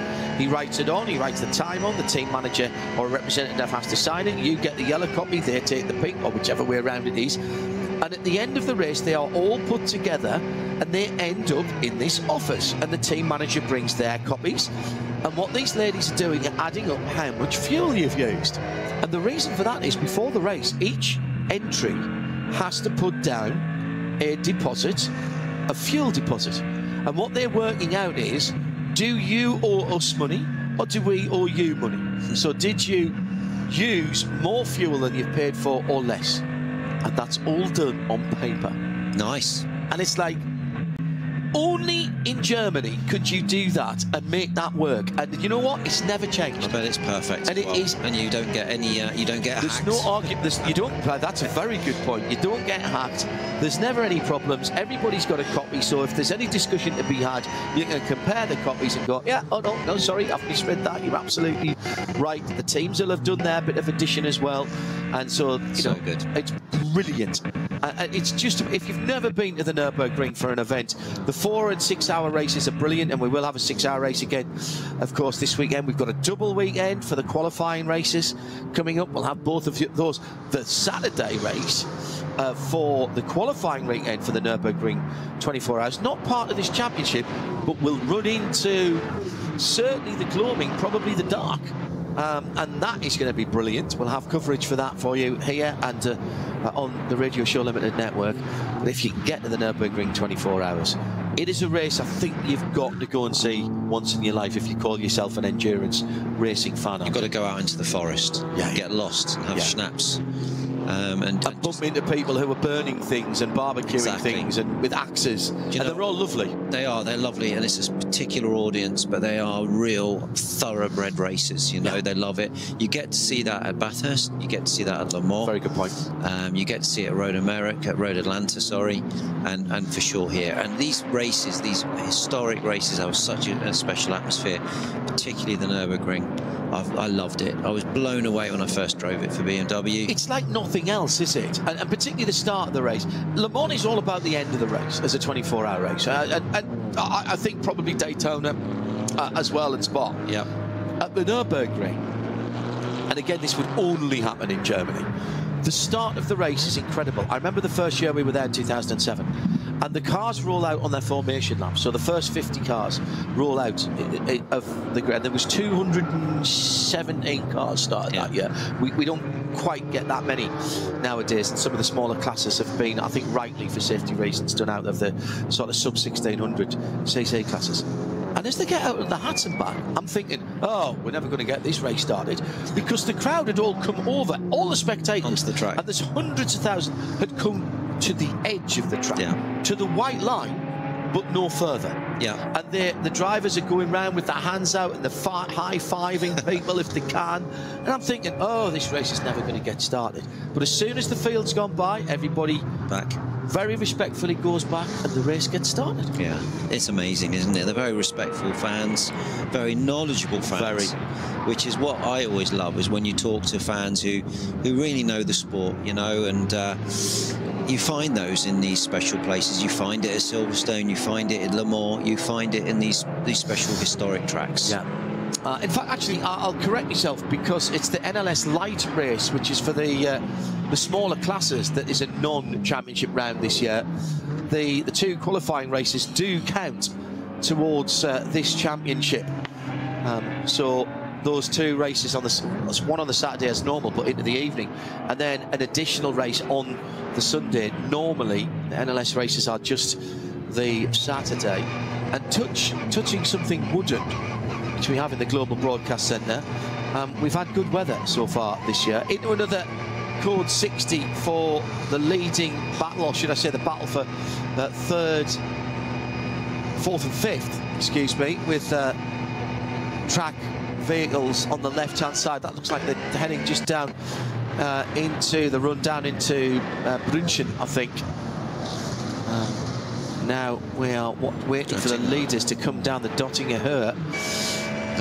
And I can see two cars weaving around here, locked together. No, that must have been through Galgenkopf. This is for the lead. Yeah, for the lead and for there's been a change of position. This is the Audi, no?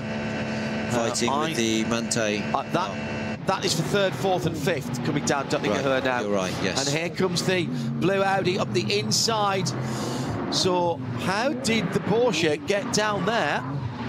And there, the Audi going through. So what's happened there? There's been a change of position. Something's gone on there, because this is the number 15 car coming through ahead of Thomas Preining, who's now shown at the wheel. Okay, so I got Guven and Preining the wrong way around, maybe, but it does say that it's Preining. So Thomas Engel, Maro Engel, rather, is shown as the leader, from Chris Haase now in second place, having just taken that as they came to the line, from Preining in third, by Shearing. This is a very close and very hard fought. In fourth. This is very close and very hard fought, and there's been some pit stop time. Is going to define this race. Yeah, these guys are also equally matched. Obviously, Engel right now has got a 9-second lead, but that will, again, as you say, will change at the next stop. But it's really these 3 or 4 cars that are fighting for the win today. Metzgerfeld, by the way, we were in a Chord 60 there. That was for one of the Porsche 991 Cup cars. So from the onboards of the leaders as they went through, that was the number 78. The Chord Didek and Kuhl's 991 Cup car. Also, there's been an accident at Galgenkopf, which is also still being cleaned up. And that was the 935 Tracy Nick Johnson car, along with the 718 Cayman GT4 RS, the 165 car. So that is the reason that we had the Chord 60 as well at that point. So this little 3-car battle pack beginning to get very interesting indeed. This is second, third and fourth on the hats and back now. Not a place you would normally say you could pass here for position. No, not at all. I think the Audi stretched his legs slightly on the Grand Prix track, but now they're going to close up with traffic. There was a nasty off there last year. Do you remember when the rain, with all 7 or 8 cars went off? Is it me, and am I being over enthusiastic for them, but does that number 3, and to a slightly lesser extent because it's 15 seconds back, but the Falken Porsches, the Falken short Porsches, seem to be doing better in the middle and to the end of the stint. Correct. Than the Mante car. That's what I see. I think the Mante car picks up some sort of imbalance during the later part of the stint, from what I can see, whether it's rear tyre deg or just an imbalance at some point. That's what I think and what I can see. But the Falken is very strong at that stage of the stint for sure. And the Audi, I mean, look, the Audi looks like the better car right now. That's pulled a small gap. What, 1 second, maybe just less than 1 second, but they do have good pace at this stage of the stint, but towards the end of the stint they seem to lose. So here we're going down to Foxhole. This is just flat. Full power, nothing there. Stay off the curbs. Yeah. Brake on the upslope, down 1 gear, down a second. Yeah, and just you think you're going slow here, but it's not slow enough. You feel like you can get out and walk, but it needs to be disciplined with your entry speed, otherwise you just lose the rear and you lose time. Now into the area where that Porsche 991 Cup car was being recovered, and of course it's gone now. So there you go, in the space of 1 lap, the extremely efficient track services and recovery have got that car. Now, what that does mean, though, Andy, for me, is you might meet it on the back of a flatbed, going down towards Metzgerfeld or somewhere like that. That's the motorcyclist in me going, I smell cut grass. There must be a tractor around the corner. Yeah, you maybe not try and get me knee down round here. You've got to have your eyes up, definitely, in all these fast sections, because you do know that something's coming. That's one thing, John, when you're racing, all your senses are so finely tuned. Honestly, you can smell. I always remember the 24-hour here as well. You can smell the nice barbecues when you're getting towards the end of the stint. You're a bit hungry. Can you really smell that? You can, yeah. I had Justin Bell tell me that years ago, and I thought he was pulling me leg. No, you can smell everything. You know everything that's going on around you. You're always smelling, listening for, you're sniffing for the coolant, the gear oil. Is it different this lap? Does this like more oil now? You know, and you're just so sensitive to the car. There's a new Code 60 just in front of this battle we've been describing for you at Klostertal, and they're coming to that area now. So these cars will have to be hard on the anchors and no overtaking, and getting past slower cars at the right time might just be important. Absolute game changer to your stint if you can nip in. So double waved yellows first, so that's the 120. That's down to 120, and again, this is Andy Prior telling you this is why you have to have the different license, track services vehicle, and purple flags there, so that's all the way down to 60k. 60, and then you should have a green on the way out, but you cannot accelerate until you alongside the green. But they you can't anticipate the green. No, you can't say I saw the green. No. You've got to be at the green. It's all measured by GPS, so you can't lie.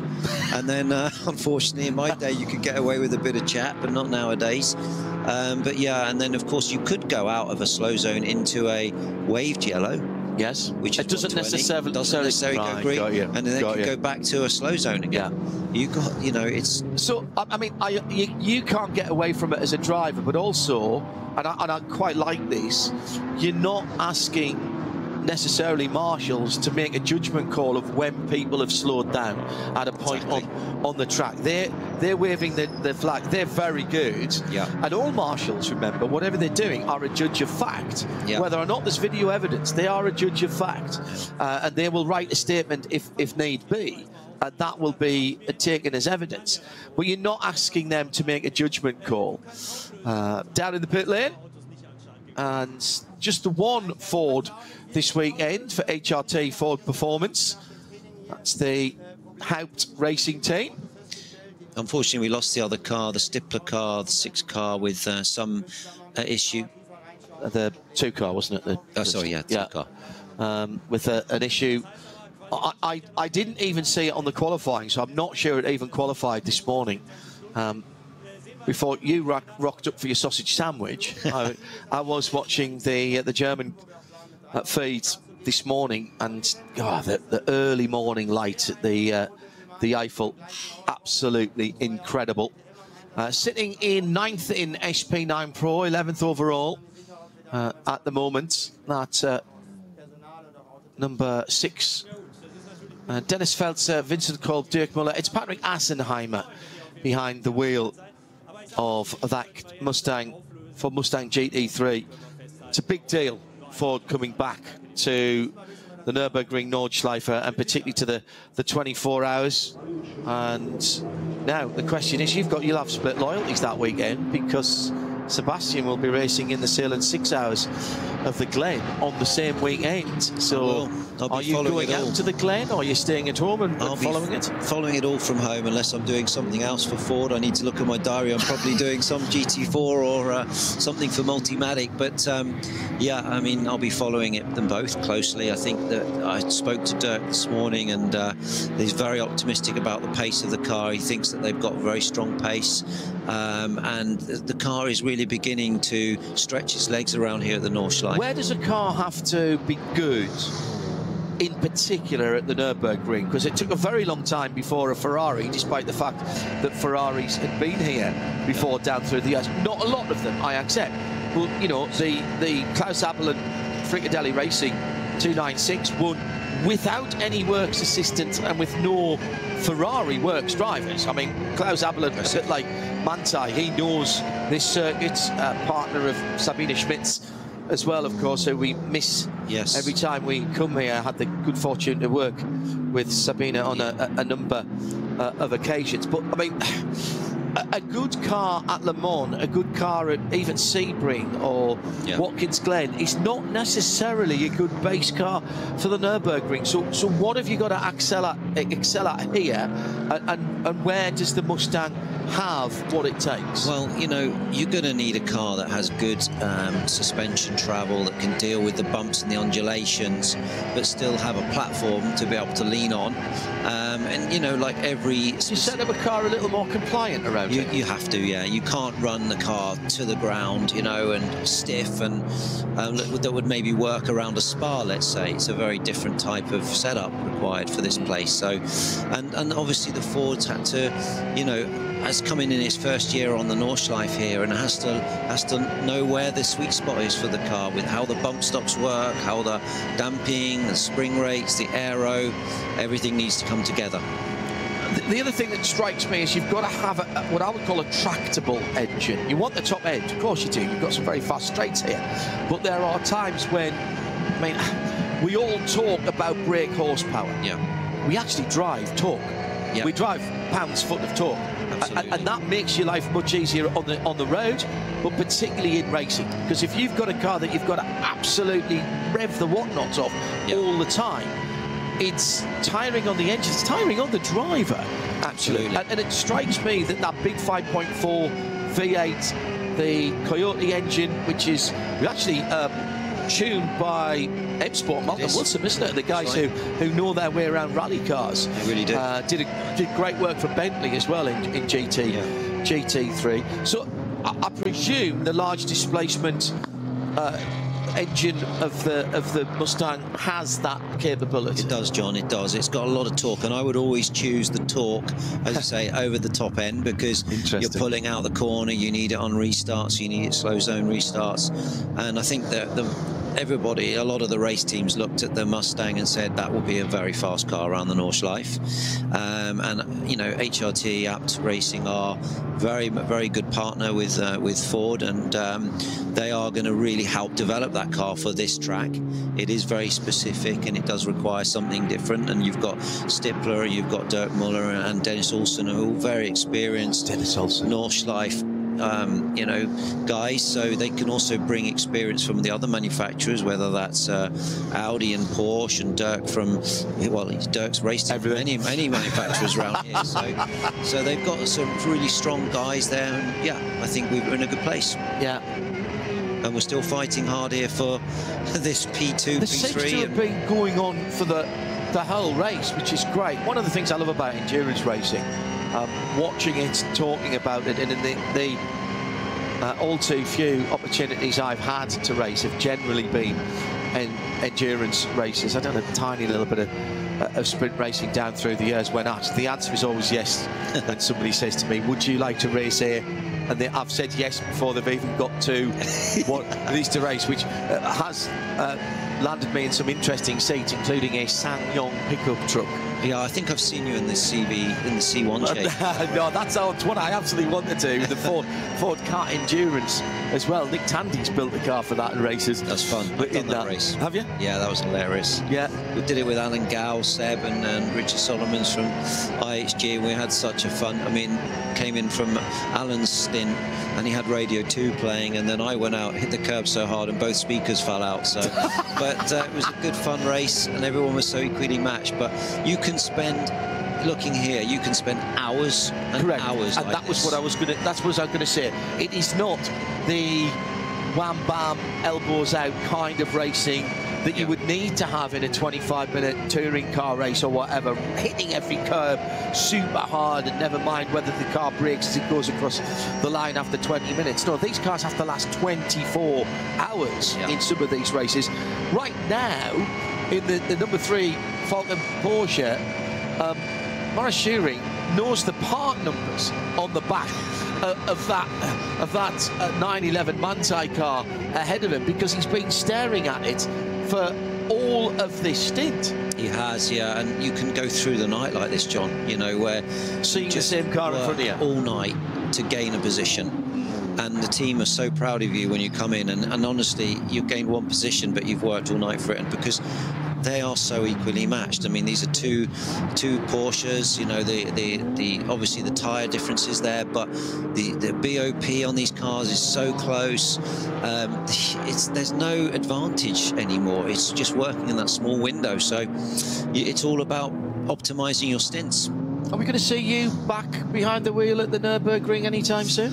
Well, you know, it's... Oh, there's a little smile on Andy Freeland's face. You never say never. I mean, I did my permit because Ford and Multimatic were super keen for me to do something and to race the Ford Mustang at some point. So, yeah, I'm still keeping my eye in. Platinum rated F1 I am, yeah, I'm still platinum. I haven't driven, and I mean, I've raced at Goodwood, and, you know, I've driven many cars for Multimatic over the last 3 or 4 years, so I'm not completely rusty. But you know, the one thing with the Nordschleife is you do need experienced drivers to lead the team. And but you know, John, I had a good career, a good paper round, busy paper round, won 60-odd races, and if it doesn't happen, yeah, it would be a shame. But there's always a chance. You know, a racing driver never retires. Come on, no, never, no.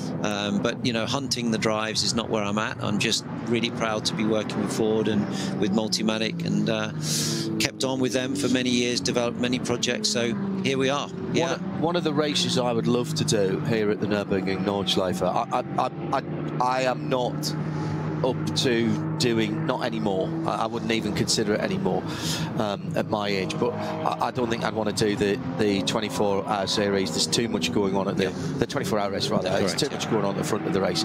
The later races in the season, in this championship, the 4 hours and 6 hour races maybe, but the one I'd love to do, really love to do, is the classic race that supports the 24-hour race. They used to call it the young timer race. Yes. 160, 170 classic cars from the 60s, 70s and 80s. That's right up to the 90s. And there's everything. First of all, there's every BMW that's ever raced and some that haven't. There's a version of it. There's little front-wheel drive hatchbacks. I didn't even know before I saw this back in 2007 that there was a car called the Audi 50. Do you know what the Audi 50 is? No. No, the Audi 50 was Audi's version of the original VW Polo. Really? Never came to the UK. Not only was there an Audi 50, but there was an Audi 50 race series, and there's about 4 or 5 of them that come every year to do that race, with the bonnet just slightly chocked up at the back to get a bit more airflow, a bit of downflow, a bit of airflow. And there's all sorts. There's NSUs racing that. There's some great Cologne arched Capris and Mark II, the big wide arch Mark II Escorts, Mark I Escorts, Mexico's. It's good fun. It is brilliant. And it's nice because it's respectful racing in the historics, you know, whereas if you were in this race, as you say, rightly so, for the 24-hour, you are just seen as, you know, a bit of metal in the way during these. And you're removing chicane, aren't you? Yeah, you are, yeah. So, I mean, I think you'd love, I mean, you have raced around the Nordschleife? No. I've done many laps. I've done lots of laps, and I've done it on closed days as well with manufacturers, where you know, I don't think you're ever going flat out round here. You said this earlier on. It is one of the places where you're always keeping something in reserve because of what we talked about earlier on. You never know what's round the corner. I've been out there with Aston Martin Lagonda when there's only 16 cars out there, but even then you can't take any liberties. No, you can't. You've got to keep your eyes up. You've got to be alert, but you are fully committed. As a factory driver, you'll be 100%, but as I said, you'll be 99.5% because you need that 0.5% just in case. But yeah, it's with GT racing and at this level, GT3, the cars are so equal, you have to be absolutely on top of your game to be up there. But you wouldn't enjoy being in the middle of that grid. No. It wouldn't be a lot of fun. Hey, look, the only 24-hour race I've done of any note was a one at Kota for Aston Martin in a GT4 car. And being in the middle of a field of touring cars, GT4s, Cup cars, and GT3s is the top class. The concentration level there of being neither the fastest or the slowest in the middle of the field. That was incredible. I can't even imagine what it must be like with GT3 cars at the Nürburgring and the closing speeds, and how that compromised your ability to take the racing line even at a relatively know, racing circuit's easy, but a relatively easy circuit to learn like Quarter. Every racing circuit has its nuances, and certainly getting the last 5, 3, 2, 1% out is why you guys do what you do, and why I sit here and talk about it, because that's not the easy bit to do. I just can't imagine what it must be like being in the middle of a 160, 170 car field here. Yeah, I mean, your shoulders are up all the time. You're never relaxed. You know, you're just expecting a touch all the time from someone, and it's really, really nerve-wracking. Risk versus reward calculations going on all the time? All the time. Judgment, looking always back, forward, you know. Conditions, other vehicles, you know, the team asking you stuff. Yeah, these guys are working really hard in here, you know, so... Is this a physical track, or is it more a mental track? Mental race, this one. Mental race, yeah. All concentration. All concentration. That's tiring though, Andy. Very much so, yeah. Very much so. Your brain is using a lot of energy, and yeah, for sure, the concentration, keeping the intensity up when you're tired, keeping the whole stint performance up there, being good in traffic, you know, pit lane in, pit lane out, making judgments. Yeah, you always you put it this way, on a Sunday night when you're walking out of here, you're happy, you know. You know. The adrenaline in the car and the concentration in the car, for you guys are as sharp at the start of the stint as they are at the end. Does that immediately hit you as a come down when you get out of the car? Yeah, you feel like you've done a mental marathon. You know what I mean? Where I've run a couple of London marathons, and it just takes a week or two to recover. It's the same for these long distance races, a week or two to really recover. This is looking very spicy with the 921 there. That's the Milner Motorsport car coming through on the Lausch Luxembourg car as they are heading down the Dottinger, but there's a chance to have that is so long, there is a chance even for Cup cars to have another go on the green car, trying to have a little sniff there.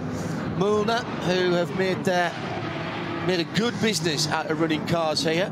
Harley Houghton, winner last time out with his partner Heiko Eichenberg in the 959. This will be a fun car around here, because you can drive it 10 tenths, you know, and you've got no reliability issues or anything. This would be a hard race. And I mentioned them earlier on. They've become a very, very good endurance car, although conceived by Porsche Motorsport, Customer Sport, and built at Weissach, which is their, at least finished, assembled at Weissach. I mean, it used to be the case. I don't think it is now, because even the Cup cars have got so much more sophisticated and more racing car bits in them. But it used to be the case that a Cup car was pretty much a trim level on the line, and it would be, you know, all right, there's a car coming down. Oh yes, we've got the option leather, or we've got the this, and oh no, this one gets a roll cage because it's a Cup car. And that, indeed, that's how GT4 started. I remember the guys at Aston, when they built their GT4s and brought them here to race. So the likes of Kermit, the green car, and Rose, the yellow car, they were basically built on the line.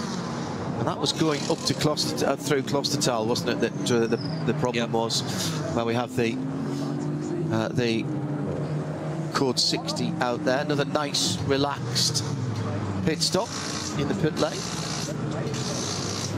Coming down to the crucial 20 minutes before the last hour. Yeah. So now you're looking, I'm presuming you don't get radio reception all the way around to the pits here. So when you are there, you'll be confirming your fuel numbers, particularly now, just in case there's a little bit you could do in the last 2 or 3 laps.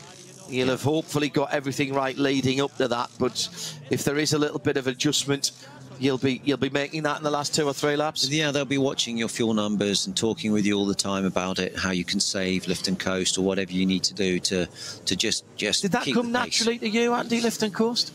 Yeah, you need to practice it, but I'm a right foot braker, so I always had, I always had a benefit on the fuel because of that. Because no matter how good you are as a left foot braker, there's always an element of crossover. A little crossover, yeah.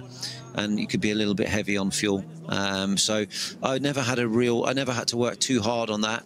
And I never felt I lost anything with the right foot. And I know that Bourdais still does, and Franchitti, and the one time I tried to change was DTM, and I ended up realizing I was 99% with the left foot and switched to the right foot for the last race and put it on the front row. So, you know, it's something that my experience, my neuro pathways were built up in that right leg, but it always helped. But yeah, you know, fueling is sometimes you have to practice. Yeah.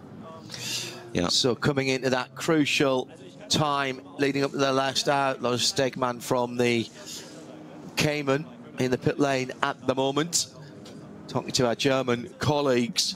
So Engel, Haase, Preining, Schuring, Heinemann, Feller, Nicky Thiem up to 7th now for the Aston Martin, albeit just over 100 seconds away from the leader, but only, crucially, a second and a half away from 6th place. Yep.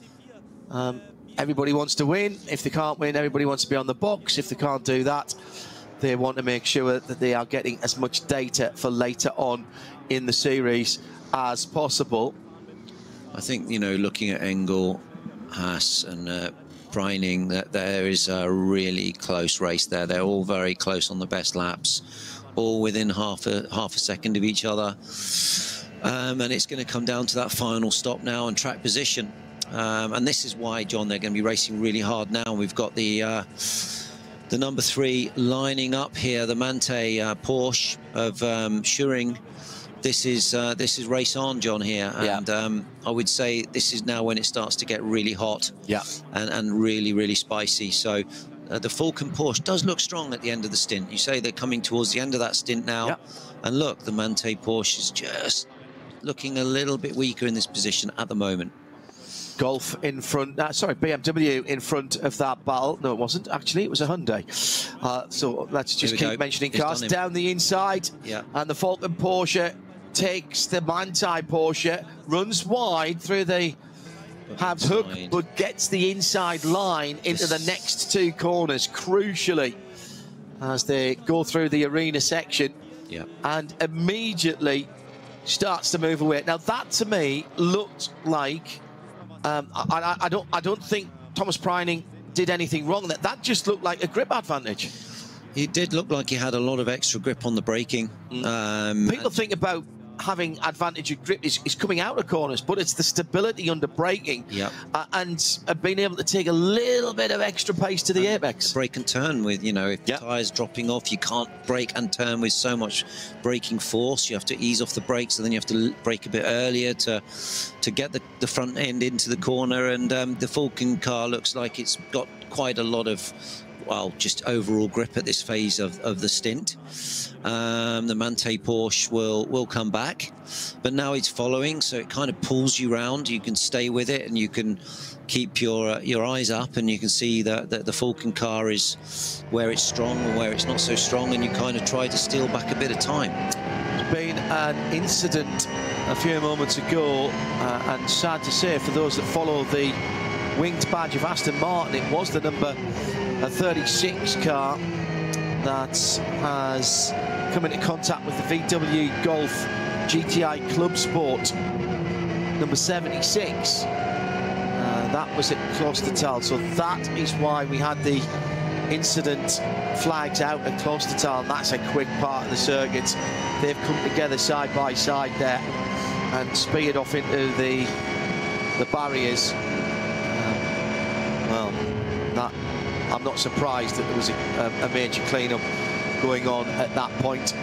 2.8 seconds at the front of the field, coming in towards the last pit stop window in about a lap and a half, 2 laps time. So what we're talking about, though, is, you know, 8 to 12 minutes time, maybe a little bit more. I'm intrigued now, Andy, to see what Manti do and how far into the last hour they can get, or do they go opposite everybody else, and the minute that they know they can get to the end, they do a shorter pit stop, leading fewer litres of fuel, and therefore, instead of doing 7 or 8 laps, they do 5 or 6, and then take the time advantage getting out the pit stop first. It's highly possible and highly likely that they will try that. I think that's where their strategy in Manthey particularly would be quite clever, I would say, because they know this place pretty good. But yeah, I mean, just looking at ultimate pace, I just feel, I don't know, the Manthey car maybe just had a little bit more of an issue towards the end of the stint, and I'm wondering if the Falcon car now can try to really gap them and try to make some real time up right now. This is where, if I was driving this car now, I'd be thinking, right, I need to be putting 4 or 5 seconds to him now in this part of the race to make sure I give myself track position for the final stint. It's the voice of Andy Preo alongside me, John Hindhoff, in the Global Broadcast Centre. Just diving down the hill. This is as far away as you get from the pits. It is where Tim Heinemann is now in the Falcon Porsche number 4. And these consecutive right-hand corners that get ever tighter before the left-hand hairpin that's banked to the inside. They're diving down the hill, up through the gears, down towards the Bridge of Breitscheid. Look for the road on the right-hand side that comes in. That's just about where you have to be thinking about braking and turning in, but it's so late now on these GT3 cars, I think. Yeah, it is. It's downhill as well, but it's fast down there. And there's a very hard wall on the exit, or actually more mid. And then Lauda here is very fast. This is flat, but very bumpy. To brake in the kind of middle of the road, you always creep a bit more to the left, but you can easily get it wrong, but exit is everything here. Bergwerk stay away from the apex curb, and then these left-handers that you can actually come from the middle of the road. It's the last one you've got to get right.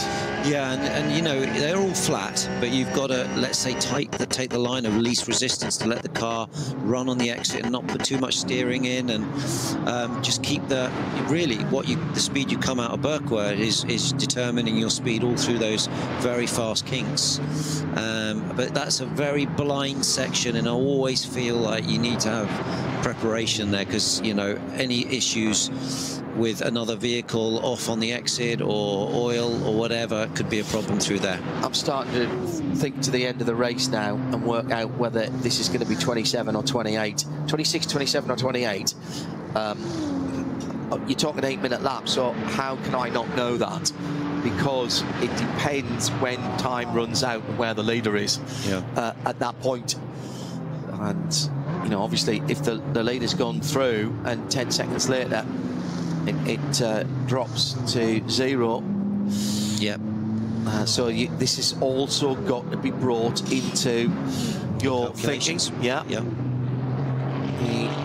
One of the more street-looking Caymans with the fixed rear spoiler, and the number 440 in bright orange, cruising through the first part of the lap.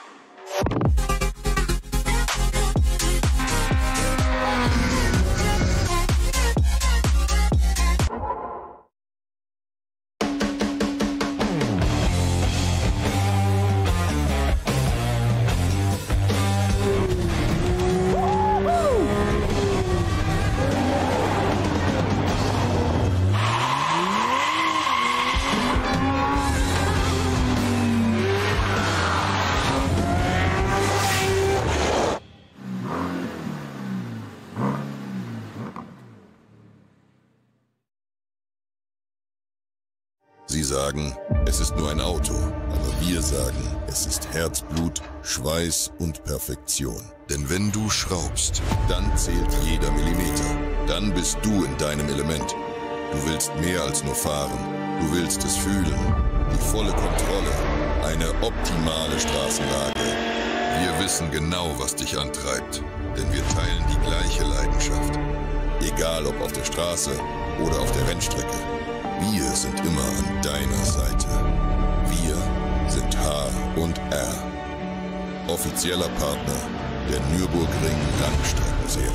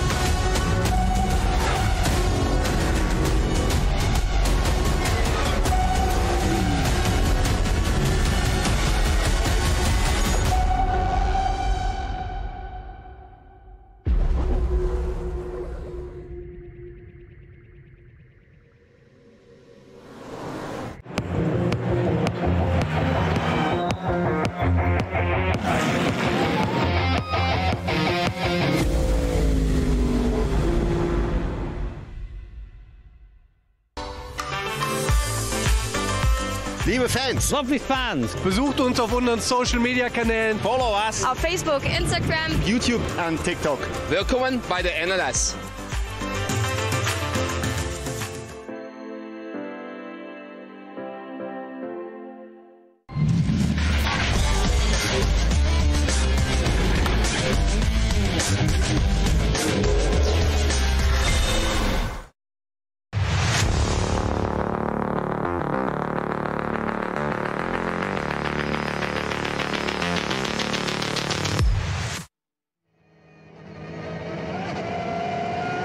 So coming into this crucial window for the final pit stop, Andy Prior and John Hindhoff, and we have been waiting for the stagger to unwind as far as the pit stop tactics are playing out. However, the battles at the sharp end of the field have been outstanding. Christopher Haase getting really jiggy with it as he was coming through the end of the Hansen back and then heading down towards Flugplatz and hitting all the curbs there, which was really unsettling the back of the Audi. Oh, now, was that a yellow flag there or just being taken in as they went past traffic? I think that might have been a single yellow there, now a double. Single yellow is a warning, expect a double, and then you're going to go into a slow zone. Right. So, and this is just at the Swedish cross, the Schwedenkreuz, top of the hill. Blindingly quick left-hander just over the brow.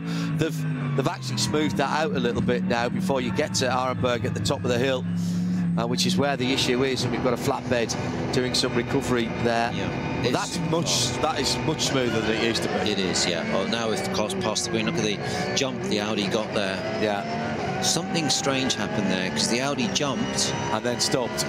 Because it hasn't passed the.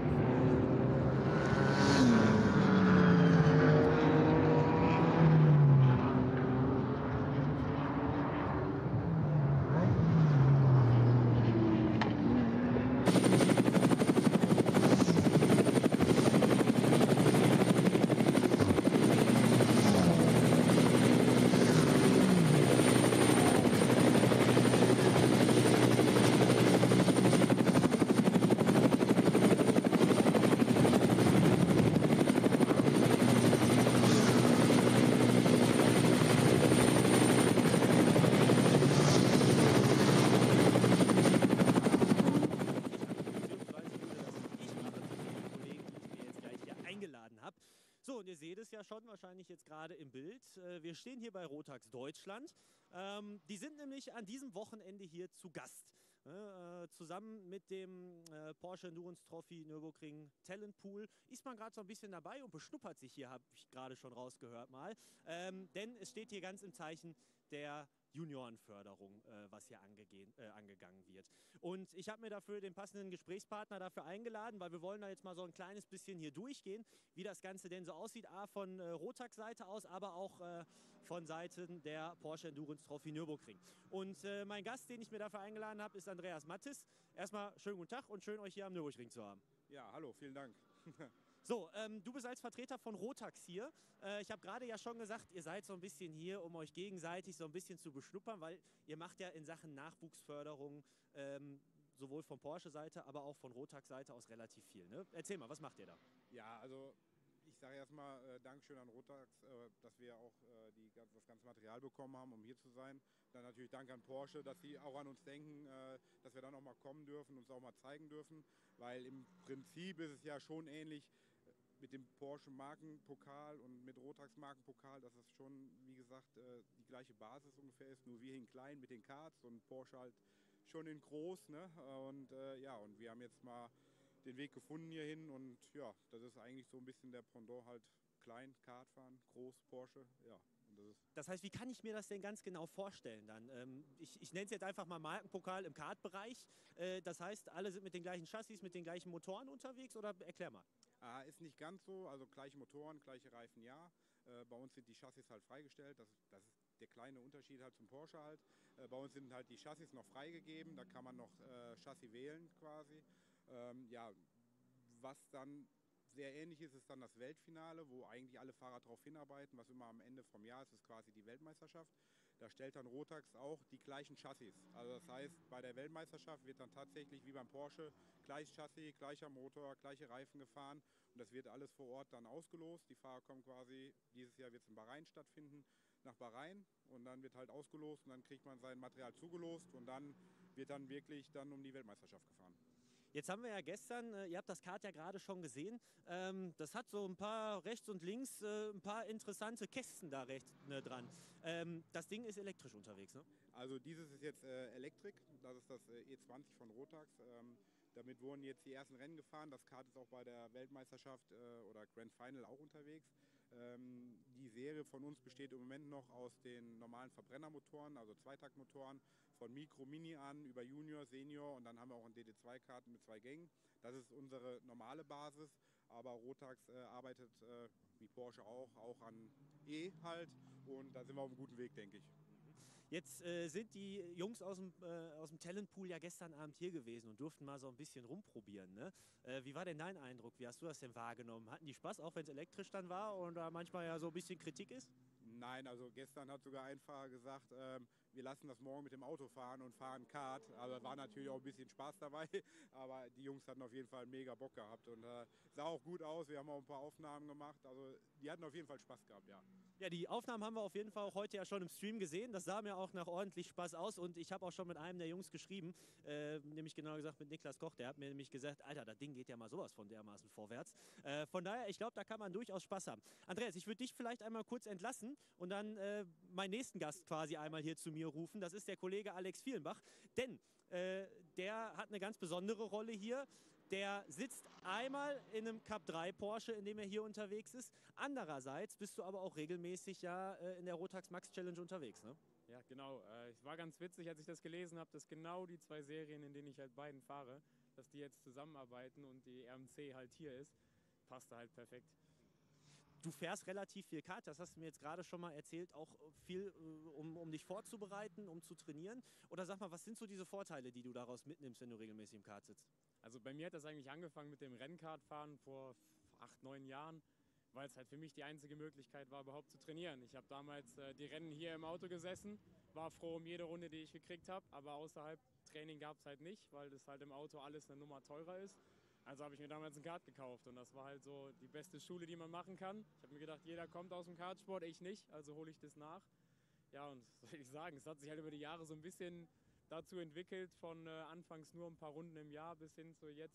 Love it to stay green right to the end and have full racing, to have a full fight to the end without any factors that could influence the strategy, because that would be really good for us to see who's got it. Fella, that's Shearing in the number 3. The Falcon tyres. What a classic livery that is, by the way. We talk about classic liveries, and of course you talk about Martini and Gulf, and certainly in sports cars down through the some of the cigarette liveries on Jaguar, etc., etc. But you've got to say that Falcon livery on the Porsches, on some of the Japanese touring cars down through the years, the GT500s, etc., etc. It is an absolute legendary livery. It is. It's done a lot of racing. And that's what's great about motorsport. It's built up. God, they were really fully... Oh, they've been balked up. Oh, no, he's boxing. He's boxing. Oh, right.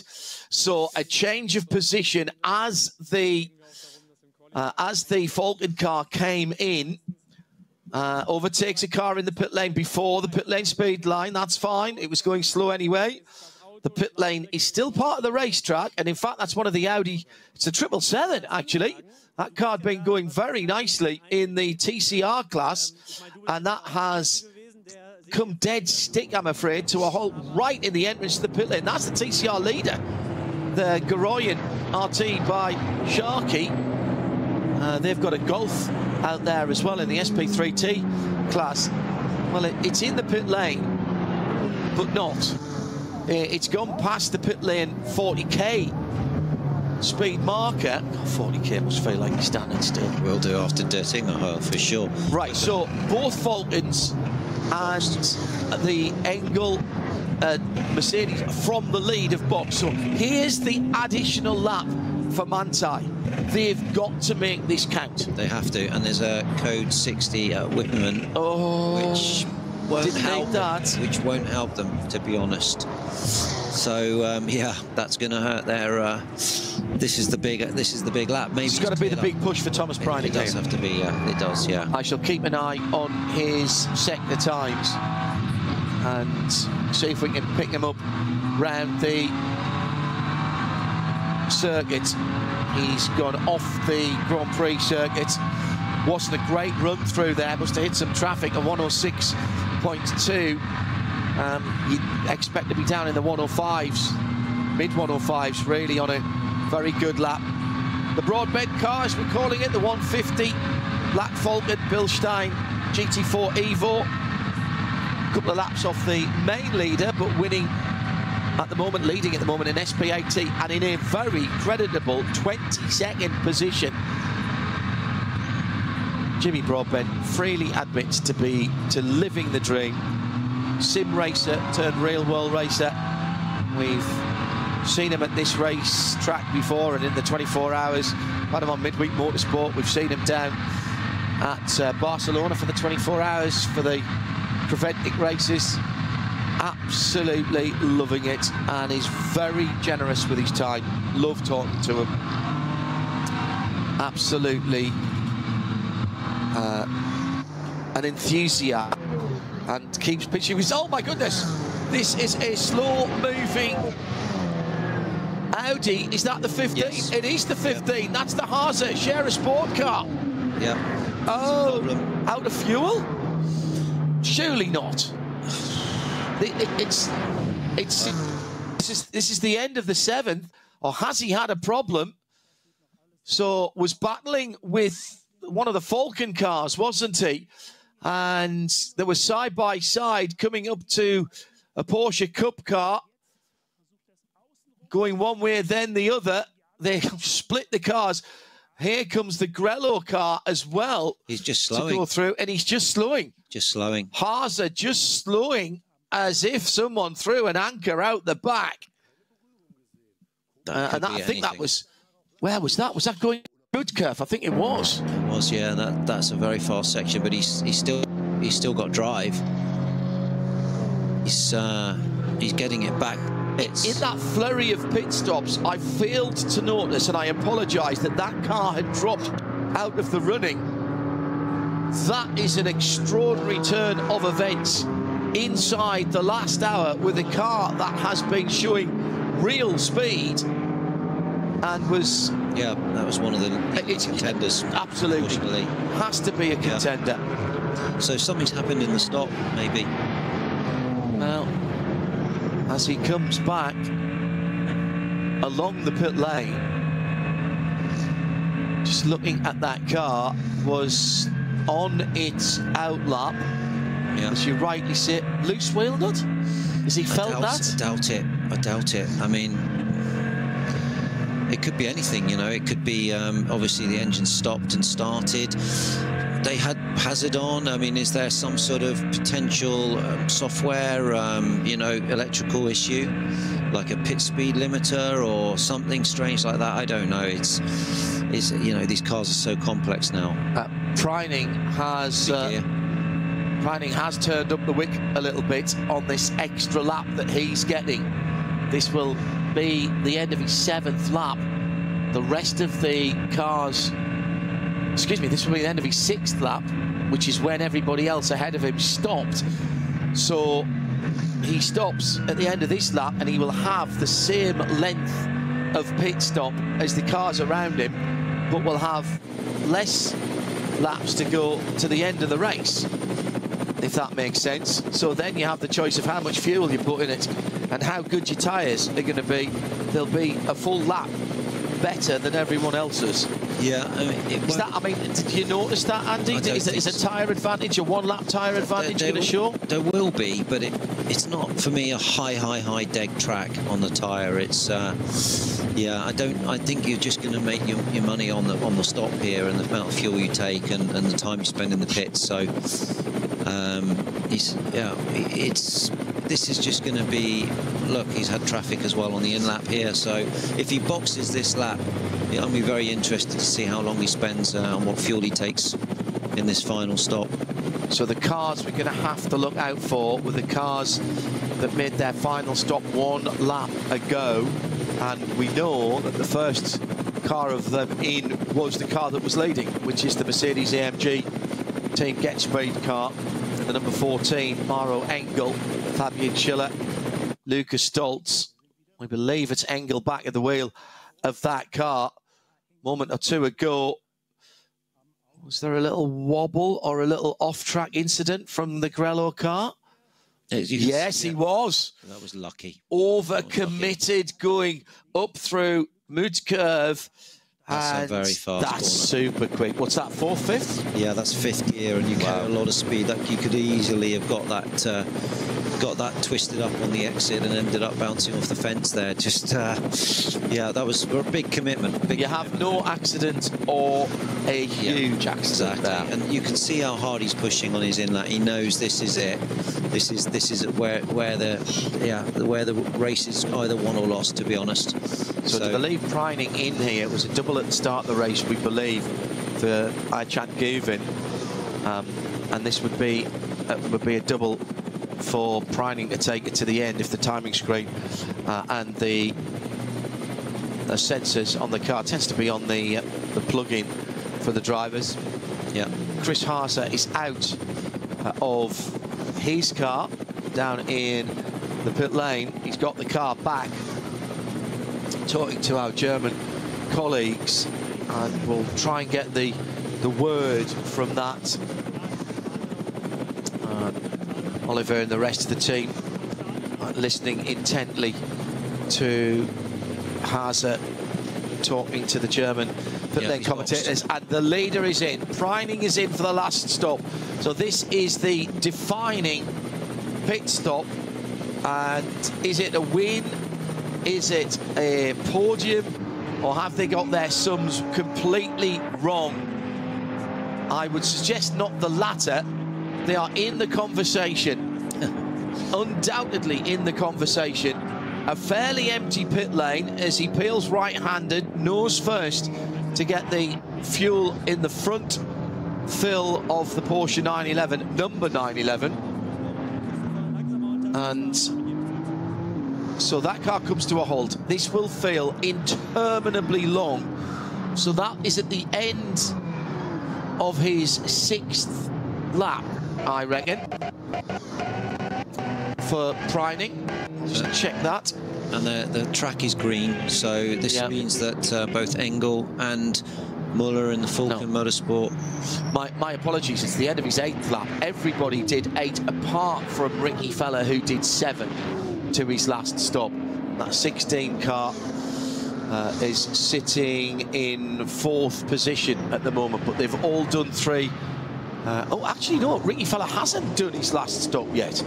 Ricky Feller coming to his last stop at the end of this lap. Yeah. Right. Okay, that makes sense. So nice and easy, no need to rush, lads. And I didn't see Preining get out of that car there. I think they're leaving him in. There's a little bit of scuffage on the left rear wheel arch. Yep. On the yellow part of Grello. He's already in 1st gear, ready to go. He's watching the pit timer, which is counting down in the car. So much to look at. Tyre pressure sensor reported a pressure drop, and they believe they had a slow puncture for Chris Haas. How unlucky is that on his outlap after his final stop in the number 15? That is incredible. So the tyre that they put on the car was not... Yeah, that's annoying. Annoying. The car's gone back out with Luca Ludwig behind the wheel, but any chance of a decent victory has evaporated, thanks to Oliver Fragstein. Manthey's made it in front of the Falcon. They've made it. They've made it. They've jumped him in the pits. So thanks to Oliver Fragstein for the translation there. Through comes the car that was leading before the final pit stops, the Mercedes. And the number 14, Bill Stein, gets speed car. So the Manthey maths are magnificent. They've done it. Yeah, they've made the, and they've got quite a big gap, actually. I would say at least 2 or 3 seconds. Yeah. So yeah, let's see if the 14 can reel them in. Well, they've got to push now. They have to. Yeah. They have to push because they'll have more pressure and heat in the tyres on the AMG. Tyre warmers allowed? Yes, they are. They are, but you've still got to bring the pressure up, and you've got to bring the tyre, the pressure and everything together. But by the end of the Grand Prix lap, you should be, before you turn onto North Circuit, you should be in a window that you can really push. Ricky Feller just fails to get scored as the leader in the blue Scherer Sport Porsche. A little bit of damage. So that was a bit of damage to the left rear of that car that I saw some stuff flapping around in the very early part of the race. That's been there right since the early part of the race. Yeah, that's happened. Maybe the beginning and the start or whatever. Yeah, but, bit of rough and tumble. Not enough to do anything serious. And I think the diffuser on these cars, although it works, you can still operate even with some damage on the diffuser. So yeah, this is going to be a scrap now to the end, John. I don't know quite what the delta is between them at the top 3. We'll probably see more clearly at the end of this lap. But it looks to me like Manthey have, as you say, really come up with the goods in this final stop. Yeah, and I think it's Preining that has stayed in that car, so he's dialed in, if you like. There. He is, yeah. That's a safe bet, keeping them totally, keeping the driver that's really hot in the car. What is now 39 minutes remaining of the race, and yeah, it's not easy to pass around here either. So if they have a healthy enough gap, they should be able to maintain that to the end. Round about 5 laps, I reckon. Which, if you remember, they started with 2 5-lap stints, if I'm not mistaken. So this is very interesting that they've done it slightly different from everybody else. Still 3 pit stops, but it's the position of those pit stops relative to the table that tells you how long you've got to be standing still. This has been a Manthey masterclass in how to run the race. We saw that car, we thought they might have a problem, they eased their pace. Were they just saving a little bit of fuel throughout the race so that the stop at the end, they would know that they would have plenty of fuel? Because you're not going to use every drop, of course, when you come back in, not when there's a lap of the Nordschleife that is so long. You'll never really want to be getting down to the dregs of that, because it's you get that wrong, that is catastrophic for your race result. Yeah, you definitely don't want to be making mistakes like that, but these engineers are really sharp. They know exactly all of their parameters they have to work with. They've got software everywhere. The other thing, Andy, is they've got him out into a fabulously clear space. He's just coming down the far side of the circuit, and this is the first time he's hit any traffic. Priming leads the race by I think round about 7 or 8 seconds, and the first car that he's hit is at the bridge at Breitscheid. That, I mean, again, is there a bit of good fortune there? Are they watching the traffic? All of the above. Well, you do get, you know, GPS on these cars, so you can track it. It is impressive if they can. I would say it's unlikely, but yeah, it has worked out well for them. They've definitely optimized their race stops, their race strategy. And for a car that we were saying earlier in the race looked a little bit more nervous to drive, maybe they've come up with the ideal you know, strategy here to win this race. But has to back out as there's a slower car in the middle of the road and drops his tyres on the left-hand side into the dirt alongside this circuit here in the Eifel. But that can happen, and again he's over the edge of the circuit as he climbs the hill, exactly where he was off the circuit last time around. I would say he's in the zone. Yeah, I'd agree with that. He's driving to the absolute optimum track. He's using everything. Up to the Caracciola carousel now, the absolute trademark of the Nürburgring. Even use it in their logo for the Nürburgring Langstrecken series, of which this is the third round in 2025, building momentum to the qualifying race weekend. 2 races, one into the dark on the Saturday and then another one on Sunday afternoon, part of this championship before we head into the Nürburgring 24. Very busy May and June for endurance. This is a hard part of the race now. You've got half an hour to go. You're leading. You've got traffic. How much risk do you take? Yeah. You know? How much would you want to be told by your team about what's going on with Niederhauser in second? You need to know. You need to know, you know, what the delta is. I always find this is the time when you're going to make a mistake. It's better to almost be the guy hunting than the hunted. Yeah, you know, because you got nothing to lose. Nobody's going to criticise you if you make a mistake because you're driving flat out for the win and to chase someone down. As I said before, you know, you've got to be committed to the risk, and in traffic, if you're a little bit out, you know, you're likely to make a mistake and touch another car. So let's see what the gap is over the start-finish. We've still got another 2 or 3 minutes before they end the lap. Maro Engel third, breaking up the Porsche, the pride of Porsches at the front. And the dominance, Porsche, Mercedes, Porsche, Aston Martin, David Pittard and Nicky Team have done their work very nicely. Just haven't seen much of them, haven't had to. They've not made any mistakes. New slow zone at Wipperman. Been a busy part of the track today. Has. Yes, it has. And heading in towards Brünchen. Yeah, that Aston, I think they'll be reasonably happy with that. They've gone about their business nicely. Ultimate pace, a couple of seconds off the fastest lap of the race. But again, fastest lap of the race is fine. Don't get any points for that. I always thought you can never rule Aston out. They always seem to come good when you know, for the big races. Yep. They're always competitive. So Walkenhorst are also a very good team. So you never rule them out, but for sure today that race has been between Porsche and Mercedes, particularly the obviously the Mante car, but also the Falcon car. Been a good battle in the SP9 Pro-Am as well, and it is the Nürburgring Motorsports McLaren 720 GT3 Evo that holds an excellent 7th position. J-Mo Hartling behind the wheel of the Mercedes Schnitzelbaum car number 11 in 9th place, and 3rd down in 16th position is the Hankett Competition Porsche, the number 30 car. So those guys are all battling in the SP9 Pro. Hello to Alan Boddy, who, thank you for your comments at RSL_studio. Andy Preo is doing a great job. He wants you back. Oh, that's very nice. Thanks, guys.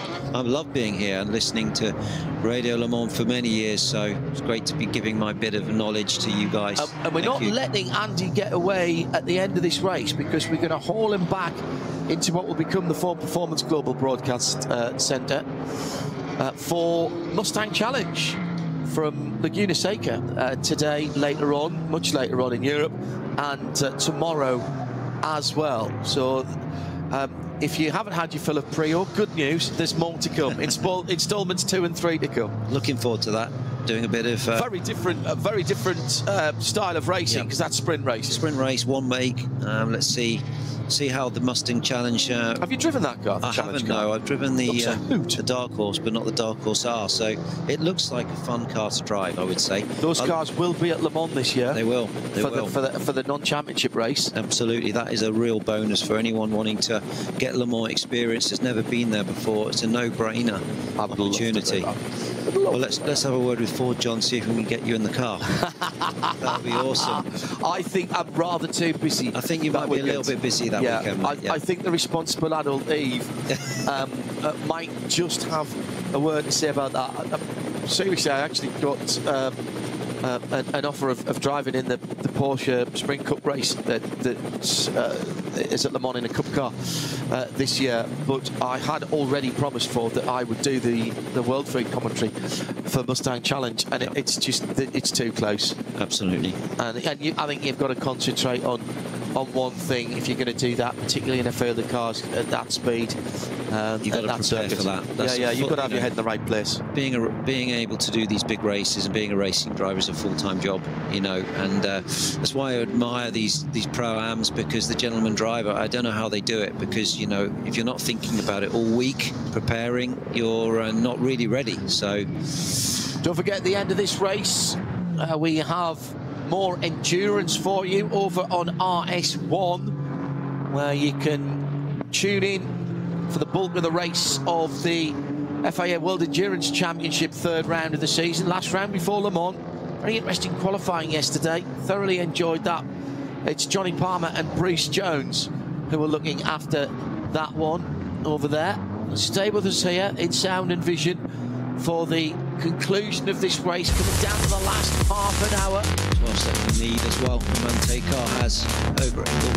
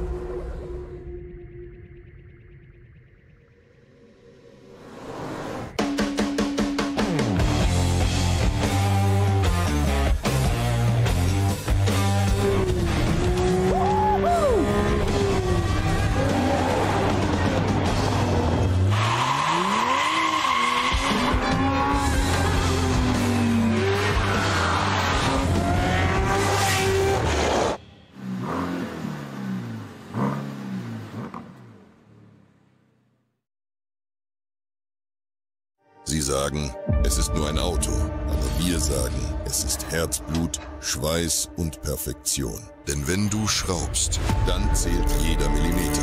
Dann bist du in deinem Element. Du willst mehr als nur fahren. Du willst es fühlen. Die volle Kontrolle. Eine optimale Straßenlage.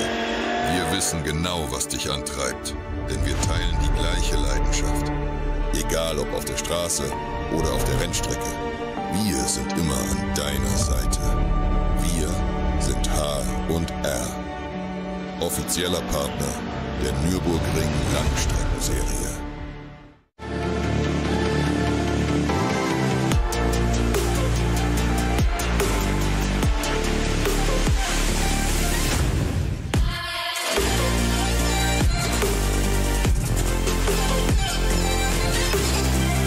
Faltenreifen.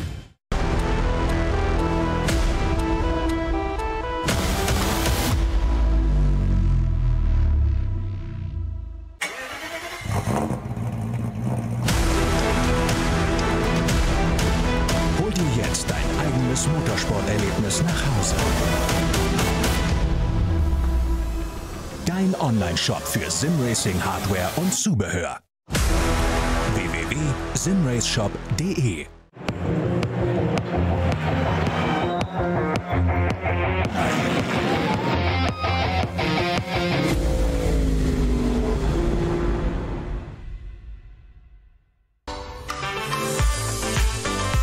Liebe Fans, Lovely fans, besucht uns auf unseren Social Media Kanälen. follow us. Auf Facebook, Instagram, YouTube und TikTok. Willkommen bei der NLS.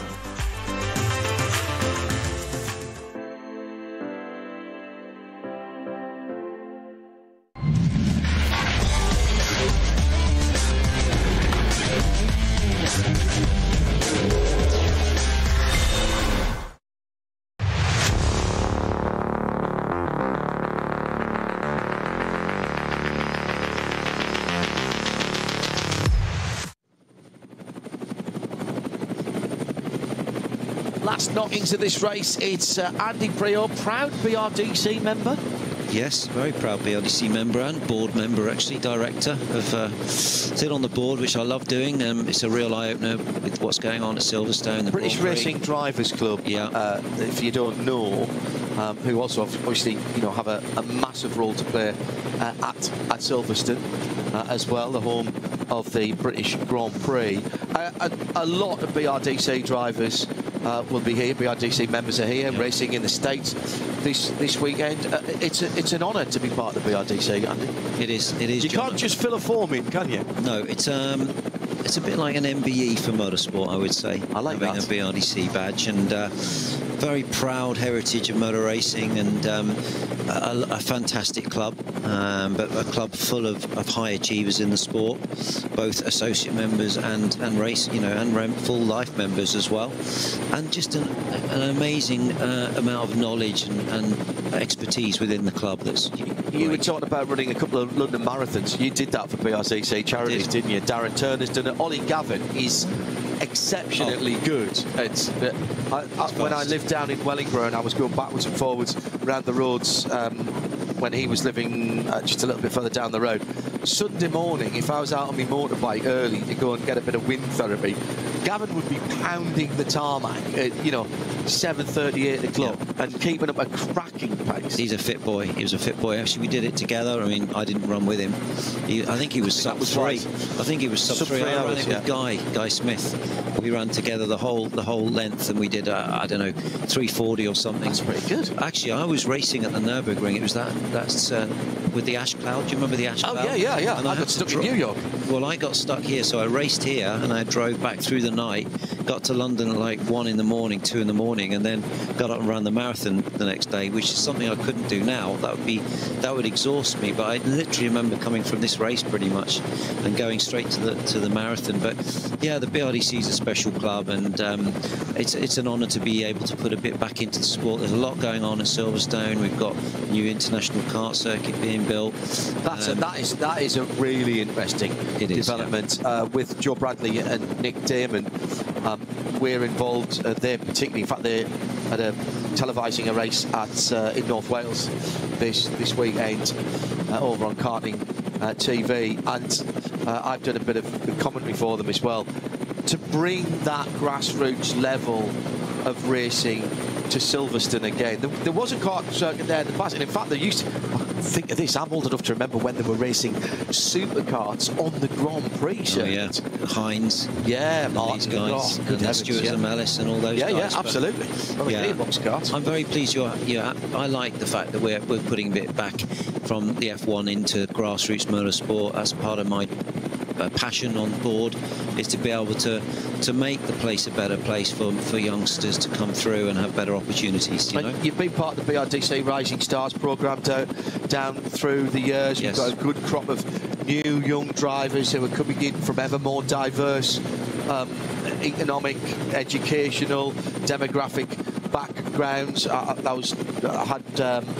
Next week rather, we'll have Mackenzie Cresswell on the show. He's part of the Rising Stars. Yep. He's coming into sports car racing now. I'm talking to young Harley Houghton, who's another great up and coming driver down through the years. We've seen them. I mean, I've seen a lot of them in the States, of course, coming across to the States and in IMSA, and whether it was, you know, the early guys who kept it to themselves, I've got to say. So people like Andy Wallace and James Weaver, they didn't want to talk about the States. They were having far too much fun. And then Johnny Molan went over there, another BRDC member. But, you know, the old adage of the British are coming has happened.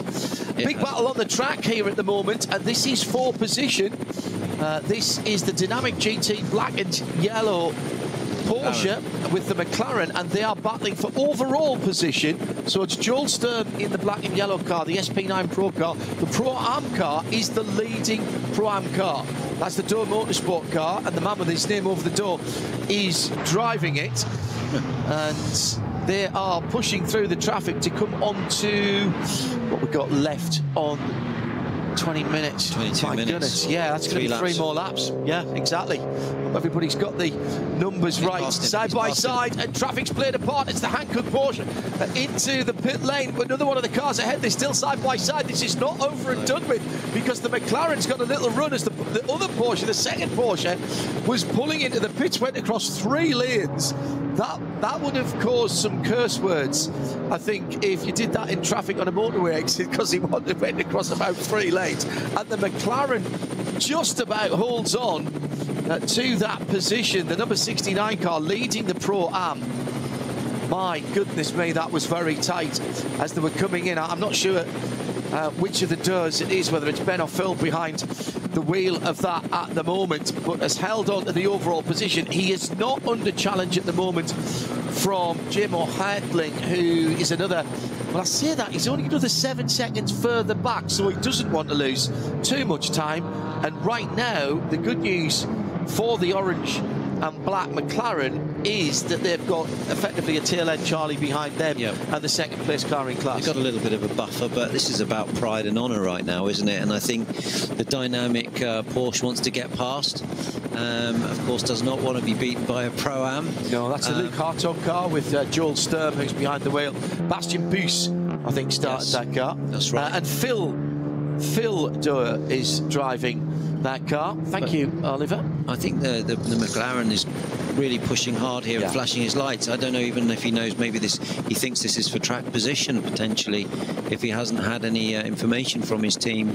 That could also be something. He's racing really hard here, but it's not for position overall. Well, the car that he's racing for positioning class, which is 2 cars back, not the next car behind him, but the next car, is also black and yellow, because it's the Snitch Alarm car. So you might...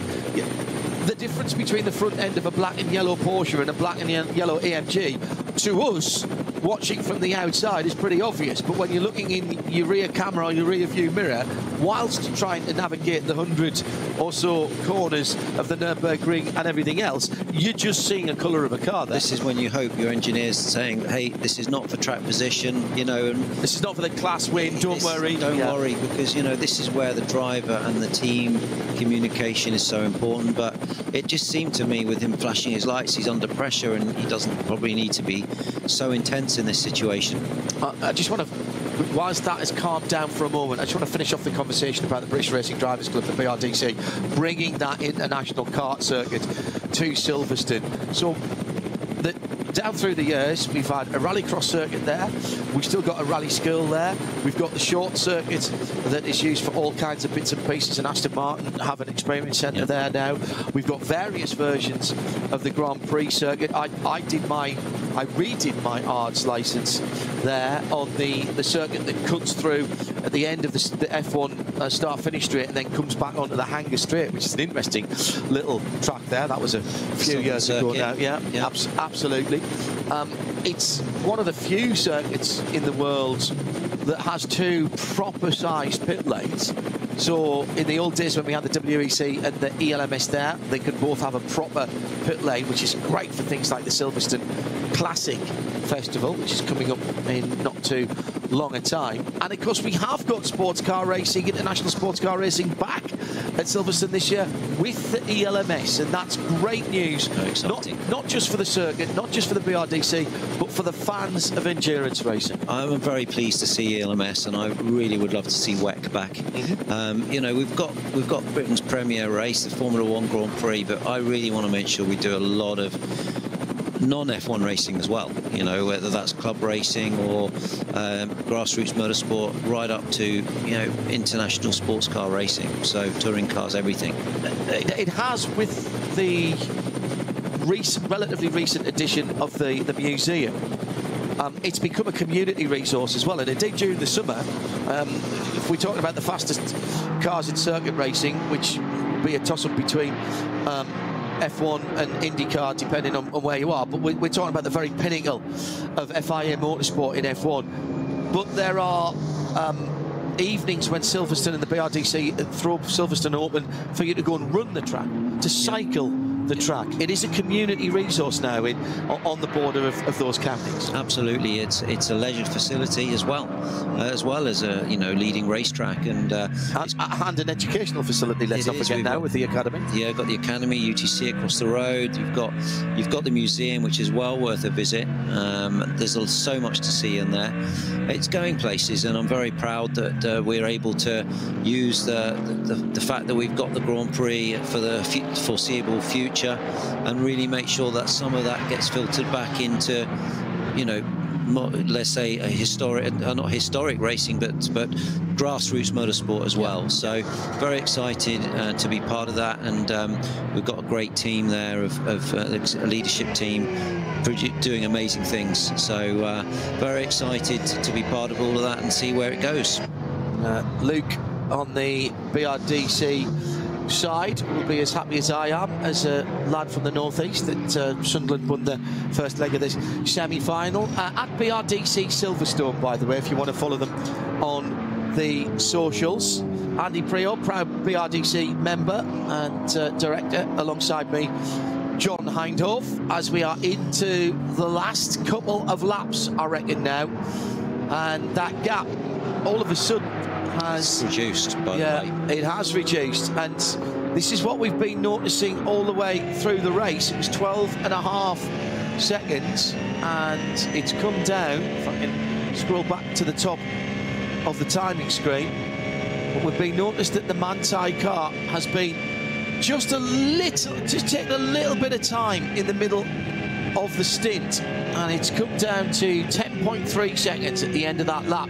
However, Thomas Preining has just taken around about half a second out of Maro Engel on the Grand Prix track, because I'm now going to look at every split as they go through. It has reduced a couple of seconds, so with only 15 minutes to go, I don't think that's a realistic delta to close up on, but you know, it's always possible. You never give up, and you keep pushing right to the end. That's Preining's had a really good second sector of the circuit. That's the first part of the Hatson back onto the Nordschleife, taking a full second out of Engel. And now, look, traffic giveth, traffic taketh away. A full green track at the moment. So this is the time to make hay. If you've got performance, you've got to use it. Engel coming down through the foxhole has had some traffic there, and he hasn't been able to maximise that run down through there. And the difference between a production-based touring car or one of the Cup 3 or 4 cars and a GT3 car through the foxhole, where you have to follow them, that's going to lose you a lot of time there. Seconds. Absolutely, 1 or 2 seconds for sure. Just trying to find your way past, and you know, let's put it this way: Engel's not going to be an easy guy to gap. So, you know, if Preining's putting a delta to him, then he's doing a great job, and the Manthey car is definitely coming up with the goods right at the end when it matters most. But you can never rule out Engel. Engel's got a bit of a buffer to Muller in the Falcon Motorsport car as well, so I think it's kind of reached that point now where we're gonna see, the 1, 2, 3. Let's not give it the curse, but you know, we've got no yellows. It's a full green track. Now, there is an interesting battle beginning to bubble up. Remember, we were watching Phil Durr and Joel Sturm battling for 7th and 8th. Now, they are in different classes, SP9 Pro Am and SP9 Pro for the Adenauer Motorsport McLaren and the Dynamic GT. They're on the Grand Prix circuit now. However, hoving into view is the number 11 SP9 Pro Am, so 2nd place, Mercedes AMG GT3. That's it. And it is now in the same shot. So that is an absolute battle for 1st and 2nd in class with that interloper, the dynamic car ahead of them. It's J-Mo Hartling behind the wheel of that SR Motorsport machine by Schnitzelau. God, I'd be no good. You'd be no good driving for a team that's sponsored by a schnitzel restaurant. No, not good for your physique for sure. And so now, hey, okay, so Schnitzelau. So veal schnitzel or pork schnitzel, or do you not mind? I think Venus schnitzel's the way to go, with a bit of tomato on top. Right. Yeah, lovely with some nice little potatoes, you know. Pils sauce, mushroom sauce, or just as it comes? Just as it comes, I think. Okay. With a bit of lemon squeezed on top, you know. But you do like a bit of, if it's the season, a bit of white asparagus. Oh yeah, it's got to be done. Yeah, it's got to be done. John, look at this. It's closing up. Right up, and there's 3 cars. Oh yeah. For the battle. Yeah. This is going to get 7th, spicy. 8th and 9th. 7th, 8th and 9th, and 1st and 2nd in the SP9 Pro Am battle. Absolutely incredible. At the front of the field, the lead was 10 seconds at the start of the lap, went down to 9, went back up to 10.5, and it's gone out to about 11 now. But here comes the pass. Now, this is important, not for class position. The black and yellow Porsche of Dynamic is trying to go through and take an overall position. But look behind that car in the mirrors, the highlighted green-yellow sort of coloured car with the black on it as well. At the front, you can see it's not the same shade, but you can see why it would be easy to mistake those cars with the black and light colours on them.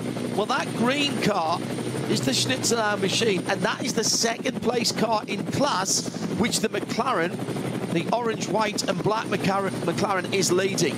So that's 7th, 8th and 9th, and they are battling for class position, the 1st and the 3rd in that particular group.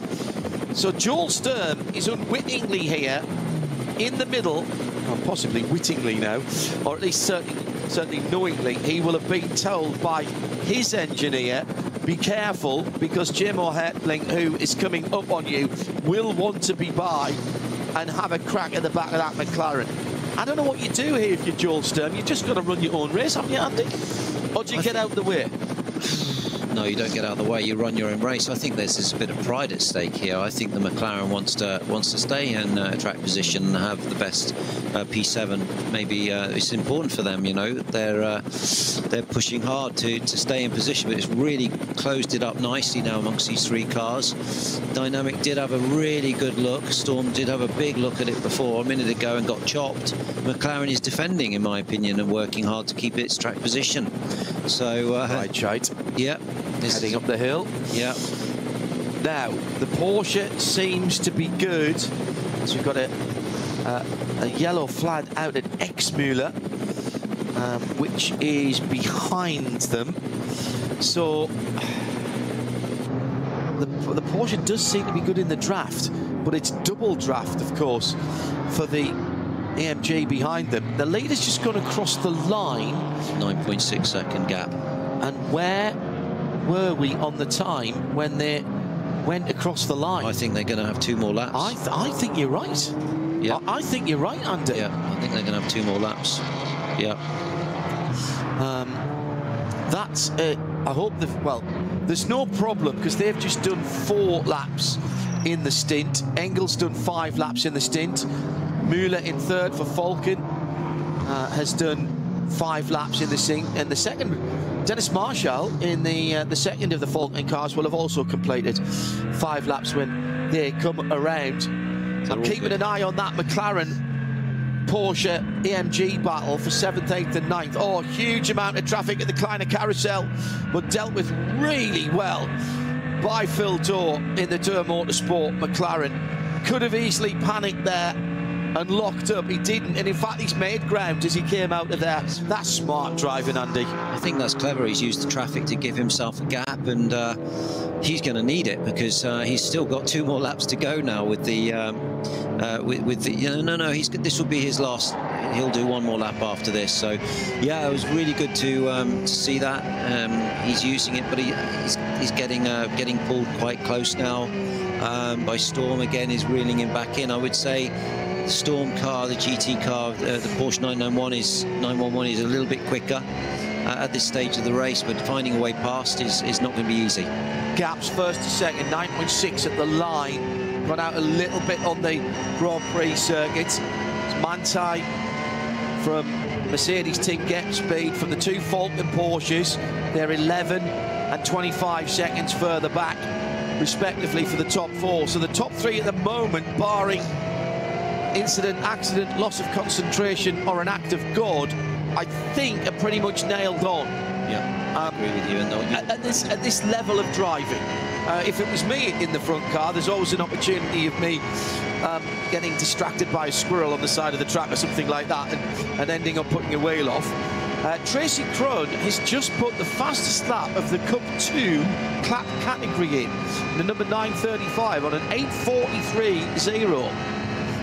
And leads, and is 11th in that class in Cup 2, but that is the fastest lap of that class. Now, is that Tracy behind the car? No disrespect to the tall Texan, but Johnson tends to be the quicker car, although Tracy has a lot of experience now and has done a lot of GT3 Cup Porsche driving in other series. So here's this trio that is forming the 7th, 8th and 9th battle. Now, you might think, why are we concentrating on the 7th, 8th and 9th battle? Well, because it's the best battle on the track. It's 3 different manufacturers, but the McLaren as the first car, the leading car in that trio, and the AMG Mercedes, which is the 3rd, that is the battle for 1st and 2nd in the SP9 Pro-Am category. The dynamic GT Porsche in the middle of it, that's the Luke Hartog car, isn't it? The 54, yes it is. Joel Sturm driving that car at the moment. He is, well, he's got the best seat in the house because he's watching both of those cars. For the moment, they are equidistant as they go across the line. It's just on 7/10 between Durr and Sturm, and just on 8/10 between Sturm and J-Mo Hartling. They've got traffic, and of course, whatever else you say, Andy, if you're at the front of a queue, as the McLaren is at the moment, you're the one that hits the traffic first. Yeah, you are. You're the ferret that they send in and try and jump. I like that. Jump on a little mistake or whatever. For sure, you can, but you can also try to trip your opponents up as well, and place the car maybe at the inside of the corner and then get through and then balk your competitor. So you're definitely playing chess at this time. It amazes me always that you pro racing drivers, whilst driving the car at the very ragged edge of adhesion on, particularly here, the most demanding closed circuit racetrack in the world, and if anybody wants to disagree with me, you can, but you're wrong, I'm afraid. Absolutely. And you are really pushing the car as hard as you can. The screen is covered in bugs. You might have the sun in your eyes at the end of the day. 4 minutes left, by the way.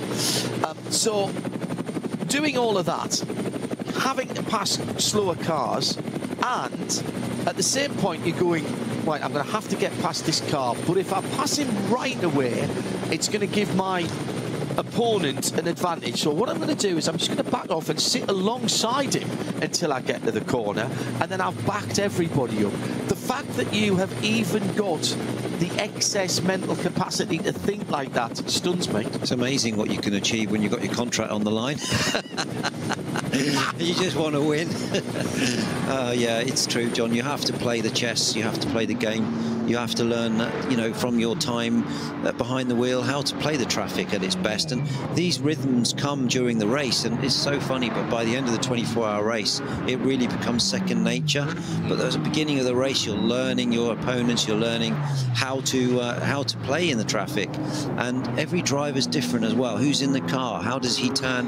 You're trying to learn. But towards the end of the race, you've got much more competitive drivers in the car. I'm keeping an eye on what's going on at the front of the field as well, by the way. We're not neglecting that. Thomas Preining for Manthey led across the line to start, which I think this will be the last lap, actually. Just, well, I think it might be. 9.6 seconds. His first sector time was 105.6. Engel, 105.8. Second sector time for the leader, 104 flat. Engel, 103.9. 158.7 for sector 3. 158.7 for sector 3. Those guys, they could be racing door to door because they are racing hammer and tongs. That's something I love about this circuit, Andy, that they are racing 10 seconds apart, but they are chipping little tenths and half tenths away from each other. You don't have to be side by side to be racing. Those guys are properly racing. Those guys are racing for their averages as well. Yeah, good point. You know, they are absolutely racing to be looking a good way in the averages. And, you know, even if you're 10 seconds back, you're still going absolutely 10 tenths. Yeah. Because you're judged, as we always used to say in the old days, you're only as good as your last race. Now you're only as good as your next race. Here's Dorr and Sturm going side by side, and there's a little touch there from the dynamic car to the McLaren. Now dives to the inside of Breitscheid as they were coming down the hill. Past him, yeah. So dynamic's gone through using the traffic. That was a traffic assisted pass, and the car goes off right in front of that battle, and immediately the dynamic car pulls away. However, what is left now is a battle for the lead in SP9 Pro. As the leader goes across the line, Andy, you were spot on. One more lap. One more lap. So it is Thomas Preining now onto the final lap of the race. Traffic assisted, as I said, as they were coming down through the hill. There was a group of 3 cars, BMW Cup class cars. The McLaren goes on the grass on the left, and there was a touch there between the left front and the right rear. McLaren to Porsche. Very, very decisive move down the inside. You said you've got to have your courage of your convictions, and Joel Sturm had the courage of his convictions. He was totally committed to the risk, and you could see he was going through. The body language of the car was decisive, assertive, and he did the move. Now, of course, the McLaren is now going to have his mirrors full behind him, so this is now for position. So I would love to watch this last lap to see what actually happens here. They're in the Kleiner carousel, and a little mistake actually by Joel Sturm in the dynamic GT Porsche, and the McLaren's got a much better run towards Galgenkopf. There's more traffic ahead, but then of course the long run down the Duttinger Höhe, and the car at the back will get the triple run in terms of the slipstream. A little bit of movement in the McLaren there. Didn't look like Phil Dorr was overly confident on how he turned the car in there. He didn't look like he used all the road there. I think maybe he was a bit focusing on the traffic, and he didn't optimize his line, and you can see that the absolutely dynamic cars pulled away. Did you see how he nearly got spat out of the carousel? Yeah. You can go into that carousel too fast, and you can actually have quite a nasty off there, and it can throw you out of the carousel. Yeah, that was the full carousel, excuse me, the Cracchiola carousel. They've just gone through Bergwerk now, so Brunschid now, sorry, I'm taking them backwards around the track. That would be interesting. Yeah, that Porsche's gone now, so that is not a factor. Oh, traffic really playing into the hands of the McLaren driver, Phil Dorr, but now he's got more traffic ahead of him, and this time he is slightly held up, and here comes the AMG. This is the fast run down through the S's at the Stefan Bellof S, and heading down as they come down to the bottom of the hill, and Schwalbenschwanz, Swallow's Tail into the Kleiner carousel. I just wonder if that AMG is has lost touch now in terms of getting into the slipstream. I think so, and he's just given himself a big scare. He was half the car on the grass in that section, so that's not going to help. The tyre's going to be a bit dirty, but you notice how quickly the dynamic car, John, has pulled away. Yeah. That is how easy it is to get stuck behind a slightly slower car and hemorrhage lap time. You would have thought that with that performance advantage, the pass would have been easy. And it's not round here, is it? No. What's that, 15 minutes, 2 laps? He's worked for a while to get past that car because he played defensive, and you can be, it's so frustrating, and that's what you get pulled into, these mistakes at this stage of the race where you've got to pass, you want to pass. He's driven away, but you feel it's almost, you're losing so little time, but then when you pass them and clear them, you drive away. 6 seconds he's pulled out. There you go. Easily. Now, so this is the, I believe, the off for the McLaren. Yes, for the AMG. The AMG. That would have given him the scare right through there. That's fast, very fast through there. You got to pick a side, haven't you? Am I going left? Am I going? Oh my goodness! The Schlitzerland car's in the pits. Have they miscalculated the fuel? My goodness me! Or maybe is there a slow puncture? All these cars in GT3 have the tyre pressure monitors. They're fueling. Oh, so that wasn't quite the battle that we were hoping for. Yeah, that's annoying. You know what that is, though, Andy? They weren't expecting that extra lap for the leader. It's the leader that determines. That was the end of their 8-lap stint. Correct. Spot on. Wow. Spot on. Wow. So that just goes to show how you can be beaten by the pace of somebody else's car. It's not over until it's over, hey? You're talking about a car that is 4 minutes up the road from you, going across the line to make you having to do another lap. Yeah. So half a lap up the road. That's it. And your afternoon's turned a bit sour.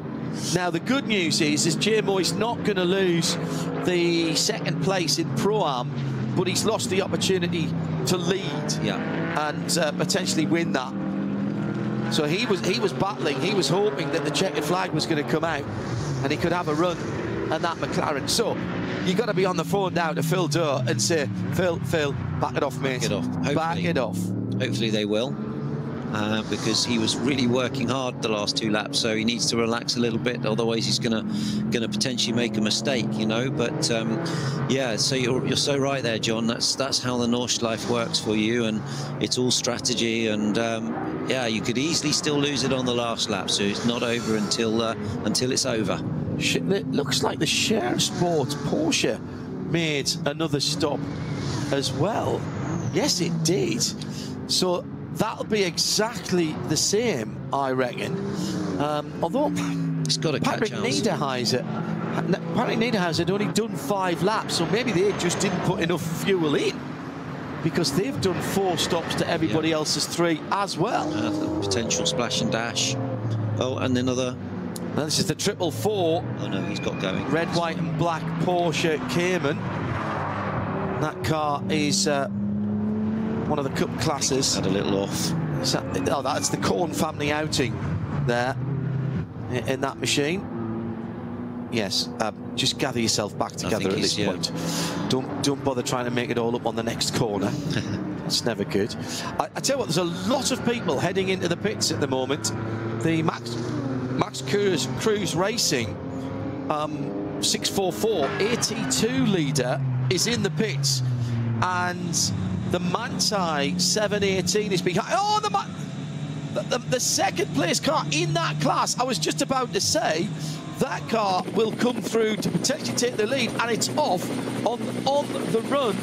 Has that run out of fuel? Well, that's on the run up the Starstrecker, isn't it? So that's Klostertal as well, or somewhere near there. Mundkurv maybe. But my goodness, that car's run out of fuel, or it's certainly come to a halt. It's Kesselchen. So yeah, that run up there towards Mundkurv, car pulled over driver's left.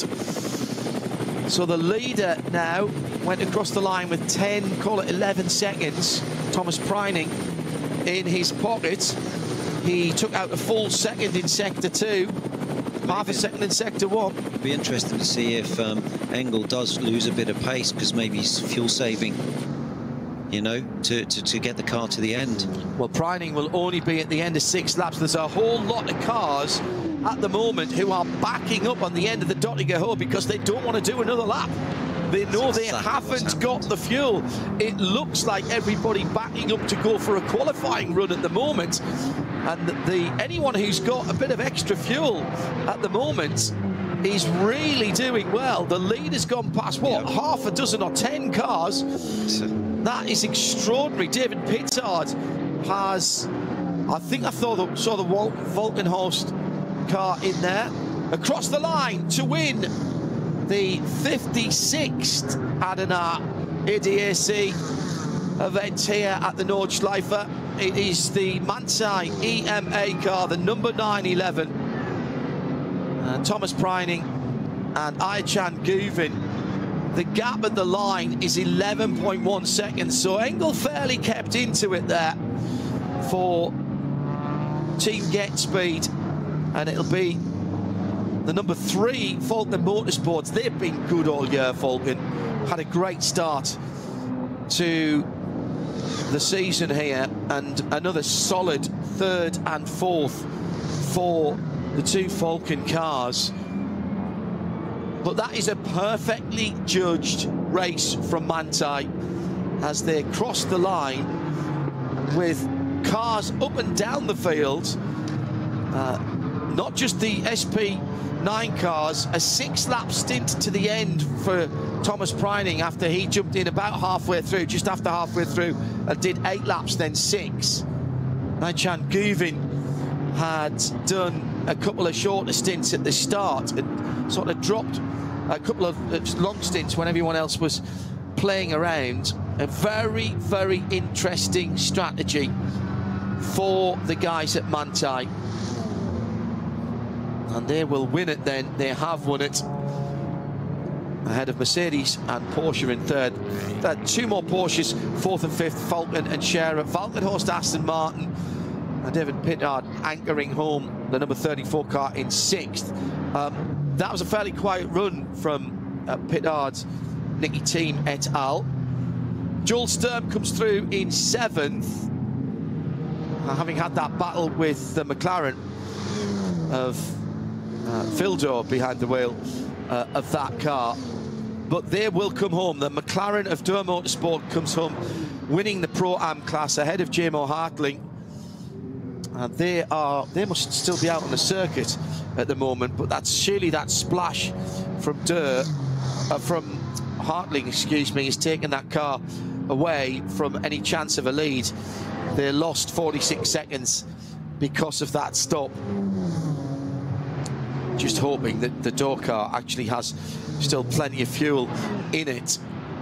Only the top 6 have come across the line, still waiting for some of the other cars to come through. This is the joy of racing on the Nürburgring Nordschleife, and that's Aston Martin and Porsche together. I may have called that a little bit early, as David Pittard has a Porsche up his tailpipes. In fact, actually, that's the opposite way around. Pittard has gone past Niederhauser. That's a change on the second half of the last lap. And David Pittard brings the Aston Martin home in 5th position. So I just wonder again, Andy, whether that was down to just a little bit more fuel in the car towards the end, and they were able to run full reach, because that was quite a big gap that David Pittard closed down on the Scherer Sport Porsche. Looks like he was just stroking it to get over the line, to be honest. I agree. Yeah, look at the last lap from Pittard was at 38, Niederhauser a 9:24. Yeah, he's just fuel saving. Yeah, and that's what happens. It's something that I love about endurance racing. It's not 122 laps, it's 4 hours, and the 4 hours is up only when the leader finishes. So actually we ran nearly 4 hours, and well, the leader ran 4 hours and 6 or 7 minutes. Those guys are coming across the line at 4 hours and 12 minutes. Yep. And there's still racing going on, by the way. So let me go down. So Niederhauser in 6th. I'm waiting for Joel Sturm to come through. Yes, he's come through in the dynamic. Dur Motorsports come through to win Pro-Am. Excellent.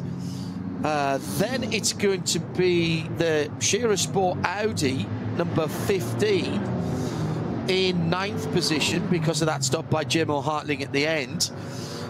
And he still hasn't crossed the line for the 2nd spot in Pro-Am. So will we see Dirk Müller go past him as well and elevate the HRT Ford Performance Mustang GT3 into the top 10 of the overall?